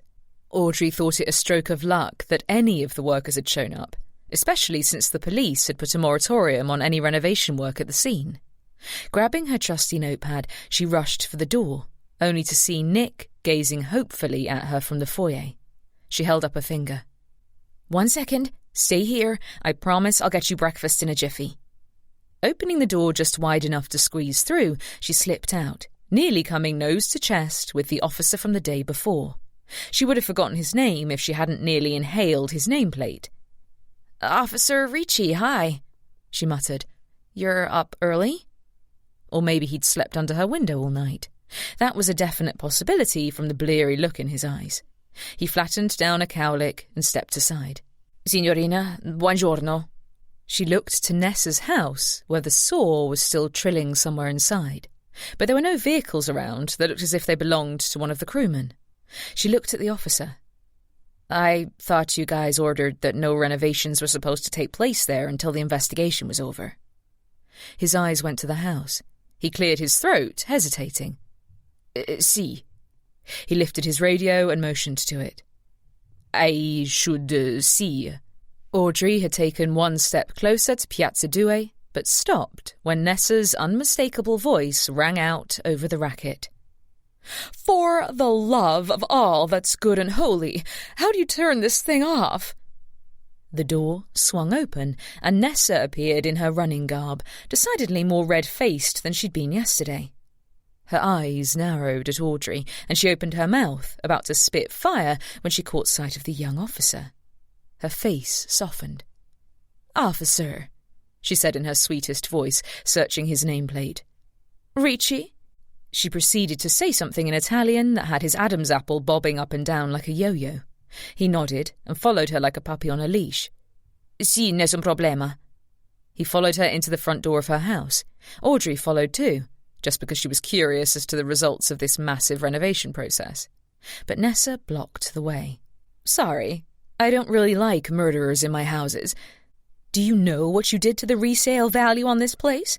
They find out there's been a murder here, and I bet I'll never sell it, even if it is a Nessa Goudreau property. I'll have to eat it." Audrey gritted her teeth to keep from saying something she'd regret later. Calmly, she said, "I didn't murder, eh?" At that moment, the sound of the saw cut off. Nessa clapped her hands together. "Oh, you've managed it. You are a dear. I couldn't tell which plug was which. They have like 12 things in that strip." While Nessa's back was turned, Audrey peered inside. The place was all pastels and wicker inside. Even with plastic drop cloths on the ground, it looked more Golden Girls condo than crumbly 19th century hovel. Audrey quickly averted her eyes when Nessa turned back to her. Nessa raised her upper lip in a snarl of distaste and shooed her with her hand like an insect. "Be off, peasant." Officer Ricci appeared, bowing humbly to her and blushing. Even though Audrey couldn't understand a word he said, she somehow knew he was babbling. He stepped outside just as a work truck with a ladder in the back pulled up. Nessa groaned. "Oh, great. I called the construction company to come over and fix that blasted thing before Officer Ricci stepped in." She focused her shoeing hand on the truck and shouted, "I don't need you anymore. Go on your way." The man at the steering wheel didn't listen.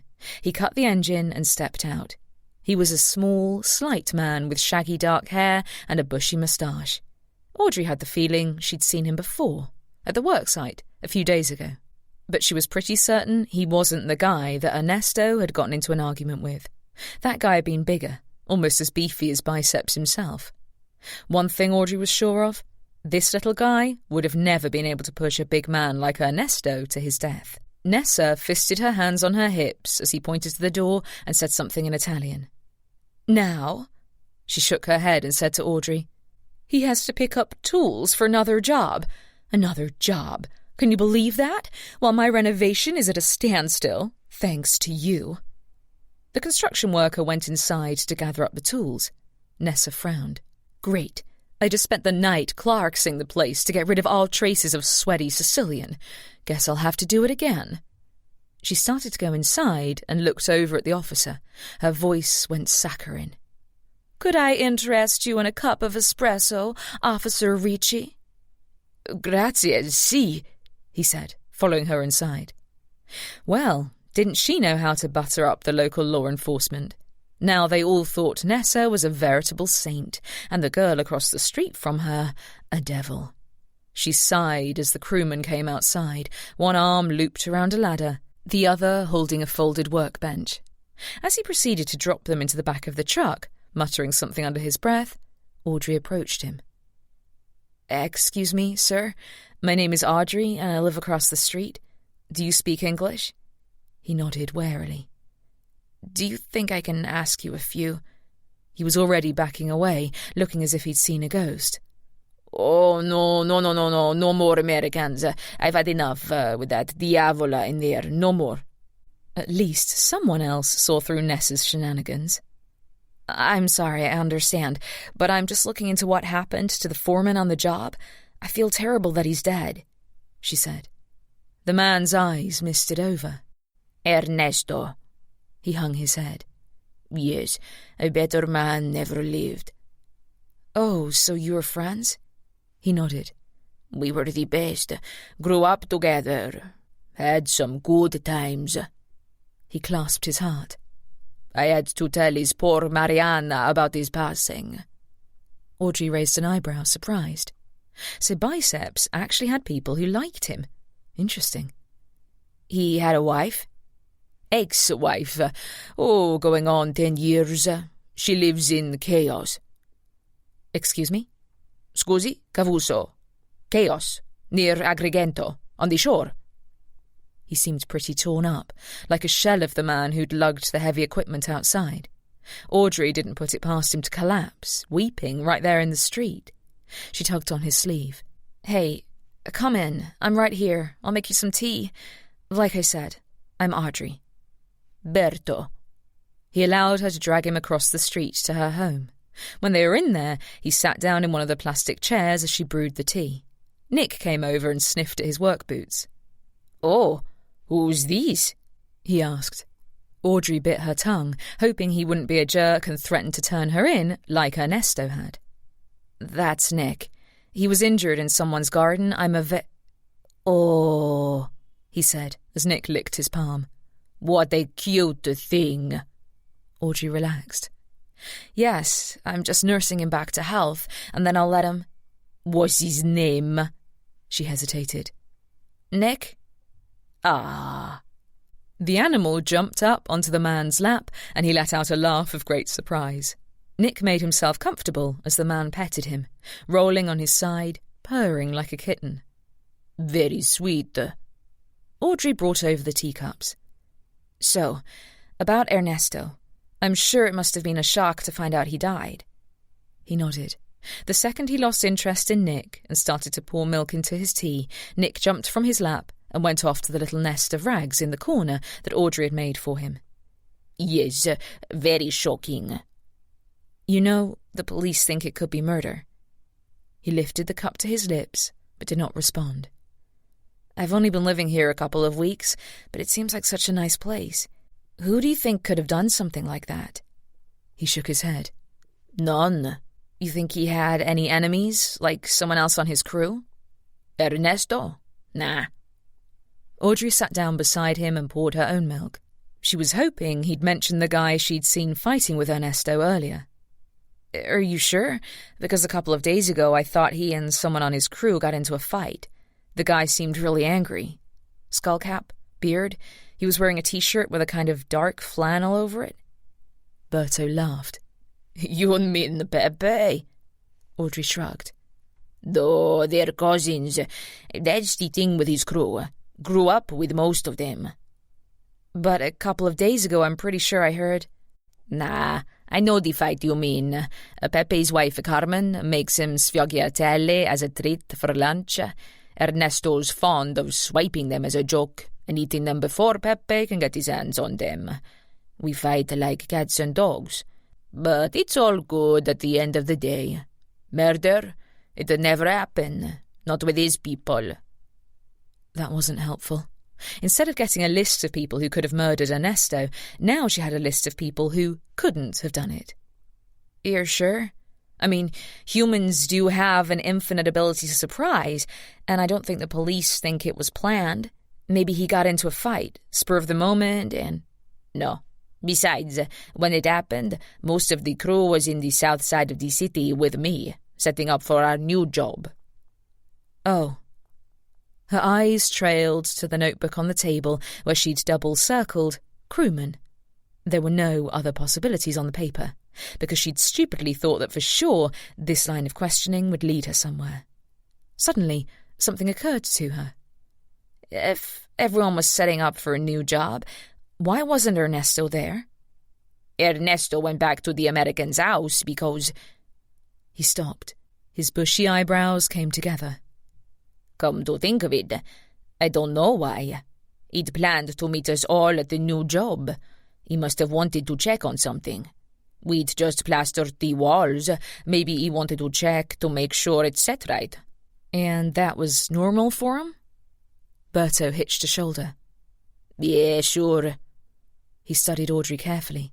"Now, you're not the police. Why do you care so much about Ernesto?" "Oh, I'm just an amateur detective, I guess. And I found the body, so I feel like I won't be able to rest until I know what happened to him. I'm sure you do, too, considering he was so well-liked around town." "Ah, well—" He pushed away from the table. "Thank you for the tea, but I have to get back to the new job. I'm the foreman now." Audrey didn't bother to get up. She was still wondering where to go from here. It felt like a dead end. Berto walked to the door and hesitated there. Then he turned. Ernesto wasn't well liked by everyone. Audrey's ears perked up. He wasn't? No. He and his company, Fabri Fratelli, were starting to get a reputation in town. He had an habit of bumping up material costs and overcharging people he didn't like. People he did like, too. A couple of times he got called out on it, but he swept it under the rug. We tried to tell him to stop, that he had his head in the lion's jaws, and one day he'd get it bitten off. He frowned. When we heard the news, I think we all thought that was what happened. Audrey's mouth opened, even before she could corral all the follow-up questions teeming in her head. Now this was getting interesting. Really? So you think he might have gotten in a scuffle with a past customer? He shrugged. Possible. She shuffled to the edge of her seat and grabbed her pad. Would you be able to tell me the names of the clients he did work for in the past couple of months? Well, let's see. There was Old Lady Bianco, and the new warehouse that we built near the church, and... Audrey scribbled the names down as fast as he wrote, though none of the projects meant anything to her. It was only when he mentioned La Mela Verde that her ears pricked up. La Mela Verde? You mean that little cafe around the corner? He nodded. The owner wanted to remove a wall and bump out the dining area. He was expecting a windfall with all the new foreigners coming to town. I know he and the owner got into a fight on the last day of the project. The owner? You mean G? She asked, recalling the man with the infectious smile who'd asked her out on a tour. She'd gone by to see him yesterday, but he hadn't been in. He shrugged. I didn't think much of it. Seemed like every job we did lately, someone wasn't happy with it. But it was a pretty nasty one. The owner was refusing to pay, so I hear. Not sure if he ever did. He waved at her. Take care, Audrey. Thanks for the tea. Audrey smiled at him and watched him leave. As he did, she thought about G. He had an infectious smile, an easygoing personality, and didn't seem like the type to get angry about much. Then again, he'd asked her out. Considering all the other guys who expressed interest in her, she wouldn't put it past him to be a murderer. But at least she had a lead. She scribbled his name down on the pad and furrowed her brow. G was a nice guy. At least he had been to her. But maybe he knew more than just how to make a great ciabatta. Chapter 22. Now that she had a lead, Audrey wanted to waste no time in heading over to La Mela Verde. She closed Nick into the house before she left and said, "Be a good boy," like he was her actual pet. The skies were threatening rain, and thunder rumbled in the distance as she made her way down the block. Once again, it seemed like people on the street crossed to the other side to avoid having to talk to her. That had to be her imagination, as most of the people she was sure she'd never seen before. Unless gossip really did fly that fast. A surprisingly cold wind blew, sneaking itself down her spine, ruffling the fringe on the cafe canopy and umbrellas, and showing the undersides of the olive tree's leaves on the street. Audrey lifted the collar of her jacket to her neck as she passed by the empty cafe tables. Though it was just about lunchtime, no one would dare to eat outside with the coming storm. As she navigated through the tables, the wind blew over a chair and rattled the glass in the window panes. She ducked inside as the first fat drops of rain began to fall. G, who had been talking to a slim man in dark jeans and a traffic cone orange rain jacket at the end of the bar, greeted her warmly. "If it isn't mi piccola Americana," he shouted from behind his counter, his voice booming over the din of the dining area. If it had been recently renovated and enlarged, it was a good thing, because once again, every table was taken. She went to the table and sat down at a bar stool.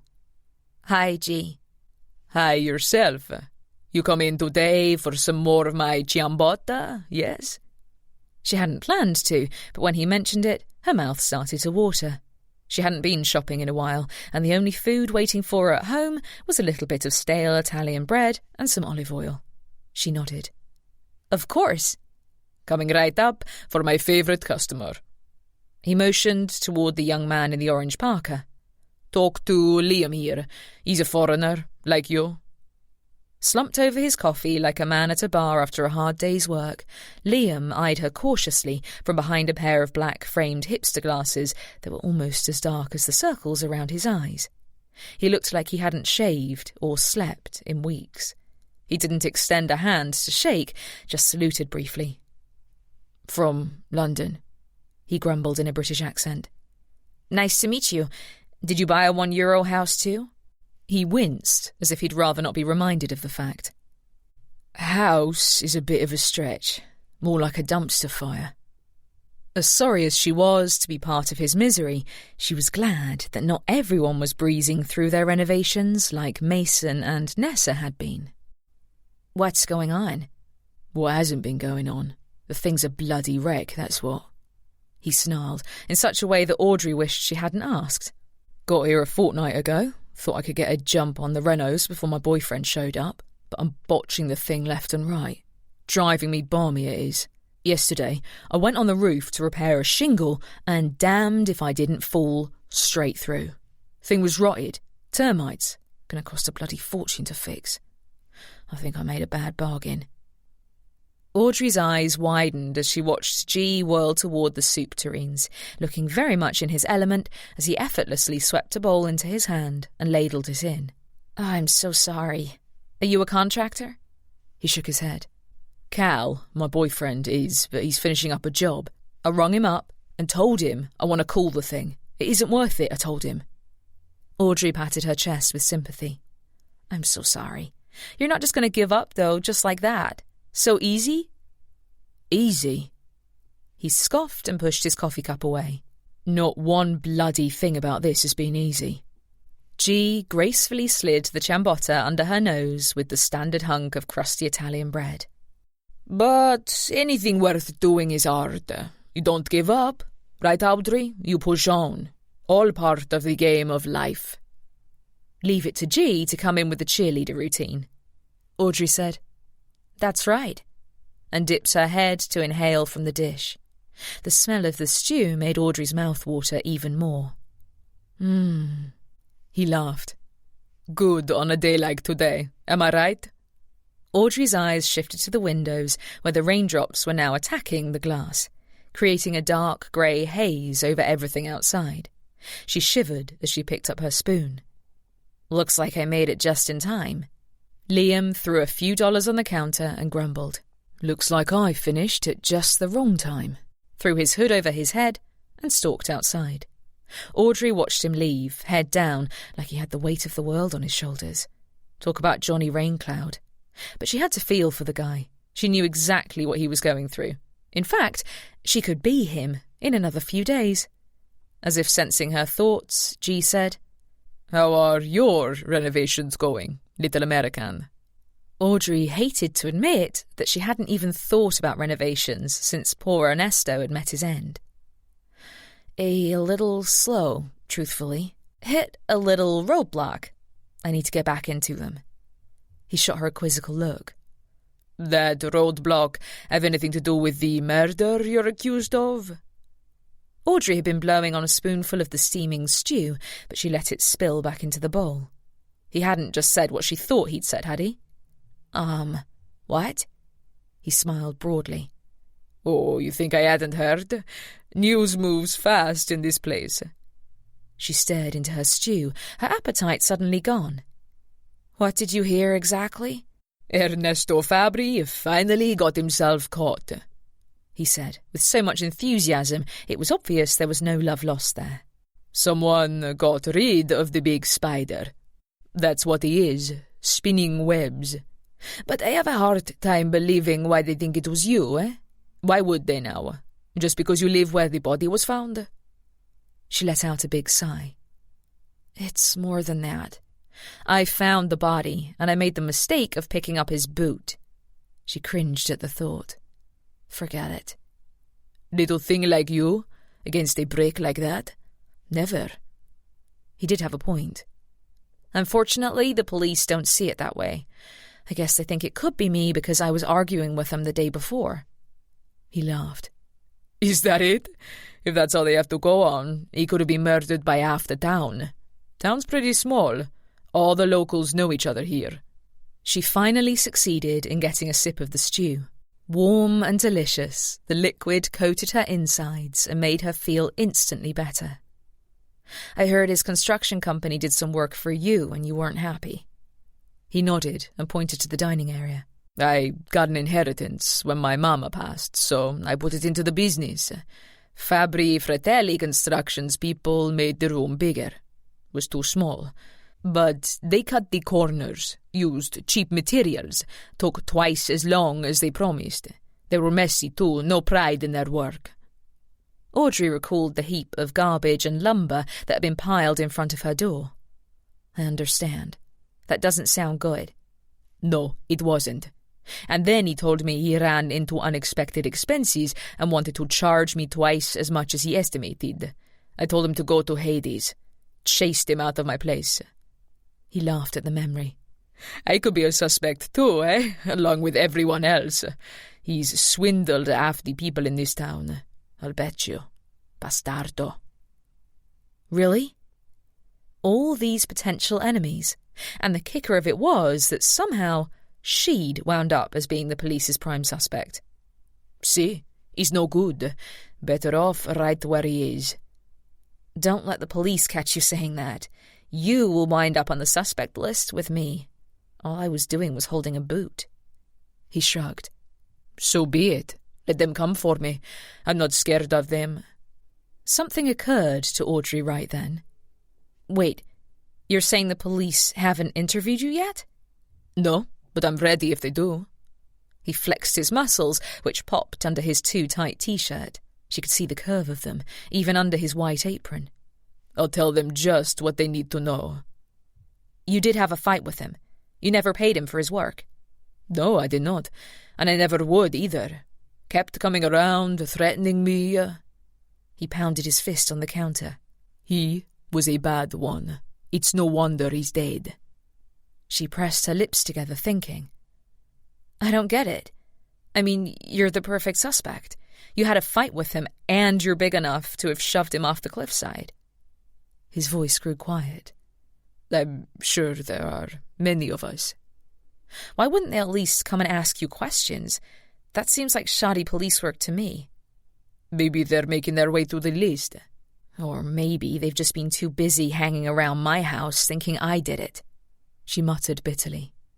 Totally not fair, considering there are real suspects around. His smile fell. He stared at her, and his voice took on an uncharacteristically serious tone. What's this? You think I did it, Audrey? Oh, no, she backpedaled. Of course not. I just think they'd interview you first. You obviously have a lot of information they could find helpful. Something in his countenance told her he didn't believe her. He pushed away from the counter and went to fill someone else's coffee cup, and after that, he didn't come back to talk to her, even when she was ready to pay. Great. Now not only do most people in town think you are a murderer, but you've alienated pretty much the only friend you had in town. Nice going, Audrey. She'd planned to stay inside and wolf down second and third helpings of ciabatta until the rain stopped. But after a while, when she spun around on the stool, she realized that all of the eyes of the diners seemed to be on her. Watching her, judging her. Just her imagination again, or maybe not. Either way, she longed for the solitude of her little home. Throwing a few euros down on the counter, she slipped off the stool and stepped out into the driving rain. As she walked through the puddles, she thought about G. Was it her, or had he gotten mightily defensive for no reason? She wasn't paying attention and wound up stepping in a puddle that swallowed and filled her entire shoe. She cringed as the cold water seeped into her sock. Then she froze as every nerve ending stood to attention and listened. She could have sworn she heard something other than the sound of rain. Once again, she had the distinct feeling that she was being followed. She whirled, raindrops drenching her face and blurring her vision. "Nick? Come out," she muttered, her words echoing through the empty street. But this time, Nick didn't appear. She searched up and down the street, wiping rain from her eyes, and then turned and hurried back to her house. By then, the magic of the ciabatta had worn off, and she was left shivering again. Chapter 23. Audrey tilted her head as she crouched on her hands and knees in the bathroom, straightened it, tilted it again, squinted. That was weird. Though she'd measured very precisely and used a level, she couldn't help feeling like the tiles on her new floor weren't even.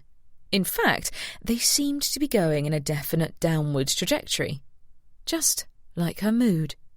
Ever since she'd moved in, she'd been longing for the feeling of nice travertine tile under her feet. Unlike the vast majority of jobs which gave her a bit of trepidation, this was one job she thought she'd have no trouble with. Growing up, she'd helped her father lay tile in over a dozen bathrooms and kitchens of the multi-million-dollar Back Bay mansions he renovated. She smiled, thinking of the way she'd proudly wear her kid-sized tool belt, following him around. She had to wonder if he was still out there somewhere, tiling bathrooms himself, if he missed having her as his little helper.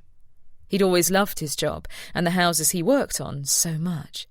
Of course, those had the benefit of being ripped down to the studs and reconstructed from the ground up, and had nice, clean angles and smooth walls. She grabbed the level and checked it again. Her tiles were perfectly straight, which meant that the corner of the house was likely sinking. That probably wasn't good. Sitting back on her haunches, she reached into her toolbox and picked up a screw, setting it on its side.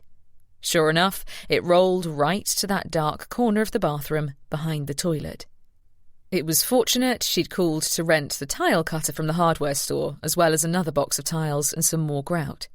She was probably going to need the extra material, especially since she was pretty much guaranteed to make more mistakes. Whatever, she said, smoothing the grout for the next piece onto the floor with the trowel. As she did, Nick pranced by, trying to be smooth, cocking a curious eye her way. Her attention was caught by the fur of his tail. It wasn't puffy and red as she was used to, but matted and grey. She stared at it. "What did you—" She looked around and noticed there were little grey footprints all over the kitchen floor. "Oh, no, you've really stepped in it now," she groaned, scooping him into her arms. She brought him to the big porcelain kitchen sink and sat him there. "Don't fuss. I need to get that off you before it hardens, or else I'm going to have to cut it out." He whined and scratched at her as she turned on the water. She tried to scrub him, but he flailed his limbs and tail, body alternating rapidly between boneless and bored stiff, spraying water everywhere and carrying on like she was torturing him. "Calm down," she shouted at him as he swiped at her wrist. "Ouch!" She pulled away and glared at the 4 straight lines on the pale, tender skin of her inner wrist. He took that as his moment to escape, his tail splashing her face and chest with a small wave of water as he scampered out of the sink, to the counter, and finally to the floor. The floor around the sink was soaked, and Audrey's clothes couldn't have been wetter if she'd dove into the nearest lake. "Ugh, great," she said. Water dripped off the end of her nose as she inspected her wrist. The wound wasn't deep, but nevertheless it began to bubble with blood. She went to reach for her medical bag when someone rapped lightly on the door. It was probably Luca from the hardware store. "Come in." He didn't. He probably couldn't hear her. Or maybe it was a Sicilian custom not to go in unless the door was opened for you, or maybe he was just being polite. She grabbed a couple of napkins from the table and clamped them over the wound as she went to the foyer. Blood seeped through it almost immediately, though, pouring between her fingers and coating her hand. Funny how something that barely stung could bleed so much. Gross. I hope I don't need stitches. Thanks, Nick. "Hi," she said as she pulled the door open to see Luca standing there with his trusty cart nearby, much of his face hidden by a slouchy hoodie. She peered out, cautiously looking both ways. No Officer Ricci, at least. He hadn't come to check on her since that morning.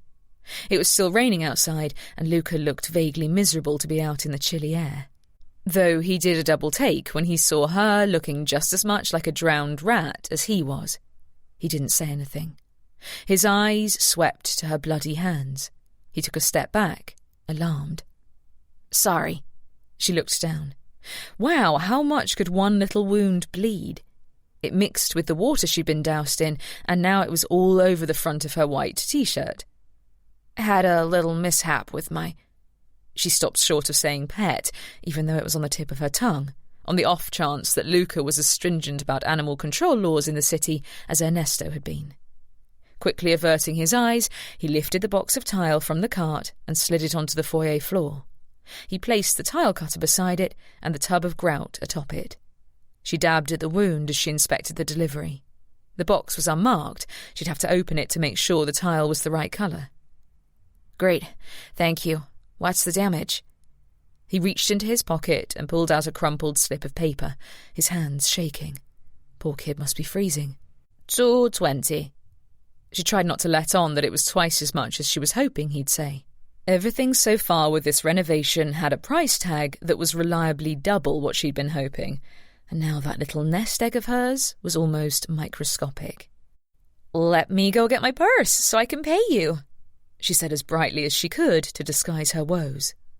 "Want to come in? I can make you some tea. You look chilled to the bone."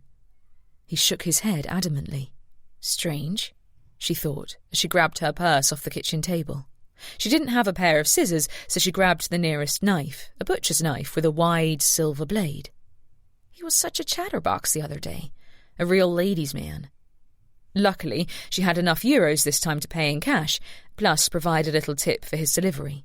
When she got to the door, though, Luca was facing the house across the street, staring intently at it and the police tape that had been stretched across the gate to the back of the house. No doubt he'd heard the news. The moment she appeared in the doorway again, he jumped like a jack-in-the-box, and his Adam's apple bobbed. He stared at the knife. She handed the bills over to him with her blood-sticky fingers, which he took quickly, murmuring a "grazie." She reached down to open the box with the knife. "Let me just check." She stopped when she realised she was alone. He was halfway down the street before she could even say ciao. Odd, she thought, but only for a split second, because at that moment, realisation crept in. For a second, she thought to call him back to explain to him, but by then, he and his squeaky-wheeled cart were long gone. Besides, the tile was the correct off-white colour she'd ordered. Great. Luca thinks you're a mass murderer. Now you're really on the good side of the owners of the hardware store, Odd. You might as well consider wallpapering your house in leaves and making your own tools out of branches and recycling. That is, before they run you out of town with pitchforks and shovels. Not that she was even allowed to leave town, but maybe they'd make an exception for a crazy person like her. As she was about to close the door, Nessa appeared in her own doorway across the narrow street, doing everything possible not to look Audrey's way. She stuck a hand out to check for rain. Satisfied, she started to fasten her earbuds into her ears, when she finally looked at Audrey. "Just so you know," she called in a sing-song voice, "you're going to get in a lot of trouble if anyone finds out you're harbouring a wild animal." Audrey's jaw dropped. So the girl who seemed oblivious to her in general only noticed her when she was doing something potentially illegal. Check. "What did it do?" She motioned to her arm. "Scratch you, bite you? Figures. They call them wild animals for a reason. Better get yourself some rabies shots." "He just got overexcited. He doesn't have rabies. I should know. Whatever," she muttered. "Just don't be snooping around my place anymore, okay? I saw that construction worker leaving your house. I don't know what you think you're doing, but these are my designs. I worked hard on them, so just butt out of my business. I don't want to have to sick my team of lawyers on you." She took off on her run in her skimpy running shorts and bra top before Audrey could even think to respond. Her designs, snooping around her place. There was so much wrong with that, Audrey couldn't even begin to process it. Audrey watched her go, her ponytail swishing out behind her, and realised her nose was wrinkled in a scowl. She is not a nice person. In fact, she's a nightmare. If Luca should be scared of anyone, it's her. Audrey closed the door and caught Nick staring up at her. And was that an apologetic look on his face? "I don't care, Fox. You're in the doghouse," she said, even though she'd already started to soften to him. She sat down on a kitchen chair and inspected the wound. The flow of blood had stopped. She applied antibiotic and wrapped her wrist in gauze, then taped it up. Was Nessa really more concerned about someone stealing her home designs than about the fact that someone had lost his life on her property? Must have been nice, being able to go on a run and enjoy life despite that. Audrey didn't have the luxury of simply blocking it out of her mind and forgetting. She wasn't wired that way. In fact, ever since it had happened, it had never left her mind, even for a second. When she closed her eyes, it was Ernesto's body she saw, lying in a pool of blood at the bottom of the cliff. One event, and her life had been turned completely upside down. And she hadn't even committed the crime. She'd just been accused of it, thanks to Nessa. She grabbed paper towels and slipped to the ground to clean up the small lake in her kitchen, wishing she could be more like Nessa, completely oblivious, like absolutely nothing had happened. Nessa, who had effectively turned all suspicion on the wrong person, leaving the real culprit to get off scot-free. Would she even feel guilty if Audrey was proven innocent? Or was she so above it all that she really only cared for herself? I hope Ernesto overcharged her for her materials before he was killed. Grossly overcharged her. Something tickled at the back of Audrey's mind. She froze. If Ernesto had overcharged her and Nessa had found out about it, well, that would be motive for her to commit murder too. Just like G said, half the town has a reason to murder him. Audrey straightened as a thought occurred to her. What better way to take suspicion off oneself than by throwing it on someone else? Nessa had a motive, but did she have an alibi? Kind of. Audrey had seen her go for a run. It was not watertight, though. Nessa had been in the area. It wouldn't have taken long to commit a murder. Seconds at most. What had she been doing before Audrey saw her? Audrey strained to remember. Had she just come from her house, or had she come from the backyard? And yes, Nessa had said she went for a jog and had come back because she'd forgotten her sunglasses. Or had she?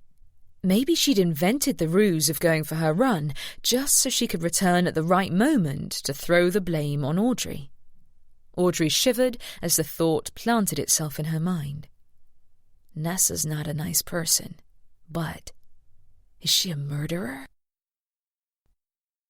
Chapter 24.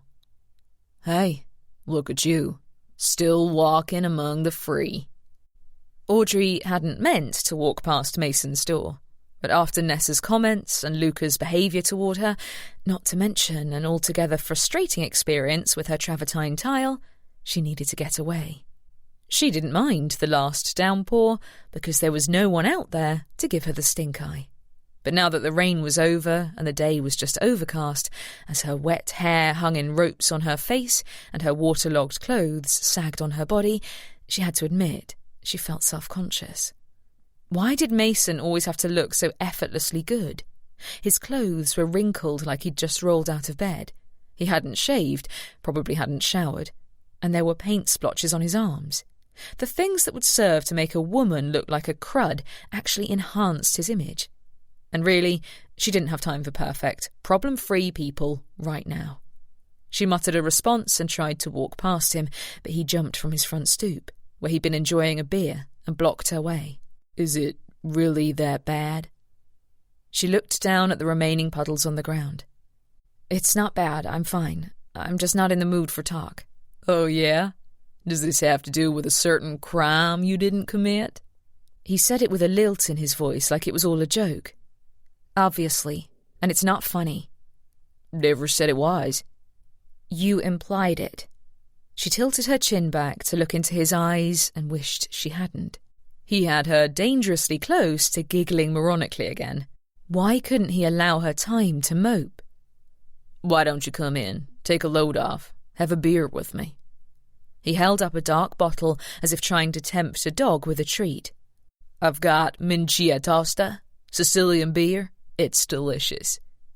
There it was, the giggle. She'd never been one for beer, but she realised that even though he was an animal hater, his eyes just made it pretty hard to say no. Nick would be so disappointed in her. "All right, just one." "Good."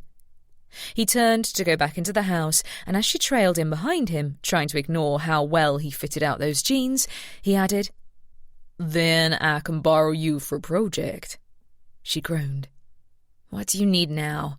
Another animal for me to rescue?" "No, nothing like that." "Hey," he said, looking back at her. "What happened to your arm?" "Don't ask." "I think I already did." "All right, then I won't answer." Instead of leading her into his kitchen, he brought her to the back of the house, where there was a yellow living room that looked like something out of Better Homes. It was probably as big as her entire Boston apartment, and it had floor-to-ceiling greenhouse windows that looked out onto the patio. Despite the clouds in the sky, the room was sunny and bright and cheerful, and exactly what she'd envisioned when she'd planned to move to Sicily all those weeks ago. Audrey sighed wistfully. He snapped his fingers at her again like she was a dog. "Hello? Focus here." For someone who hated animals, he had no trouble treating people like them. She crossed her arms and went to him at a step stool, noticing a couple of floating shelves on the ground. He picked one up and held it against the wall. "Yeah, so if you can just hold this for me, right about here?" He squinted, making sure it was level. "Then I can get this show on the road." "Fine."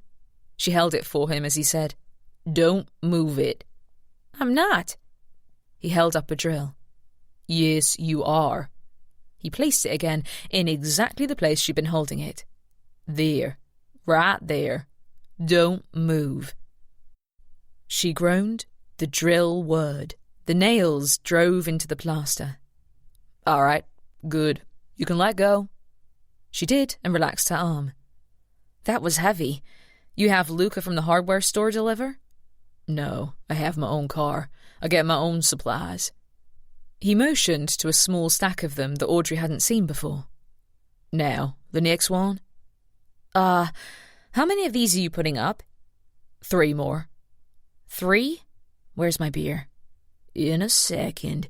I need to get these up," he said, grabbing a hold of the next shelf. "Otherwise, I have nowhere to put my books."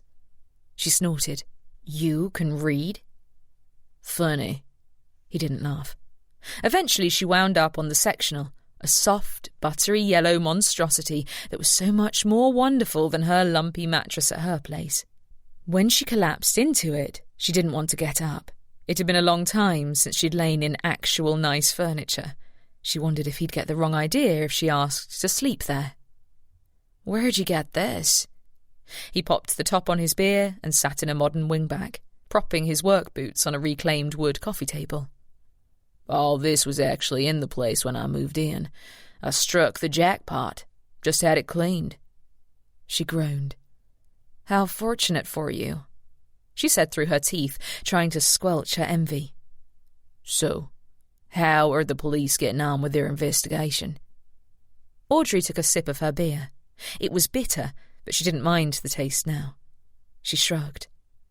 "They haven't come to ask me any questions since it happened, but they do send an officer by every so often to check on me, make sure I haven't skipped town.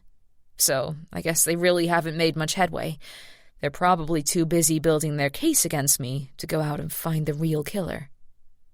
"Okay, but if you didn't do it, someone else did. Who?" She shrugged. "I heard he had a big reputation for overcharging his clients, so maybe one of them." He scratched his chin. "What happened that morning? Didn't you see anyone around there before you found them?" "I saw Nessa, my neighbor, the American who lives at the place where the body was found. He was working for her." "You mean the hot girl?" Of course he'd taken notice of Nessa. She was probably used to getting attention, just like him. 2 peas in a pod. "Right. She said she was going for a run, but she could have argued with him and pushed him over. I don't know." He shook his head definitively. "Nah." Audrey frowned at him. Nessa was her main suspect. "Why not?" Because she's hot. She doesn't look like the murdering type. Audrey rolled her eyes. Oh, right, of course. What we're really looking for is the murdering type. Black cloak, shifty eyes, maybe a ski mask. Ignoring her, he drained the rest of his bottle, thinking. And what about the other guys that work on the crew? It could have been one of... I don't think so. I spoke to one of them. He said they're like family, and most of them were at another site. But this guy, Ernesto Fabri, had a lot of enemies, supposedly. It was well known that he liked to bilk his customers by overcharging them for materials. Audrey explained. So my thought is that maybe Nessa found out, and there was a fight, and she accidentally pushed... Nah, he said again. Oh, right, I forgot. She's too hot to do such a horrible thing. He nodded as if it made absolute sense. She picked up a pillow and made like she was about to launch it at him. He held up his hand in defense. Come on, no, what I mean is that she's rich, right? She doesn't exactly strike me as the type to even notice if she'd been overcharged. Audrey nodded. He had a point there. Even if he was a total ass. Not only was Nessa probably wealthy enough that being gypped out of a few dollars wouldn't have even registered in her massive bank account, but she was tiny too.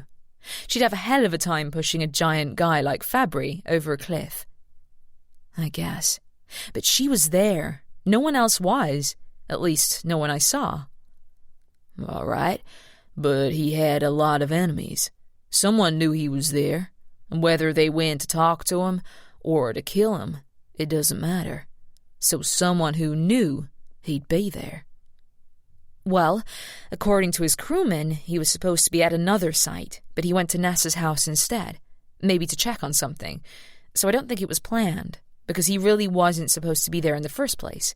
All I know is that Nessa was there, and maybe she didn't shove him. Maybe he just fell on his own, somehow, and the sign of struggle was her trying to help him back up. But then, why wouldn't she say that? Ugh, none of this makes sense. Right. It could have nothing to do with the renovations, Mason said. Maybe it was meant to look like that. Audrey took a swig of her beer. Oh, right. So they could frame poor, innocent, hot Nessa? He nodded. Dang shame. She scowled at him. He may have dismissed Nessa, but she wasn't going to let her off the hook so easily. After all, she was the only suspect she had. And if she was being honest, a little part of her wanted Nessa to be guilty, after what she'd done to her, thrusting her to the top of the suspect list. If only you were that concerned about my being framed, she muttered. You realize it's mostly because of Nessa that the police even suspect me at all. Mason shrugged. Like I said, a shame. So I can't just sit back and let them pile up evidence on me. I have to do something. She pounded the bottle on her thigh, and it began to bubble over, dripping on her already wet jeans. She ran a finger up the side of the bottle and sucked on it. I guess I just don't know where to start. He rubbed the stubble on his jaw. If I were you, I'd start with the victim. Find out what you can about him. Check his social media, his business website, stuff like that. Make connections. One of those connections could lead you right where you're wanting to go. She nodded thoughtfully. That made total sense. She could easily hit up Google, and without even setting foot outside. Why hadn't she thought of that before? Wow, Mason, I think that may be the first smart thing you've ever said to me. He let out a bitter laugh. You're hilarious. She sipped her beer. Thanks. But you better be careful, girl. You don't want to get that pretty nose of yours too close to the truth. Could get bitten off. He stared at her in an intense way, and it seemed like this would be the moment in a murder mystery movie where the foreboding organ music would swell up and leave the audience chilled. But Audrey only giggled again. He called me pretty. Well, my nose, at least. From the way he looked at her, he must have been used to that kind of reaction. Seriously, I know you want to clear your name, but if that person killed once, there's not much that'd stop him from killing again. That night, Audrey fell down a rabbit hole. Vaguely aware that it was the internet that had gotten her into this trouble in the first place, because it was that stupid ad on her Facebook feed that had led her to Musumelli, she snuggled under the covers of her bed and let her thumbs get their exercise, typing in Ernesto Fabri Musumelli. There were a number of hits, including photographs of the same cigar-sucking, massive bicepped guy, in younger days, before the giant potbelly and the receding hairline. The first website was for Fabri Fratelli Construction. She clicked on it and was dismayed to find out the entire thing was in Italian. Of course. She scrolled to the bottom, though, and found what looked to be the address and phone number. Grabbing her pad, she scribbled that information down, wondering if she'd have the guts to snoop around there and ask questions. As she finished, Mason's words came back to her. "If a person killed once, there's not much that'd stop him from killing again." A shiver snaked down her spine. She just shoved the willies away when a giant red furball dropped in her lap. She jumped, not as high as last time. "Nick, can you stop floating around the place like the face of death? Can't you make a little noise so you don't scare me?" Unconcerned, he circled around her bed, scanning for the most comfortable spot, and found it at her elbow. He plopped himself down, head on her pillow, and licked at his paw. "Fine, whatever. This is your bed. I just borrow it." She went back to the Google results and noticed a search result for findanyoneanywhere.com. She knew it was clickbait, but she opened it anyway. It had a listing for Ernesto Fabri in Musumelli, Sicily, with some of the numbers and important data concealed unless the user purchased a paid report. Audrey wasn't stupid or desperate enough to do that. Besides, the free listing gave her enough information. Fabri, Ernesto, R, age 49, Tomasino di Bartolo, Musumelli, Sicily, Italy. ***, Bri at Fabri.com. Possible relations, Mariana, Di Moro, Fabri, 39, Eduardo Fabri, 68, Giuseppe Fabri, 46. This individual may have a criminal record. Click here to order detailed report. Right. Berto had said that Mariana Fabri was the ex-wife living in Agrigento. She clicked out of it and typed in Mariana Fabri, Agrigento. Immediately she came up with a bunch of hits, but the second she saw the images of a blonde woman in a tight-fitting, cleavage-revealing shirt and a tan, she knew she'd found the right woman. She scanned through the pictures and finally found one of her with a man who looked like Ernesto, from about a decade ago. He had one of his big biceps wrapped possessively around her neck. Bingo. It turned out that Mariana Fabri was the classic oversharer. She was active on just about every social media platform out there, especially Facebook, and her profile was completely public. She had almost the limit of 5,000 friends and updated about once an hour, with a funny meme or a photograph of herself. A lot of photographs of herself. Apparently, since her split from Ernesto, she'd gone through a second youth. Audrey scanned through selfie after selfie of the woman, feeling almost embarrassed with how little she was wearing. They were mostly bikini shots, either her posing in the arms of random men or holding some fruity cocktail and looking a little bleary in the eyes. Her hair had gradually gotten longer and lighter too. Now it was white blonde. No posts about children. It was all about her. What beach she was jet-setting to for a party, what pseudo-celebrities she was living it up with, what fabulous concert she'd attended. Audrey felt a sick feeling plant itself in her gut as she scrolled. Sure, Mariana had made it all public, inviting the scrutiny, but Audrey couldn't help feeling like she was intruding. Stalking.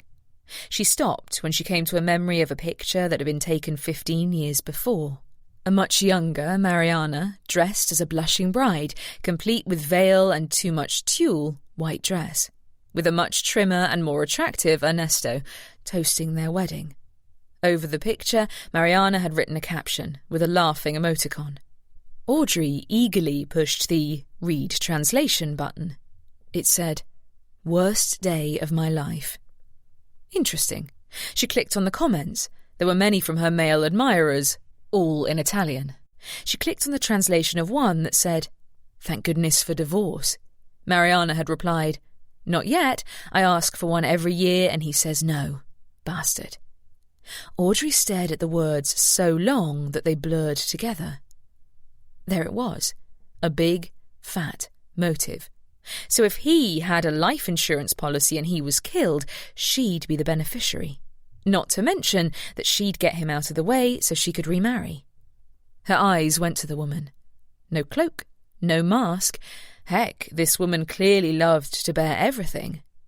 Everything. Was she the murdering type? Audrey dropped her phone and tilted her head to the ceiling, thinking. No, Mariana probably had just as much strength as Nessa did, as Audrey did, and probably couldn't have pushed a man like Fabry. But anything was possible. Maybe there was a fight and he'd lost his balance. In that case, Nessa wasn't off the hook. Neither was Mariana. Her thoughts ran in circles, but they kept coming back to the same conclusion. She had to talk to this woman. There was no way around it. No, Audrey wasn't allowed to leave town. But what the police didn't know wouldn't hurt them. It'd only hurt her if she got caught. Chapter 25. The next morning, before she even slid out of bed, she grabbed her phone and called Mason. He answered, groaning, You realise it's barely 7 in the morning. She ignored his complaining. You said you had a car. Yeah. Can I borrow it? Now he seemed more awake. What do you need a car for? She was a woman with a plan. She'd spent the entire sleepless night ruminating. When she finally did fall asleep, well, after 3 in the morning, she had dreams of leading the police on a car chase through the mountains of Sicily, only to plunge off a cliff into the same Mediterranean Sea she'd ogled with desire from the subway back in Boston. A fitting ending to her life. But now she had a nagging need to escape. Never before had she felt it so bad. It was even worse than the impulse that had brought her all the way from America. That one was about preserving her sanity. This one felt like a matter of life or death. I want to go to Agrigento. It's a town on the coast, not far from here. Fabry's wife lives there. I think she might be able to help me clear up a little bit on his past. A pause. So, all my warnings did no good, I see? No, listen, she has a motive to kill him because he never granted her a divorce, and she clearly wanted to move on. She'd asked him a bunch of times, and he said no. How do you know this? It's amazing the things people post on Facebook. Facebook post nothing. She's a woman. That guy was a rock. She'd have a hard time. Right, but he could have slipped during a fight. I don't know. I won't know unless I ask. And Agrigento isn't far away, so there's a chance. That you're driving to the coast to meet with a murderer, and I'll never see you, or my car, again? So, yeah, as to whether you can borrow my car, I'd say that's a big no. Come on, what am I supposed to do? Sit back and let them conduct the investigation themselves? Well, yes. Last thing I heard, that was their job, not yours.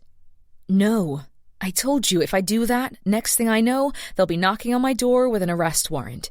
I need to be proactive. No, you need to sit tight, mind your own business. Acting strange is only going to make you look more suspicious. Audrey went to the picture window and threw it open. She peered out onto the street. No Officer Ricci, surprisingly. She hadn't seen him since yesterday, when he stopped by on his reconnaissance mission, but that didn't mean he wouldn't be around again, camping out outside her place. I was minding my own business. That got me where I am today. There was a short pause. Finally, he sighed. Fine. It's the blue Fiat in front of my house. I'll leave the keys in the ignition. Okay, so distancing yourself from the crazy neighbor so you're not implicated.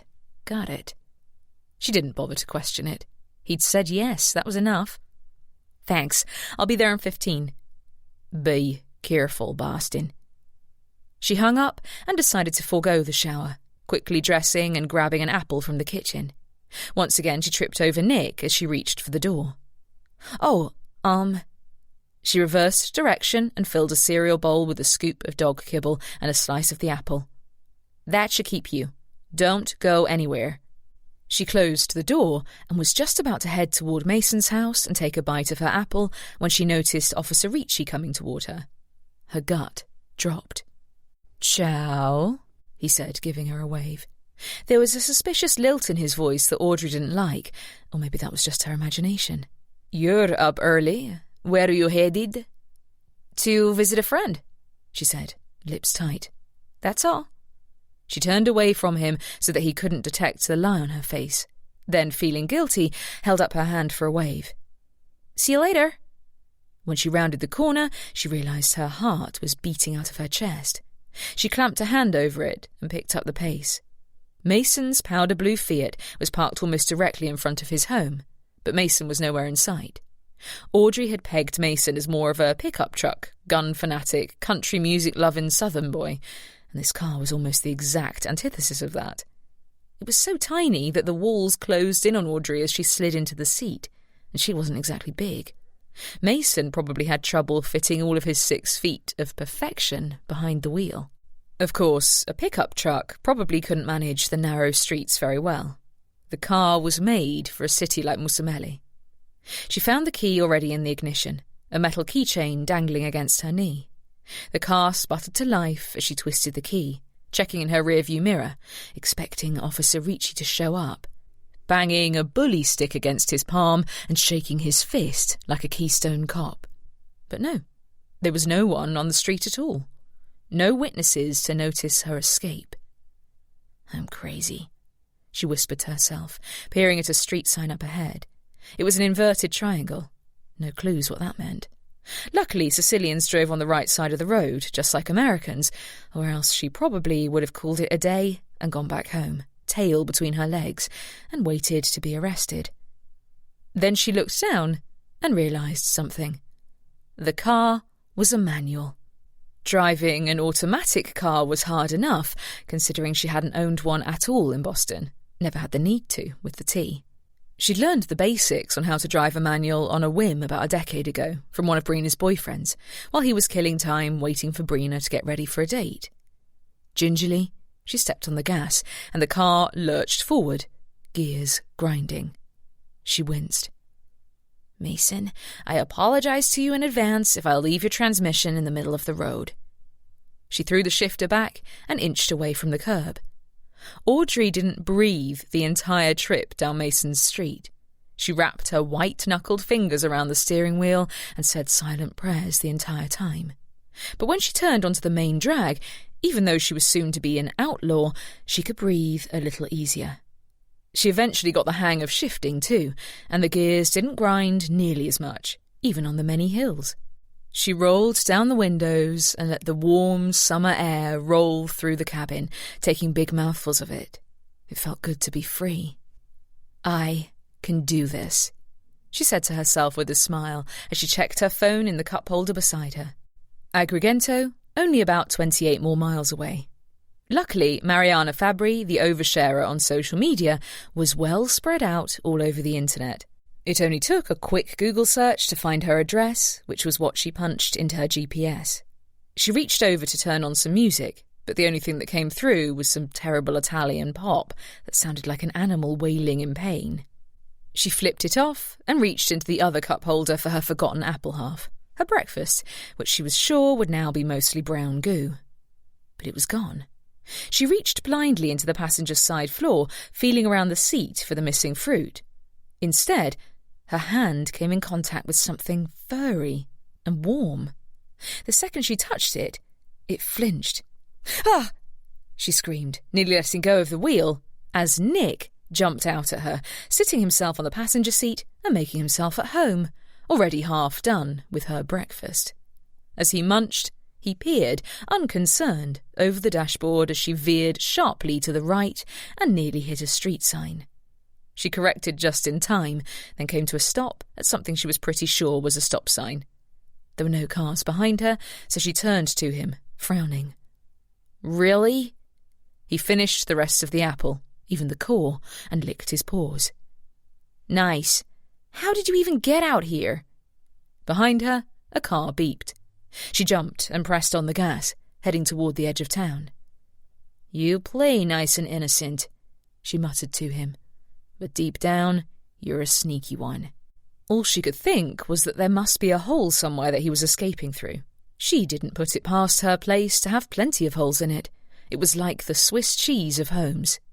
She was about to berate him on eating her breakfast when a siren sounded behind her. Then she really jumped. So high the top of her head nearly scraped the car's roof. Peering in the rearview mirror, she saw the red, flashing lights. She navigated over to the side of the road, biting her lip. As she did, she realised she was about a stone's throw from a sign that said, "Partiamo ora da Musiamele," which she hoped meant that she was still within the city limits. Her heart sped up as she tilted her head to look in the side view mirror and saw Officer Ricci stepping toward her on the dusty shoulder of the road. Perfect. She was totally screwed. Breathing hard, she threw her head back against the headrest and tried to calm herself. That was when Nick lounged across the seat and rested his head on her lap. Oh, she'd forgotten about him. No.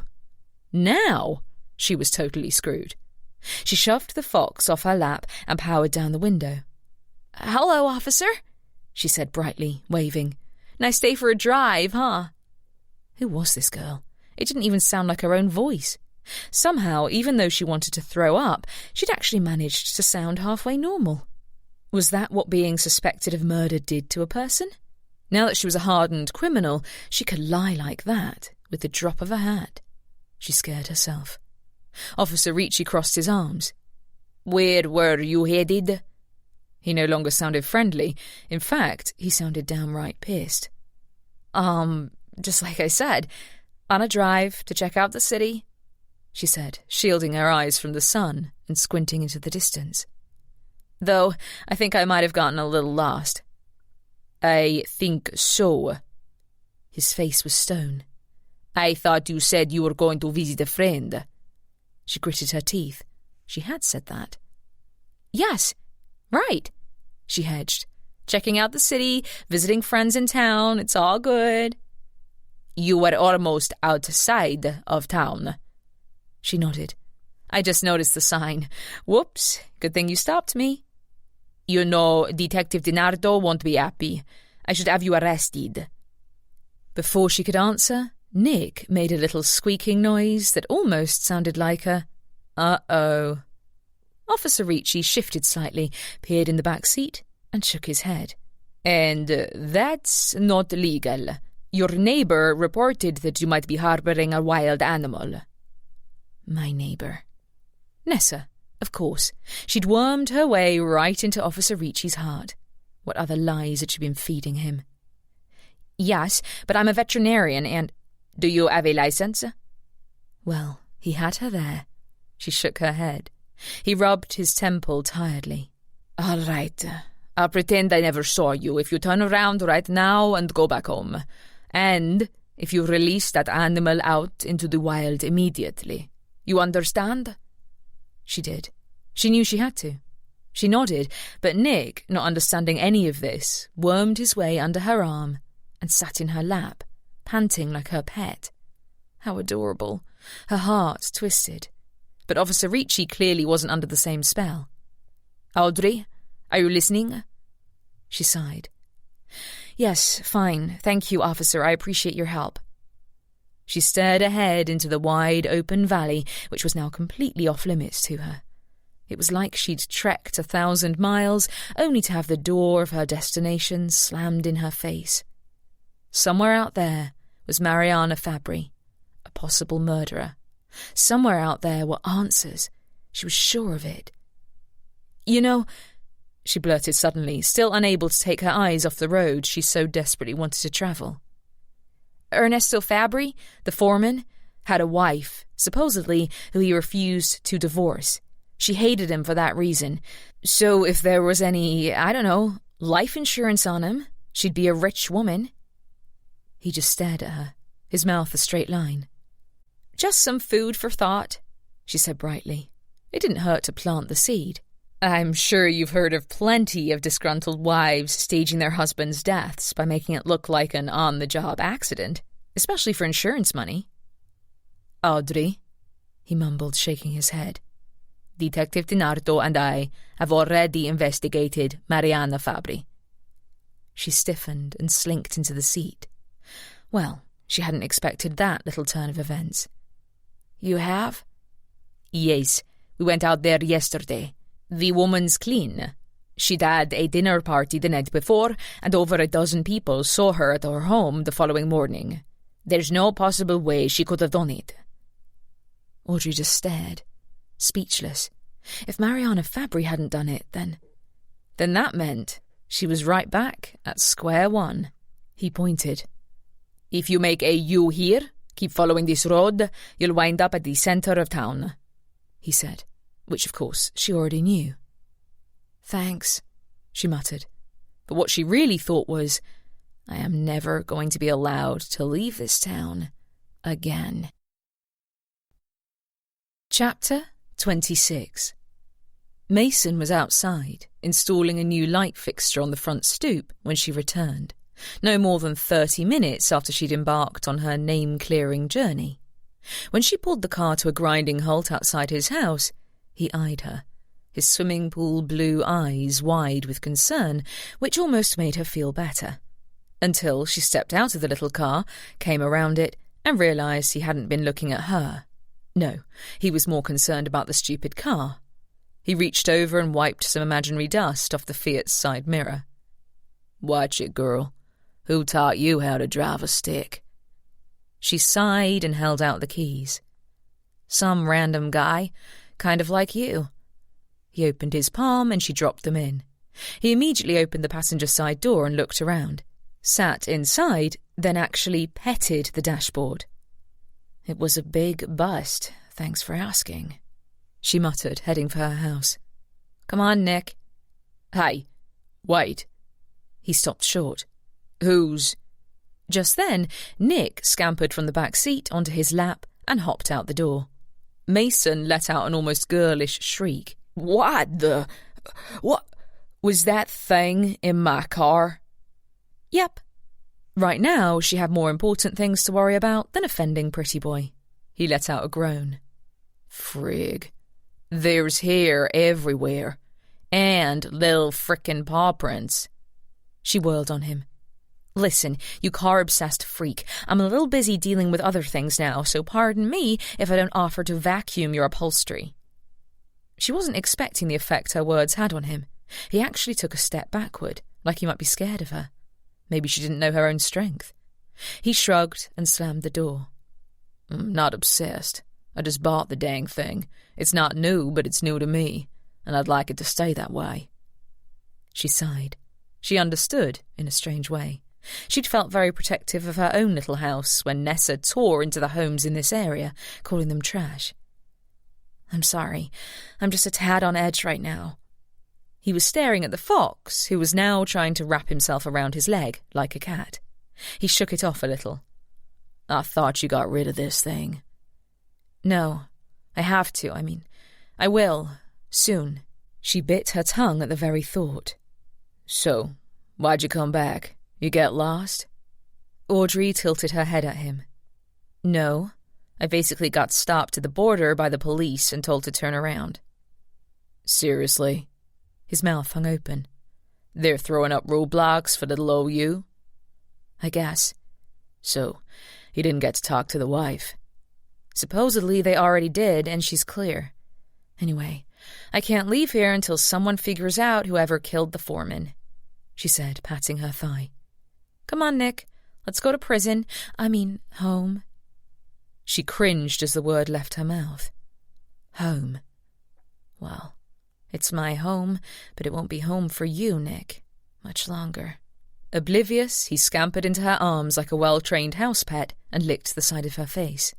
Mason eyed the thing with disgust. Like I told you, girl, just let the police handle the thing. They got a hold on it, I'm sure. She cast him a doubtful look. Look, don't go accusing them of not being able to find their backsides with both hands. They got this. Sounds like they're doing everything right. What more do you want from them?" She scowled at him. But maybe he was right. After all, they were on her tail when she tried to leave town. They'd already investigated Fabri's wife. Maybe she just needed to concentrate on her renovations and forget about it. If only it were that easy. She walked home silently, thinking, with Nick following faithfully at her heels. It was hard to think of anything else with everyone looking at her like she was guilty. It almost made her feel guilty. And every time Nick made a sound behind her, she only felt guiltier.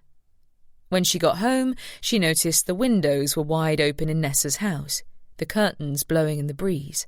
Classical music wafted out. Audrey peered inside. Despite the order to cease renovations, Nessa was going full bore with her internal decor. An entire wall inside had been painted in a peach and white checkerboard pattern, and there was shiplap everywhere. So chic. Audrey was glad that despite the open windows, Nessa was nowhere in sight. She quickly and silently slipped inside her own house and looked around. After seeing all the beauty across the street and the bad day she'd had, her own place only seemed worse than she remembered. Yes, take a page from Nessa's playbook. Press on with the renovations. The first thing she did when she got inside was grab another apple, since she was starving. She finished it while Nick attacked the kibble in the soup bowl she'd left near his little nest in the corner of the kitchen. As he did, she wondered if there was a way around Officer Ricci's "no wild animals" edict. After all, Nick pretty much came and went as he pleased. This wasn't much different from leaving food outside for a stray, was it? Besides, as she looked at his little paw, she could see the scar from the fence. The bandage was long gone, but the wound was still there. He was still injured. She couldn't just throw him out. That wouldn't be fair. It wouldn't be humane. Forget about that now. Concentrate on the renovations. Tossing the apple core in the trash, she crouched in front of the latest delivery she'd gotten from the hardware store, a railing for the staircase. Yes, the staircase was narrow, but it was also very steep. So while a small railing would impinge on the precious little real estate in the hallway, it would also probably save a few necks from breaking. A definite plus. She grabbed her cordless drill from the toolbox and made quick work of fastening the brackets to the wall that would hold the slim iron railing up. Then she drilled in the screws to attach the iron to the brackets. This was the stuff she was great at. Her father used to call her the drill master. She smiled as she finished a half-hour later, realising that, yes, making herself busy had actually helped. She hadn't thought about the murder. Hardly at all. She placed her drill back in the toolbox as Nick wandered into the stairwell to see what she was up to. "See?" she said to him. "Small changes, little by little. We'll make this house a home in no time." Stooping over, she jiggled the railing to make sure it was steady. And it, and half the plaster on the wall, came off in her hands. Partly because it was so heavy, and partly because she hadn't expected it, the thing hit the stairs with a terrific crash and slid the rest of the way down the stairwell, filling the narrow space with such a massive amount of dust that Audrey couldn't see a thing. All she heard was Nick, letting out a snarl as he dove out of the way of the sliding railing. When the dust cleared, not only did she not have a railing, but there were also 3 massive holes in the wall. She wanted to cry. Instead, she laughed. She laughed so long and so hard that she sounded insane, even to herself. She hadn't checked her bank account in days, but she knew for sure it was under $1,000. This new repair would only siphon more money away. When she'd moved here, she'd hoped she would have been able to get her licence by now and start vet work. Now, that seemed like an eternity away. For the first time in a while, she thought of the Brit she'd run into at La Mela Verde. He'd been at the end of his rope too. Maybe he'd packed it in. Maybe he was already back in London, where things made sense. She hadn't thought about giving up in days. But now, the overreaching feeling came and planted itself hard in her head. Maybe she should be back in Boston too. Wiping plaster dust from her face and hair, she left the railing where it had come to rest and climbed the stairs to her bedroom. Throwing herself on the unmade bed, she grabbed her phone and stared at the display, wanting desperately to have a lifeline to back home. and miraculously, there it was. She'd have preferred Brina, but she did get someone in Boston. There were 3 calls from Back Bay Animal Care, and 1 voicemail. She frowned. What did they want? Probably to figure out whether she planned on continuing her benefits or something. She pressed the voicemail link and held the phone to her ear. "Hi there, Dr. Smart, it's Dr. Carey. I hope you're doing well," the voicemail said. And was it her imagination, or did her former supervisor sound ridiculously apologetic? "I've been in discussions with the board of directors about finding your replacement, and we've come to the conclusion that we'd be remiss in not contacting you and giving you the option to return." Audrey sat up straight, clutching the phone hard to her ear. "Our hopes are that you made the decision rather quickly, and that perhaps, upon further thought, you may have changed your mind. If so, well, why don't you give me a call to discuss this? I'll be in the office all day. Hope everything is well with you." Now, that was interesting. She could have her old job back. It wasn't gone for good. All she needed to do was step on a plane heading west. She could be back in Boston, a veterinarian, treating real patients in no time. A little thrill went through her at the thought. Then she remembered the little standoff she'd had with Officer Ricci at the Musamelli city limits. Still, the second she was cleared to leave, she could, and a job would be waiting for her. Settling down among her pillows, Audrey returned the call. She got one of the receptionists. "Hi, Mindy, it's Audrey Smart. I'm returning Dr. Carey's call."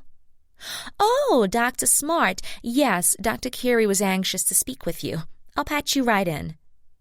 Barely a second later, the phone clicked, and Dr. Carey's no-nonsense voice came through, this time tinged with concern. "Audrey?" "Yes, hi, Dr. Carey, how are you?" "I'm fine. We're all fine here. Well, we're a little short-staffed, but we have our health." "Short-staffed?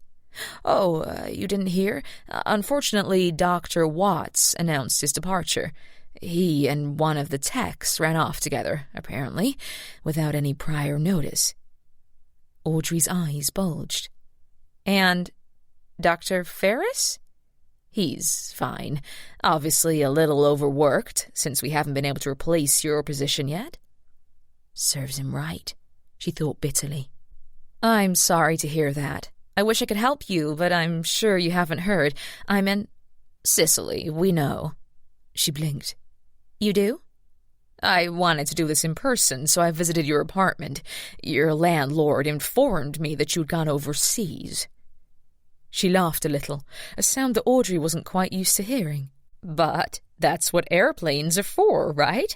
And rather than going through a drawn-out process of trying to hire another doctor whose work we're not familiar with, we thought it made sense to do our due diligence and see if you would be amenable to perhaps returning, if your situation and perspective had changed at all."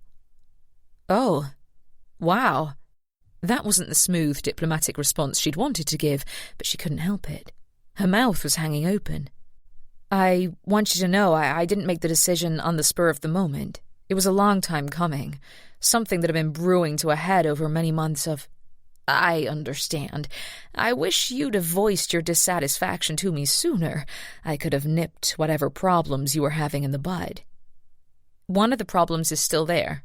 Dr. Ferris, he's—" a big total jerk face. "Not exactly easy to get along with." "Oh, you don't think I know that?"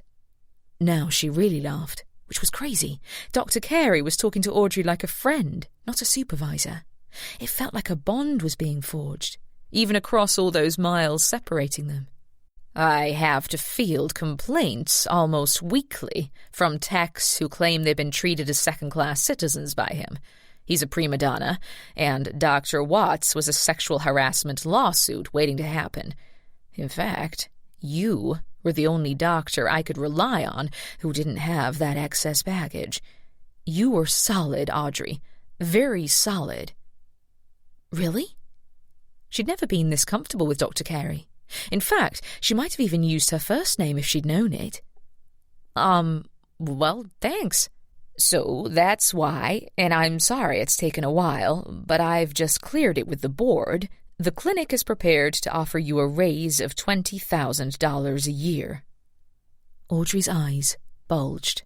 Was she talking to the right Dr. Smart? Oh, was all she could get out for the longest time. That's generous. Yes, I thought you'd be pleased. And we will be replacing Dr. Watts with a small animal specialist, so we wouldn't expect you to take on any extra shifts. She nodded. It sounded so good. That extra money in her paycheck would mean the difference between that cruddy apartment in Southie and a nice place, right there in the Back Bay. Plus, she and Dr. Carey had mutual respect, solidarity, and understanding now, and she'd be back home, where things made sense. If only she didn't have to worry about Officer Ricci following her to the airport. How would she ever get away? I wonder if I could have a few days to think it over? She asked. Or a few days to see if I'm finally cleared to leave town. Oh, of course, but please, I can't give you more than 48 hours. I meet with the board in 2 days, and I have to give them your decision, all right? That was cutting it close, but she didn't have a choice. Yes, thank you. All right, thanks, Audrey. Have a good day. Dr. Carey ended the call, leaving Audrey lying in her bed, looking up at the water-stained ceiling, completely immobile. Maybe this was a sign. When she finally picked her jaw up off the floor, she called Brina. Brina answered and snapped, "Well, it's about time." True, back in Boston, Audrey was in the habit of calling her sister almost every day. But it hadn't been an eternity since they last spoke, just a few days. But so much had happened in those days. "Do you think you could send me some money?" "Really? You drop off the face of the earth, and then you tell me you need money?" "Brina, everything's been way more expensive than I expected. I only have $1,000 left in my account. I thought I'd be able to get my license by now and start doing house calls, but I've run into a few roadblocks." "Fine, I'll send you $1,000. Now, no apologies for disappearing? I thought I'd see your face on a milk carton." "Sorry, I've been busy." "Doing what?" "Oh, getting accused of a murder, trying to clear my name, fun stuff like that." A pause. "Very funny." "I'm not joking. A guy across the street fell off a cliff. I found the body, so I'm a suspect." "Oh my God, are you serious? That's terrible." A pause. "Wait, is this the guy from the construction site that was making all that noise the other day?" Audrey sighed. "Yes, he and I got into a little squabble the day before. I went over to apologize to him, and I found him." She winced, trying to fight back the memory of his mangled body on the ground below her. "Oh no, sweetie, that must have been awful.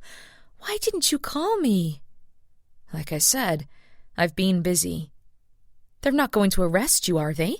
If they do, I'll sick Max on them. You tell them that," she said, indignant. "He's an IP attorney." "So?" That was Brina's problem. She really thought her husband could do no wrong. "He is part of the biggest firm in the city. He knows people. You'll have the best legal defense they've ever seen in that one-horse town." "Okay, hold on. Let's not get carried away. They haven't arrested me. They're still investigating," she said, eyes volleying around the bedroom. Everywhere she looked, she saw something that needed TLC. At a nice Back Bay apartment, she could probably have multiple bedrooms, a view of the skyline, a doorman, a non-possessed shower. "I wanted to call you because I just got off the phone with Dr. Carey from Back Bay Animal Care." "Let me guess, they want you back." Audrey paused, dumbstruck. "Wait, how did you know that?" "Because you're awesome, duh. Continue." Once again, Brina was the all-knowing Buddha. "She's offering me a substantial raise, and even better, Dr. Watts actually left. She told me that I was the best doctor there, because I didn't have all the drama.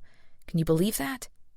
"Of course I can, because it's true," she said matter-of-factly. "So, are you going to take it?" She bit her lip.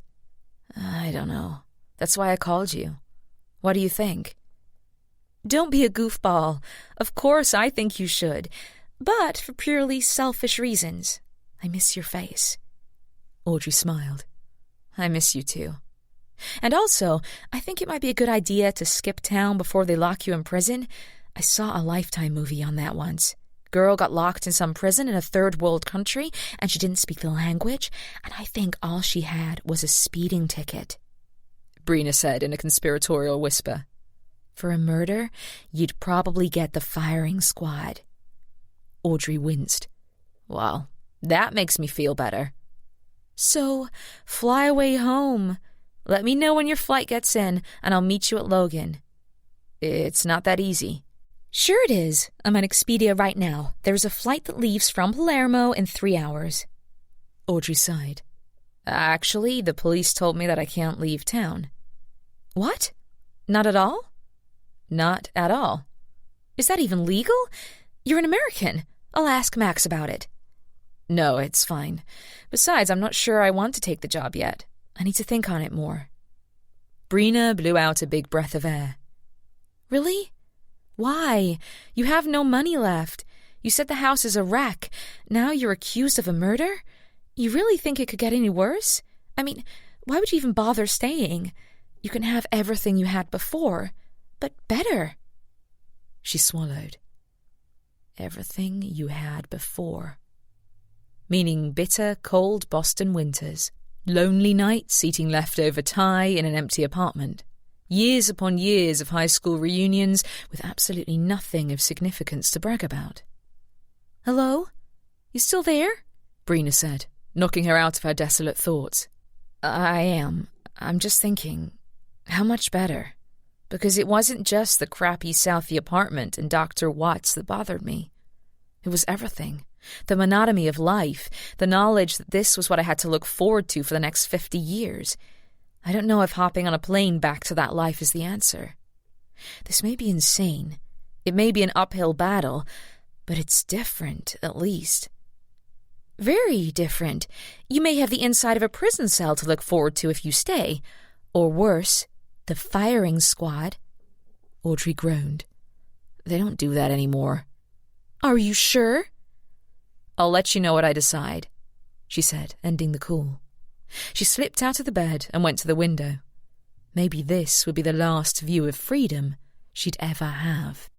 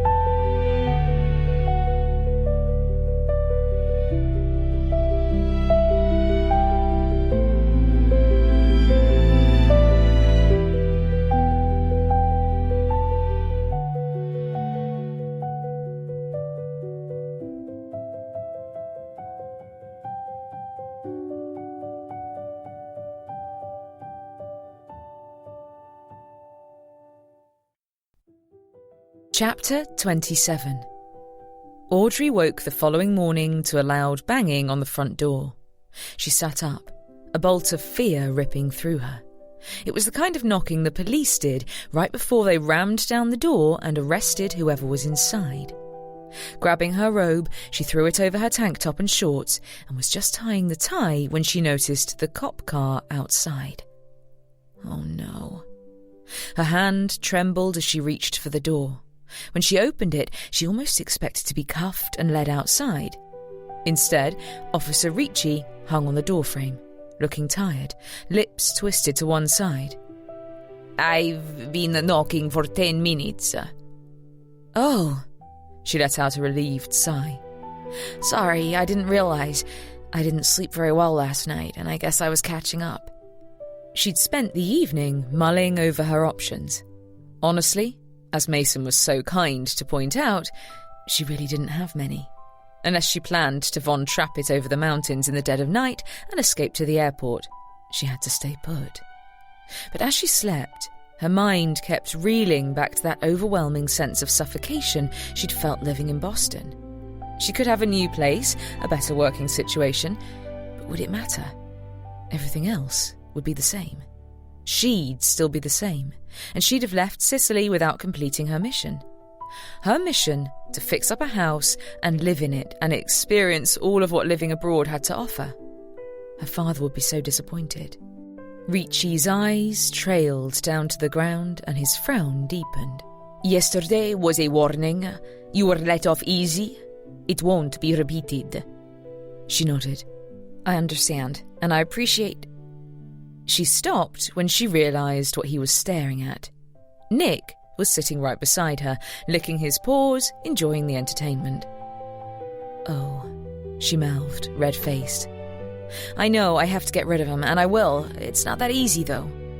Ricci scowled. "See, it is that easy. You take him to the side of the road, say your goodbyes, and drive away. The end. Easy." "No, you see, he's injured. And he's a good tracker. If I dropped him anywhere in town, he'd likely just find his way back." She shrugged innocently. "He follows me around. I tried to lock him out. He's been getting in and out of the house. Somehow. I don't even know how." The officer hooked a finger at her, motioning her outside. As much as she didn't want to go out in just a robe, her hair looking like a bird's nest, she knew she was skating on thin ice. She padded out onto the street, the cobblestones cold under her feet, and followed him to the side of the house. He pointed to the crumbling corner of the home where, if she stooped, she could see a damp, mouldy area, and beyond that, light. Actually, the tiles of her bathroom. And was that her shower? Mystery solved. And yet, it presented another mystery. How many townspeople had used that hole to peep in on her when she was bathing? Sickness swirled in her stomach. Lovely. "I'd close that up quickly if I were you." She nodded. "I will. But even if I do block the hole up, he'll find another way in. He's clever." She laced her fingers together, begging him for more time. "I'd need to go outside the city limits. Far outside the city limits. And I can't, right?" Ricci crossed his arms. "I don't care. Either you do it, or I'll have animal control handle it. And I promise you that they will not be as nice to the animal." She sighed. "I guess." "Trust me. Do it today, and that should solve your unwanted houseguest situation." Actually, as far as unwanted houseguests went, Officer Ricci ranked higher than the fox. But Audrey wasn't about to tell him that.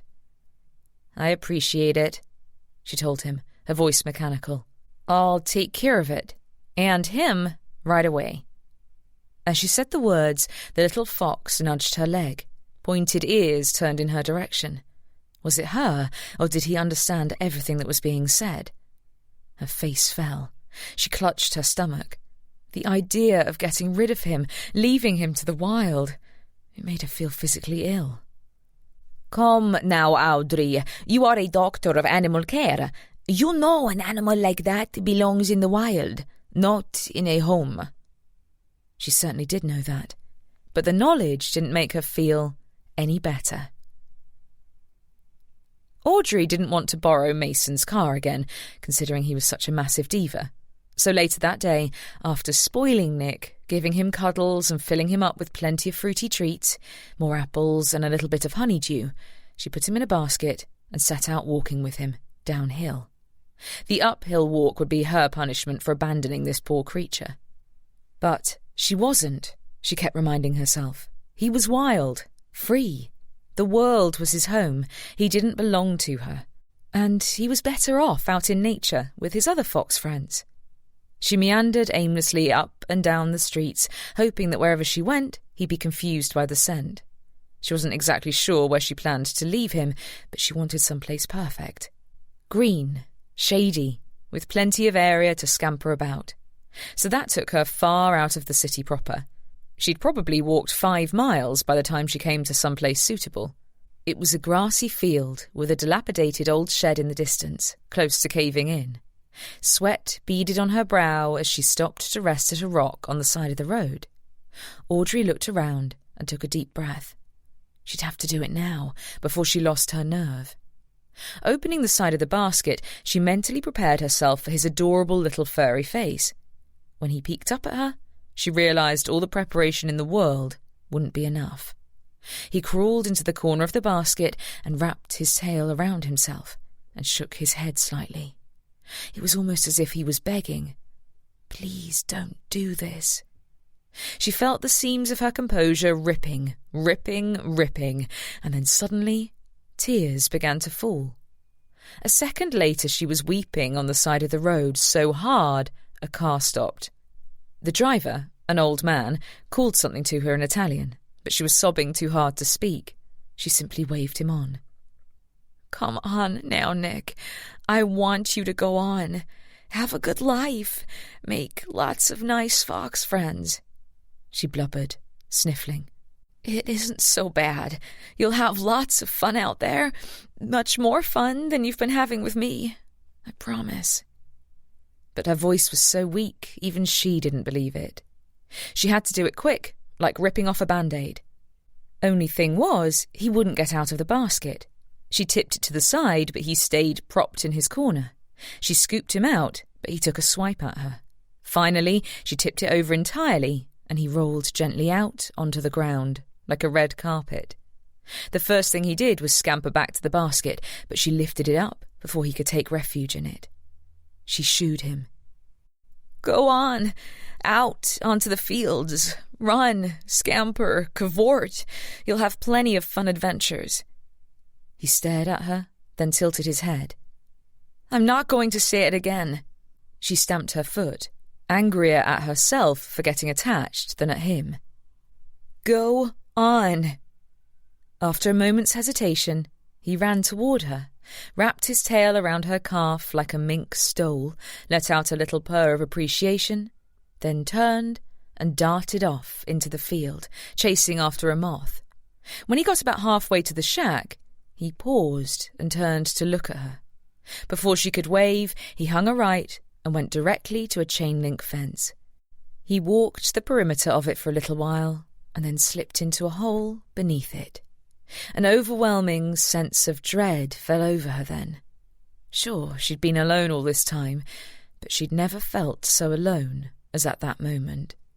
She walked toward the fence, wondering what kind of business it belonged to. Just beyond the fence, there was a large shed with a corrugated roof. It was only when she walked around to the front of the enclosure that she saw the piles and piles of lumber stacked neatly inside. On the fence, a large sign proclaimed, "Altira dita di legname." She couldn't read it, but she could guess what it said. The A in Altira was made to look like a few pieces of lumber nailed together. Cute. But a distinct feeling of déjà vu crept over her. She'd seen that logo before. Her mind spiraled back to that day when she'd been standing at the front stoop, watching the junk from the renovation project falling at her feet.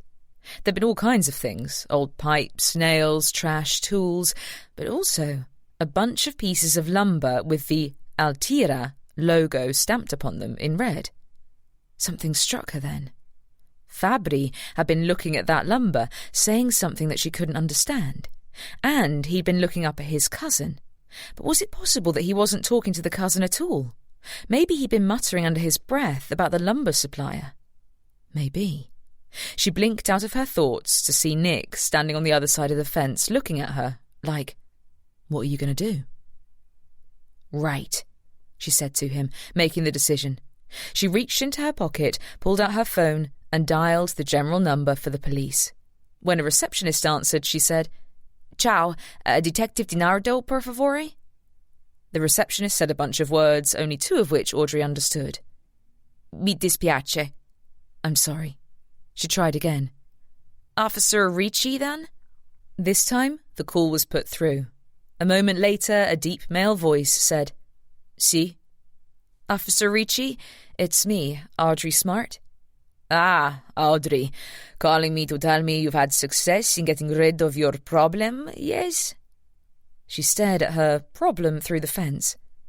"Actually, no, not exactly." She could almost sense the frustration coming through the phone lines. "I mean, I was going to. I was headed to the outskirts of town to bring him somewhere where he would be happy and not be able to find his way back. But then I got to this place and I saw this logo and I had an idea and it all cemented in my head, like boom." "Wait, slow down. What is this all about?" She took a deep breath, fanned her face.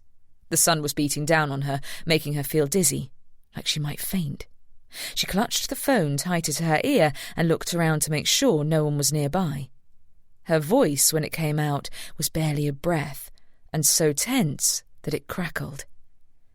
"I think I might know who killed Ernesto Fabri." Chapter 28.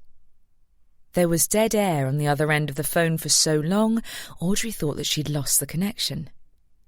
"Hello?" "I'm here," Officer Ricci said at last, and in those two words she could tell one undeniable fact. He thought she was off her rocker. "I'm serious. I feel like you should be casing this joint, or whatever you guys do." "Casing?" he began, confused. "Let's back up. Where exactly are you?" "Altera Lumber," she said, peering through the links of the fence. Sure enough, there were a few men walking about in hard hats and jeans, and farther inside, a large red outbuilding, along with a smaller trailer with a sign that said, "Ufficio." "So, are you going to call me back up?" "Back up? Wait, Audrey, let's take a deep breath, okay?" "No, I'm going to talk to them at least. That's all. If I have to do it alone, then fine." There was a pause. "Wait, Audrey, Detective Dinardo just walked in." He started to say something in Italian, probably, "Maybe you can talk some sense into this lunatic." And then there was a brief shuffling on the other end. Finally, a voice said, "Dittore Smart?" "Yes, Detective Dinardo?" She let out a sigh of relief. At least Ricci had ushered her up the chain of command instead of hanging up on her. "I'm here on the outskirts of town, and I think I've discovered someone, or a group of people, who might be responsible for Fabri's death." "And how did you do that?" He seemed slightly annoyed.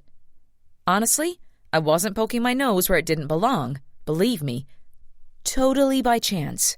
While I was walking out here, I stumbled upon a lumber company, Altera, and I remembered hearing that Fabri was getting into all sorts of trouble for bad deals, and this Altera, I remember, supplied the lumber for the—" "Altera?" "Yes, you know it?" "Of course I do. I know Signor Altera very well, in fact." "Oh no, here it comes. He's his cousin." "Well, I think someone should question him because he definitely provided the lumber, and I think that if he screwed him out of money, that's as good a motive as any—" "Stop. You're right. But we'll question him, not you. Do you understand?" "Oh, yes, of course." "Go home, Dottore Smart. Please. That's an order." She knew that was coming. She sighed. "All right, fine, I will. But could you let me know what happens?" "Audrey," he said simply. Then he hung up. So that was a no? She pocketed her phone and looked at Nick through the fence. She crouched in front of him. "I know, right?" she said, sticking her fingers through a link to pet the top of his head. "What a rip-off. I provide a possible case-cracking tip, and they won't even let me know the outcome." He bowed his head into her pet's, clearly on her side. "All right, goofball," she said to him, standing. "You are a crazy little fox. If you want to stay here among the lumber, fine. I'm no fox, but I think you'd be happier in the green wilderness." She turned to leave, and this time he whimpered. "I'm sorry. You heard the detective. I've got to split." She took all of 2 steps before he whimpered even louder. "Oh, come on, little one, don't carry on so much. You're going to get me in trouble, and you're going to be fine." This time when she turned away, she meant to keep heading along the road without stopping until she got back to her house. But just then, behind her, a man's voice called out urgently in Italian, "Vattene, bastardo." She whirled to find a man rushing toward her with an old wicker broom. He was older, and his white T-shirt barely covered his potbelly, similar to Ernesto. He was wearing suspenders and dress shoes, and was hairless on top, with impressive sideburns on his cheeks. His face was ruddy and twisted in anger. Just like she knew what assassina meant, so was she sure about bastardo. He started to swing the broom haphazardly in all directions, too much exertion to expend on such a tiny and cute little mongrel who was doing absolutely nothing wrong. Almost embarrassed for him, Nick easily avoided the swipes, jumped to the top of a lumber pile, and looked down at the man like, silly human.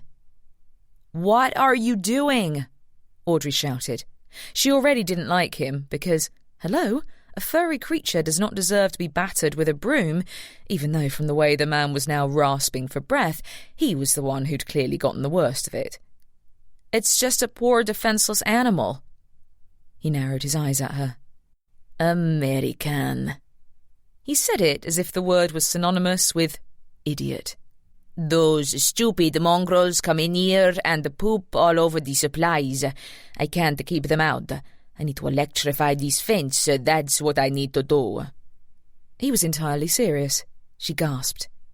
"Are you frickin' kidding me?" He shrugged. "What do you care about it? That your pet?" "No," she said immediately, because she didn't need to be in any more trouble than she already was. "But it doesn't matter. They're living creatures. They should be treated with respect."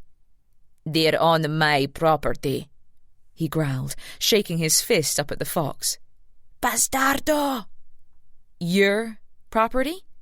She blinked. She knew what she'd told the detective, but this man had held her up.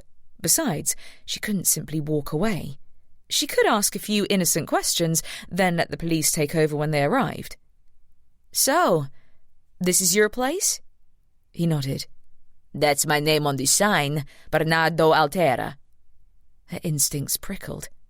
It might have been the way he treated Nick, but something about this made her finally feel like she was on the right path. "Oh, I've heard about you," she said, then wondered if she shouldn't have said that when he looked surprised. "I mean, I've seen your stamp on lumber. I'm working on a project, renovating a house myself. I could use some of your supplies." His demeanour changed in the blink of an eye. He smiled. "Is that so? Well, come into my office. I provide you a quote." Audrey checked over her shoulder, expecting to see Donato and Ricci barrelling toward her, sirens flashing and guns drawn. But the street out of town was empty. She looked up at Nick, who'd made himself comfortable at the top of the pile. "All right. Fine," she said. After all, it was broad daylight. There were construction workers around. Not exactly the stuff of a murder mystery show. She'd be fine. She shifted her empty basket to the other arm and followed him beyond the gates into the yard. As they walked toward the trailer, Altera pointed out a load of lumber. That is good. Good price on it. You like?" She wasn't sure if that was a question, but she nodded anyway. As far as she was concerned, lumber was lumber. Her dad might have had more of an opinion, but to her, it all looked the same. Really, all she wanted to find out was one thing, and it wasn't the price of the supplies. She wanted to know where he was the morning that Ernesto Fabri had been killed. And it wouldn't hurt to ask a few more questions. After all, the police would be there soon. Better to beg forgiveness than ask permission. You buy one of these cheap properties, yes? He asked her as he held the door open for her. The €1? She walked inside, turning to see if the police were arriving yet. No, the street was empty, as far as the eye could see. Nick was busy hopping from plank to plank, trying to get down from the heap. She almost didn't hear the question. Yes, I did. Piazza Tre. The trailer was remarkably tiny inside, and almost painfully messy, with open file cabinets teeming with papers. Papers on every surface, too. A fan in the corner hummed away, oscillating slowly, making the papers ruffle slightly. But the rush of air did nothing to dispel the strong stench of garlic. There wasn't much of a walkway between the furniture. Altera squeezed between a file cabinet and the side of a desk and stood in front of a plastic chair that made an unflattering noise as he lowered his substantial body into it. Meanwhile, Audrey watched him carefully, waiting for some sign of recognition. But he didn't appear to make the connection to the murder that had happened there. He simply grabbed a pad and pen and scribbled it down. Now, what work are you having done? Maybe she was wrong. Well, she hadn't really thought about it. She took the folding chair across from him and noticed a wall calendar there, scribbled with various job names. She scanned to the date of the murder, squinting to read the terrible handwriting. He noticed her looking, so she quickly averted her eyes. All of it. I guess I should start with the subfloor? He wrote something down and went to grab his calculator. As he did, she leaned forward and read what was written on the calendar.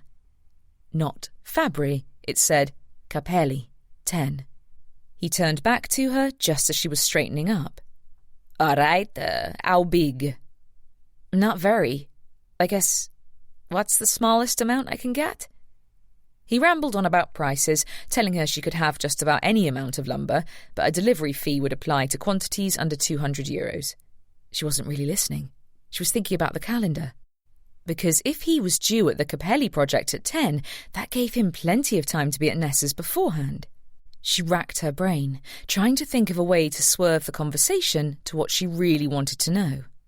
Finally, while he was in mid-sentence, she blurted, "My friend across the street, she used your lumber." He looked up from his pad, obviously expecting more. What were you expecting, Audrey? For him to say, "Oh, is that at the place where I offed the foreman?" She said this place was the best in town, she continued, really talking out of her backside now. But Altera seemed to buy it. He smiled. Good to hear. I agree. Of course, she wasn't doing the renovation herself, she continued, her eyes ping-ponging around the room. There was a stack of metal filing cabinets on one side. The top one actually had a little index card on the front that said, A. Fabri. She used a construction company, Fabri Fratelli. His eyes blinked to hers, and for a split second, she saw recognition there. But he didn't say anything. He pulled out what looked like a triple-layer quote form and started to fill it out. You probably knew them well, she goaded. He shook his head. We work with thousands of customers. I don't know them all. Name? For a moment, she wondered if she should leave an alias, but that would have her look even more suspicious. Besides, if he proved to be innocent, she'd need to get her lumber from somewhere. Audrey Smart? I'm surprised. They're pretty big. So you didn't hear about the foreman, Ernesto Fabri? He shook his head again, still writing information. Phone number? She gave it to him. It's odd you never met him. He seemed to be in business a while. He actually died on the site. It was a fall. Some say he was murdered. He looked up suddenly, eyes narrowed, and dropped the pen to the paper. What's this all about? Who are you? Just... She waved her hand vaguely. Maybe this was a mistake. Her voice came out as a squeak. Buying lumber is all. His eyes narrowed. I don't believe that. What are you really here for?" She stood up so abruptly the basket fell from her lap. She stooped to pick it up. "Nothing. I was just making small talk. But if you're not interested, I guess I'll take my business elsewhere." Audrey lifted her chin, indignant, and whirled to reach for the door. The second she did, though, Bernardo Altera, who was much sprier than she gave him credit for, came around the desk and lodged his body in between her and her escape. He crossed his arms. "I don't think so." She swallowed as she looked out the window. Nope, no police cars yet. She was alone. "You've miscalculated, Audrey." He took a step toward her, forcing her back until she could feel the hard edge of his metal desk against the backs of her thighs. This close, his breath was rancid. "Start talking. Tell me what you know." Chapter 29. Audrey still hadn't found her voice. The man might have been older, but his neck was as thick as a tree trunk and his arms bulged at his sides. It wouldn't take very much to pummel her into the floorboards. Right here, in broad daylight. Even with construction workers milling about outside, the sound of the forklift whirring outside could easily drown out her screams. "Look, I don't want any trouble," she said, reaching for the door handle again. This time, he put a hand on her shoulder and shoved her back. A small movement, and yet pain tore down her arm. "Then you shouldn't have come looking for it." Oh, God, he really could kill me. "The police are going to be here any minute," she said, voice trembling. At least, she hoped. That had the opposite effect of what she wanted. His face flooded with red and he gnashed his teeth. "You call the police? For what? You're bluffing." "I'm not." She managed to skirt around the desk, into the aisle, and started backing up more, with him advancing 2 steps for every one she took. "But you have a reason to be worried, right? It was you, wasn't it? You were in on it with him, helping him bump up the costs. Did he give you a cut? Was that it?" Altera's eyes burned into hers. He punched his open hand like he wanted to do the same to her head. His voice was low. "You know nothing." But in that moment, she knew that she was on the right track. He had no reason to behave this suspiciously unless he had something to hide. "So what happened? Did you argue? Did one of you decide to get a little too greedy? Did you try to strike a deal and he said he'd go to another supplier if you didn't accept his terms?" He froze, his lips puckered. "I've got him," she thought, exhilarated. "And so, what? You gave him an ultimatum? You went to Piazza Due early in the morning and he gave you an answer you didn't like. Things got heated and you shoved him over the side of the cliff, right?" "It was an accident," he said, his voice so low she could barely hear it. "Holy," she thought, her body breaking out in goosebumps. "I'm right. I'm actually right." He stared at her, aghast. "How did you know?" "Honestly, I didn't know until just this minute. I had a hunch, that's all." His eyes narrowed. "Then the police aren't coming?" He started to advance on her again. She took a step back. "No, they are!" she cried, but she was too late. His hands shot out, ready to grab for her neck. Before he could wrap them around her throat, she ducked out of the way and slipped around him, grabbing the small fan and holding it between them as she squeezed into a corner. The trailer was already suffocatingly small, but now she was really trapped. She let out a yelp and held the fan up. "Don't, or I'll—" The moment he lunged for her, though, a furry blur appeared in the periphery of her vision, scampering under the windows. It jumped, hanging in mid-air for a split second before connecting with Altera's thick body, sending him stumbling back. She looked down just long enough to see Nick bury his teeth in the man's hairy forearm, right above his gold watch. He wailed in pain, She dove for escape, climbing over the desk and scuttling for the door. She went to hold it open for Nick, but he'd already gotten through ahead of her. "Clever fox," she said, as she escaped into the air, about to make a run for it. But she didn't have to. A police car pulled up in a cloud of dust, making her choke. It was slightly less dramatic than she'd expected after the call she'd made to them. Actually, a lot less dramatic. No flashing lights or sirens, and they didn't have their guns drawn. No backup, just the two of them. Before they could even get out of the car, she started to unload on them. "Guys," she said breathlessly, pointing at the trailer. "Bernardo Altera, he's your man. He confessed to me. He was in business with—" She stopped when she realised he was standing behind her, holding his bloody wrist, scowling at her. She moved safely behind Officer Ricci's body. "Ask him," she said in a small voice. "Go on." They all looked at Altera expectantly. She thought for sure he'd deny it, but he simply said, "It was an accident, but he was a scum. I'm sure a lot of people are better off in this world without him in it. He scammed hundreds of people. I just wanted him to stop." "Bull! You were in on it with him," Audrey shouted, but Detective Donato held up his hand. "You can tell us all about it down at the station," Donato said, motioning to Ricci, who removed his cuffs from his belt and snapped them behind Altera's back. As Ricci led Altera back to the police car, Audrey did her best to avoid the newly apprehended man's death stare. Meanwhile, Donato looked at her. "So much for going home, eh?" She smiled innocently. "I got held up?" He let out a laugh and looked at the ground, where Nick was busy sniffing at his shoes. "And so much for getting rid of him." She hitched a shoulder. "I can't help it. He follows me everywhere." "I suppose this time that's a good thing. Looks like he helped you out of a bad situation."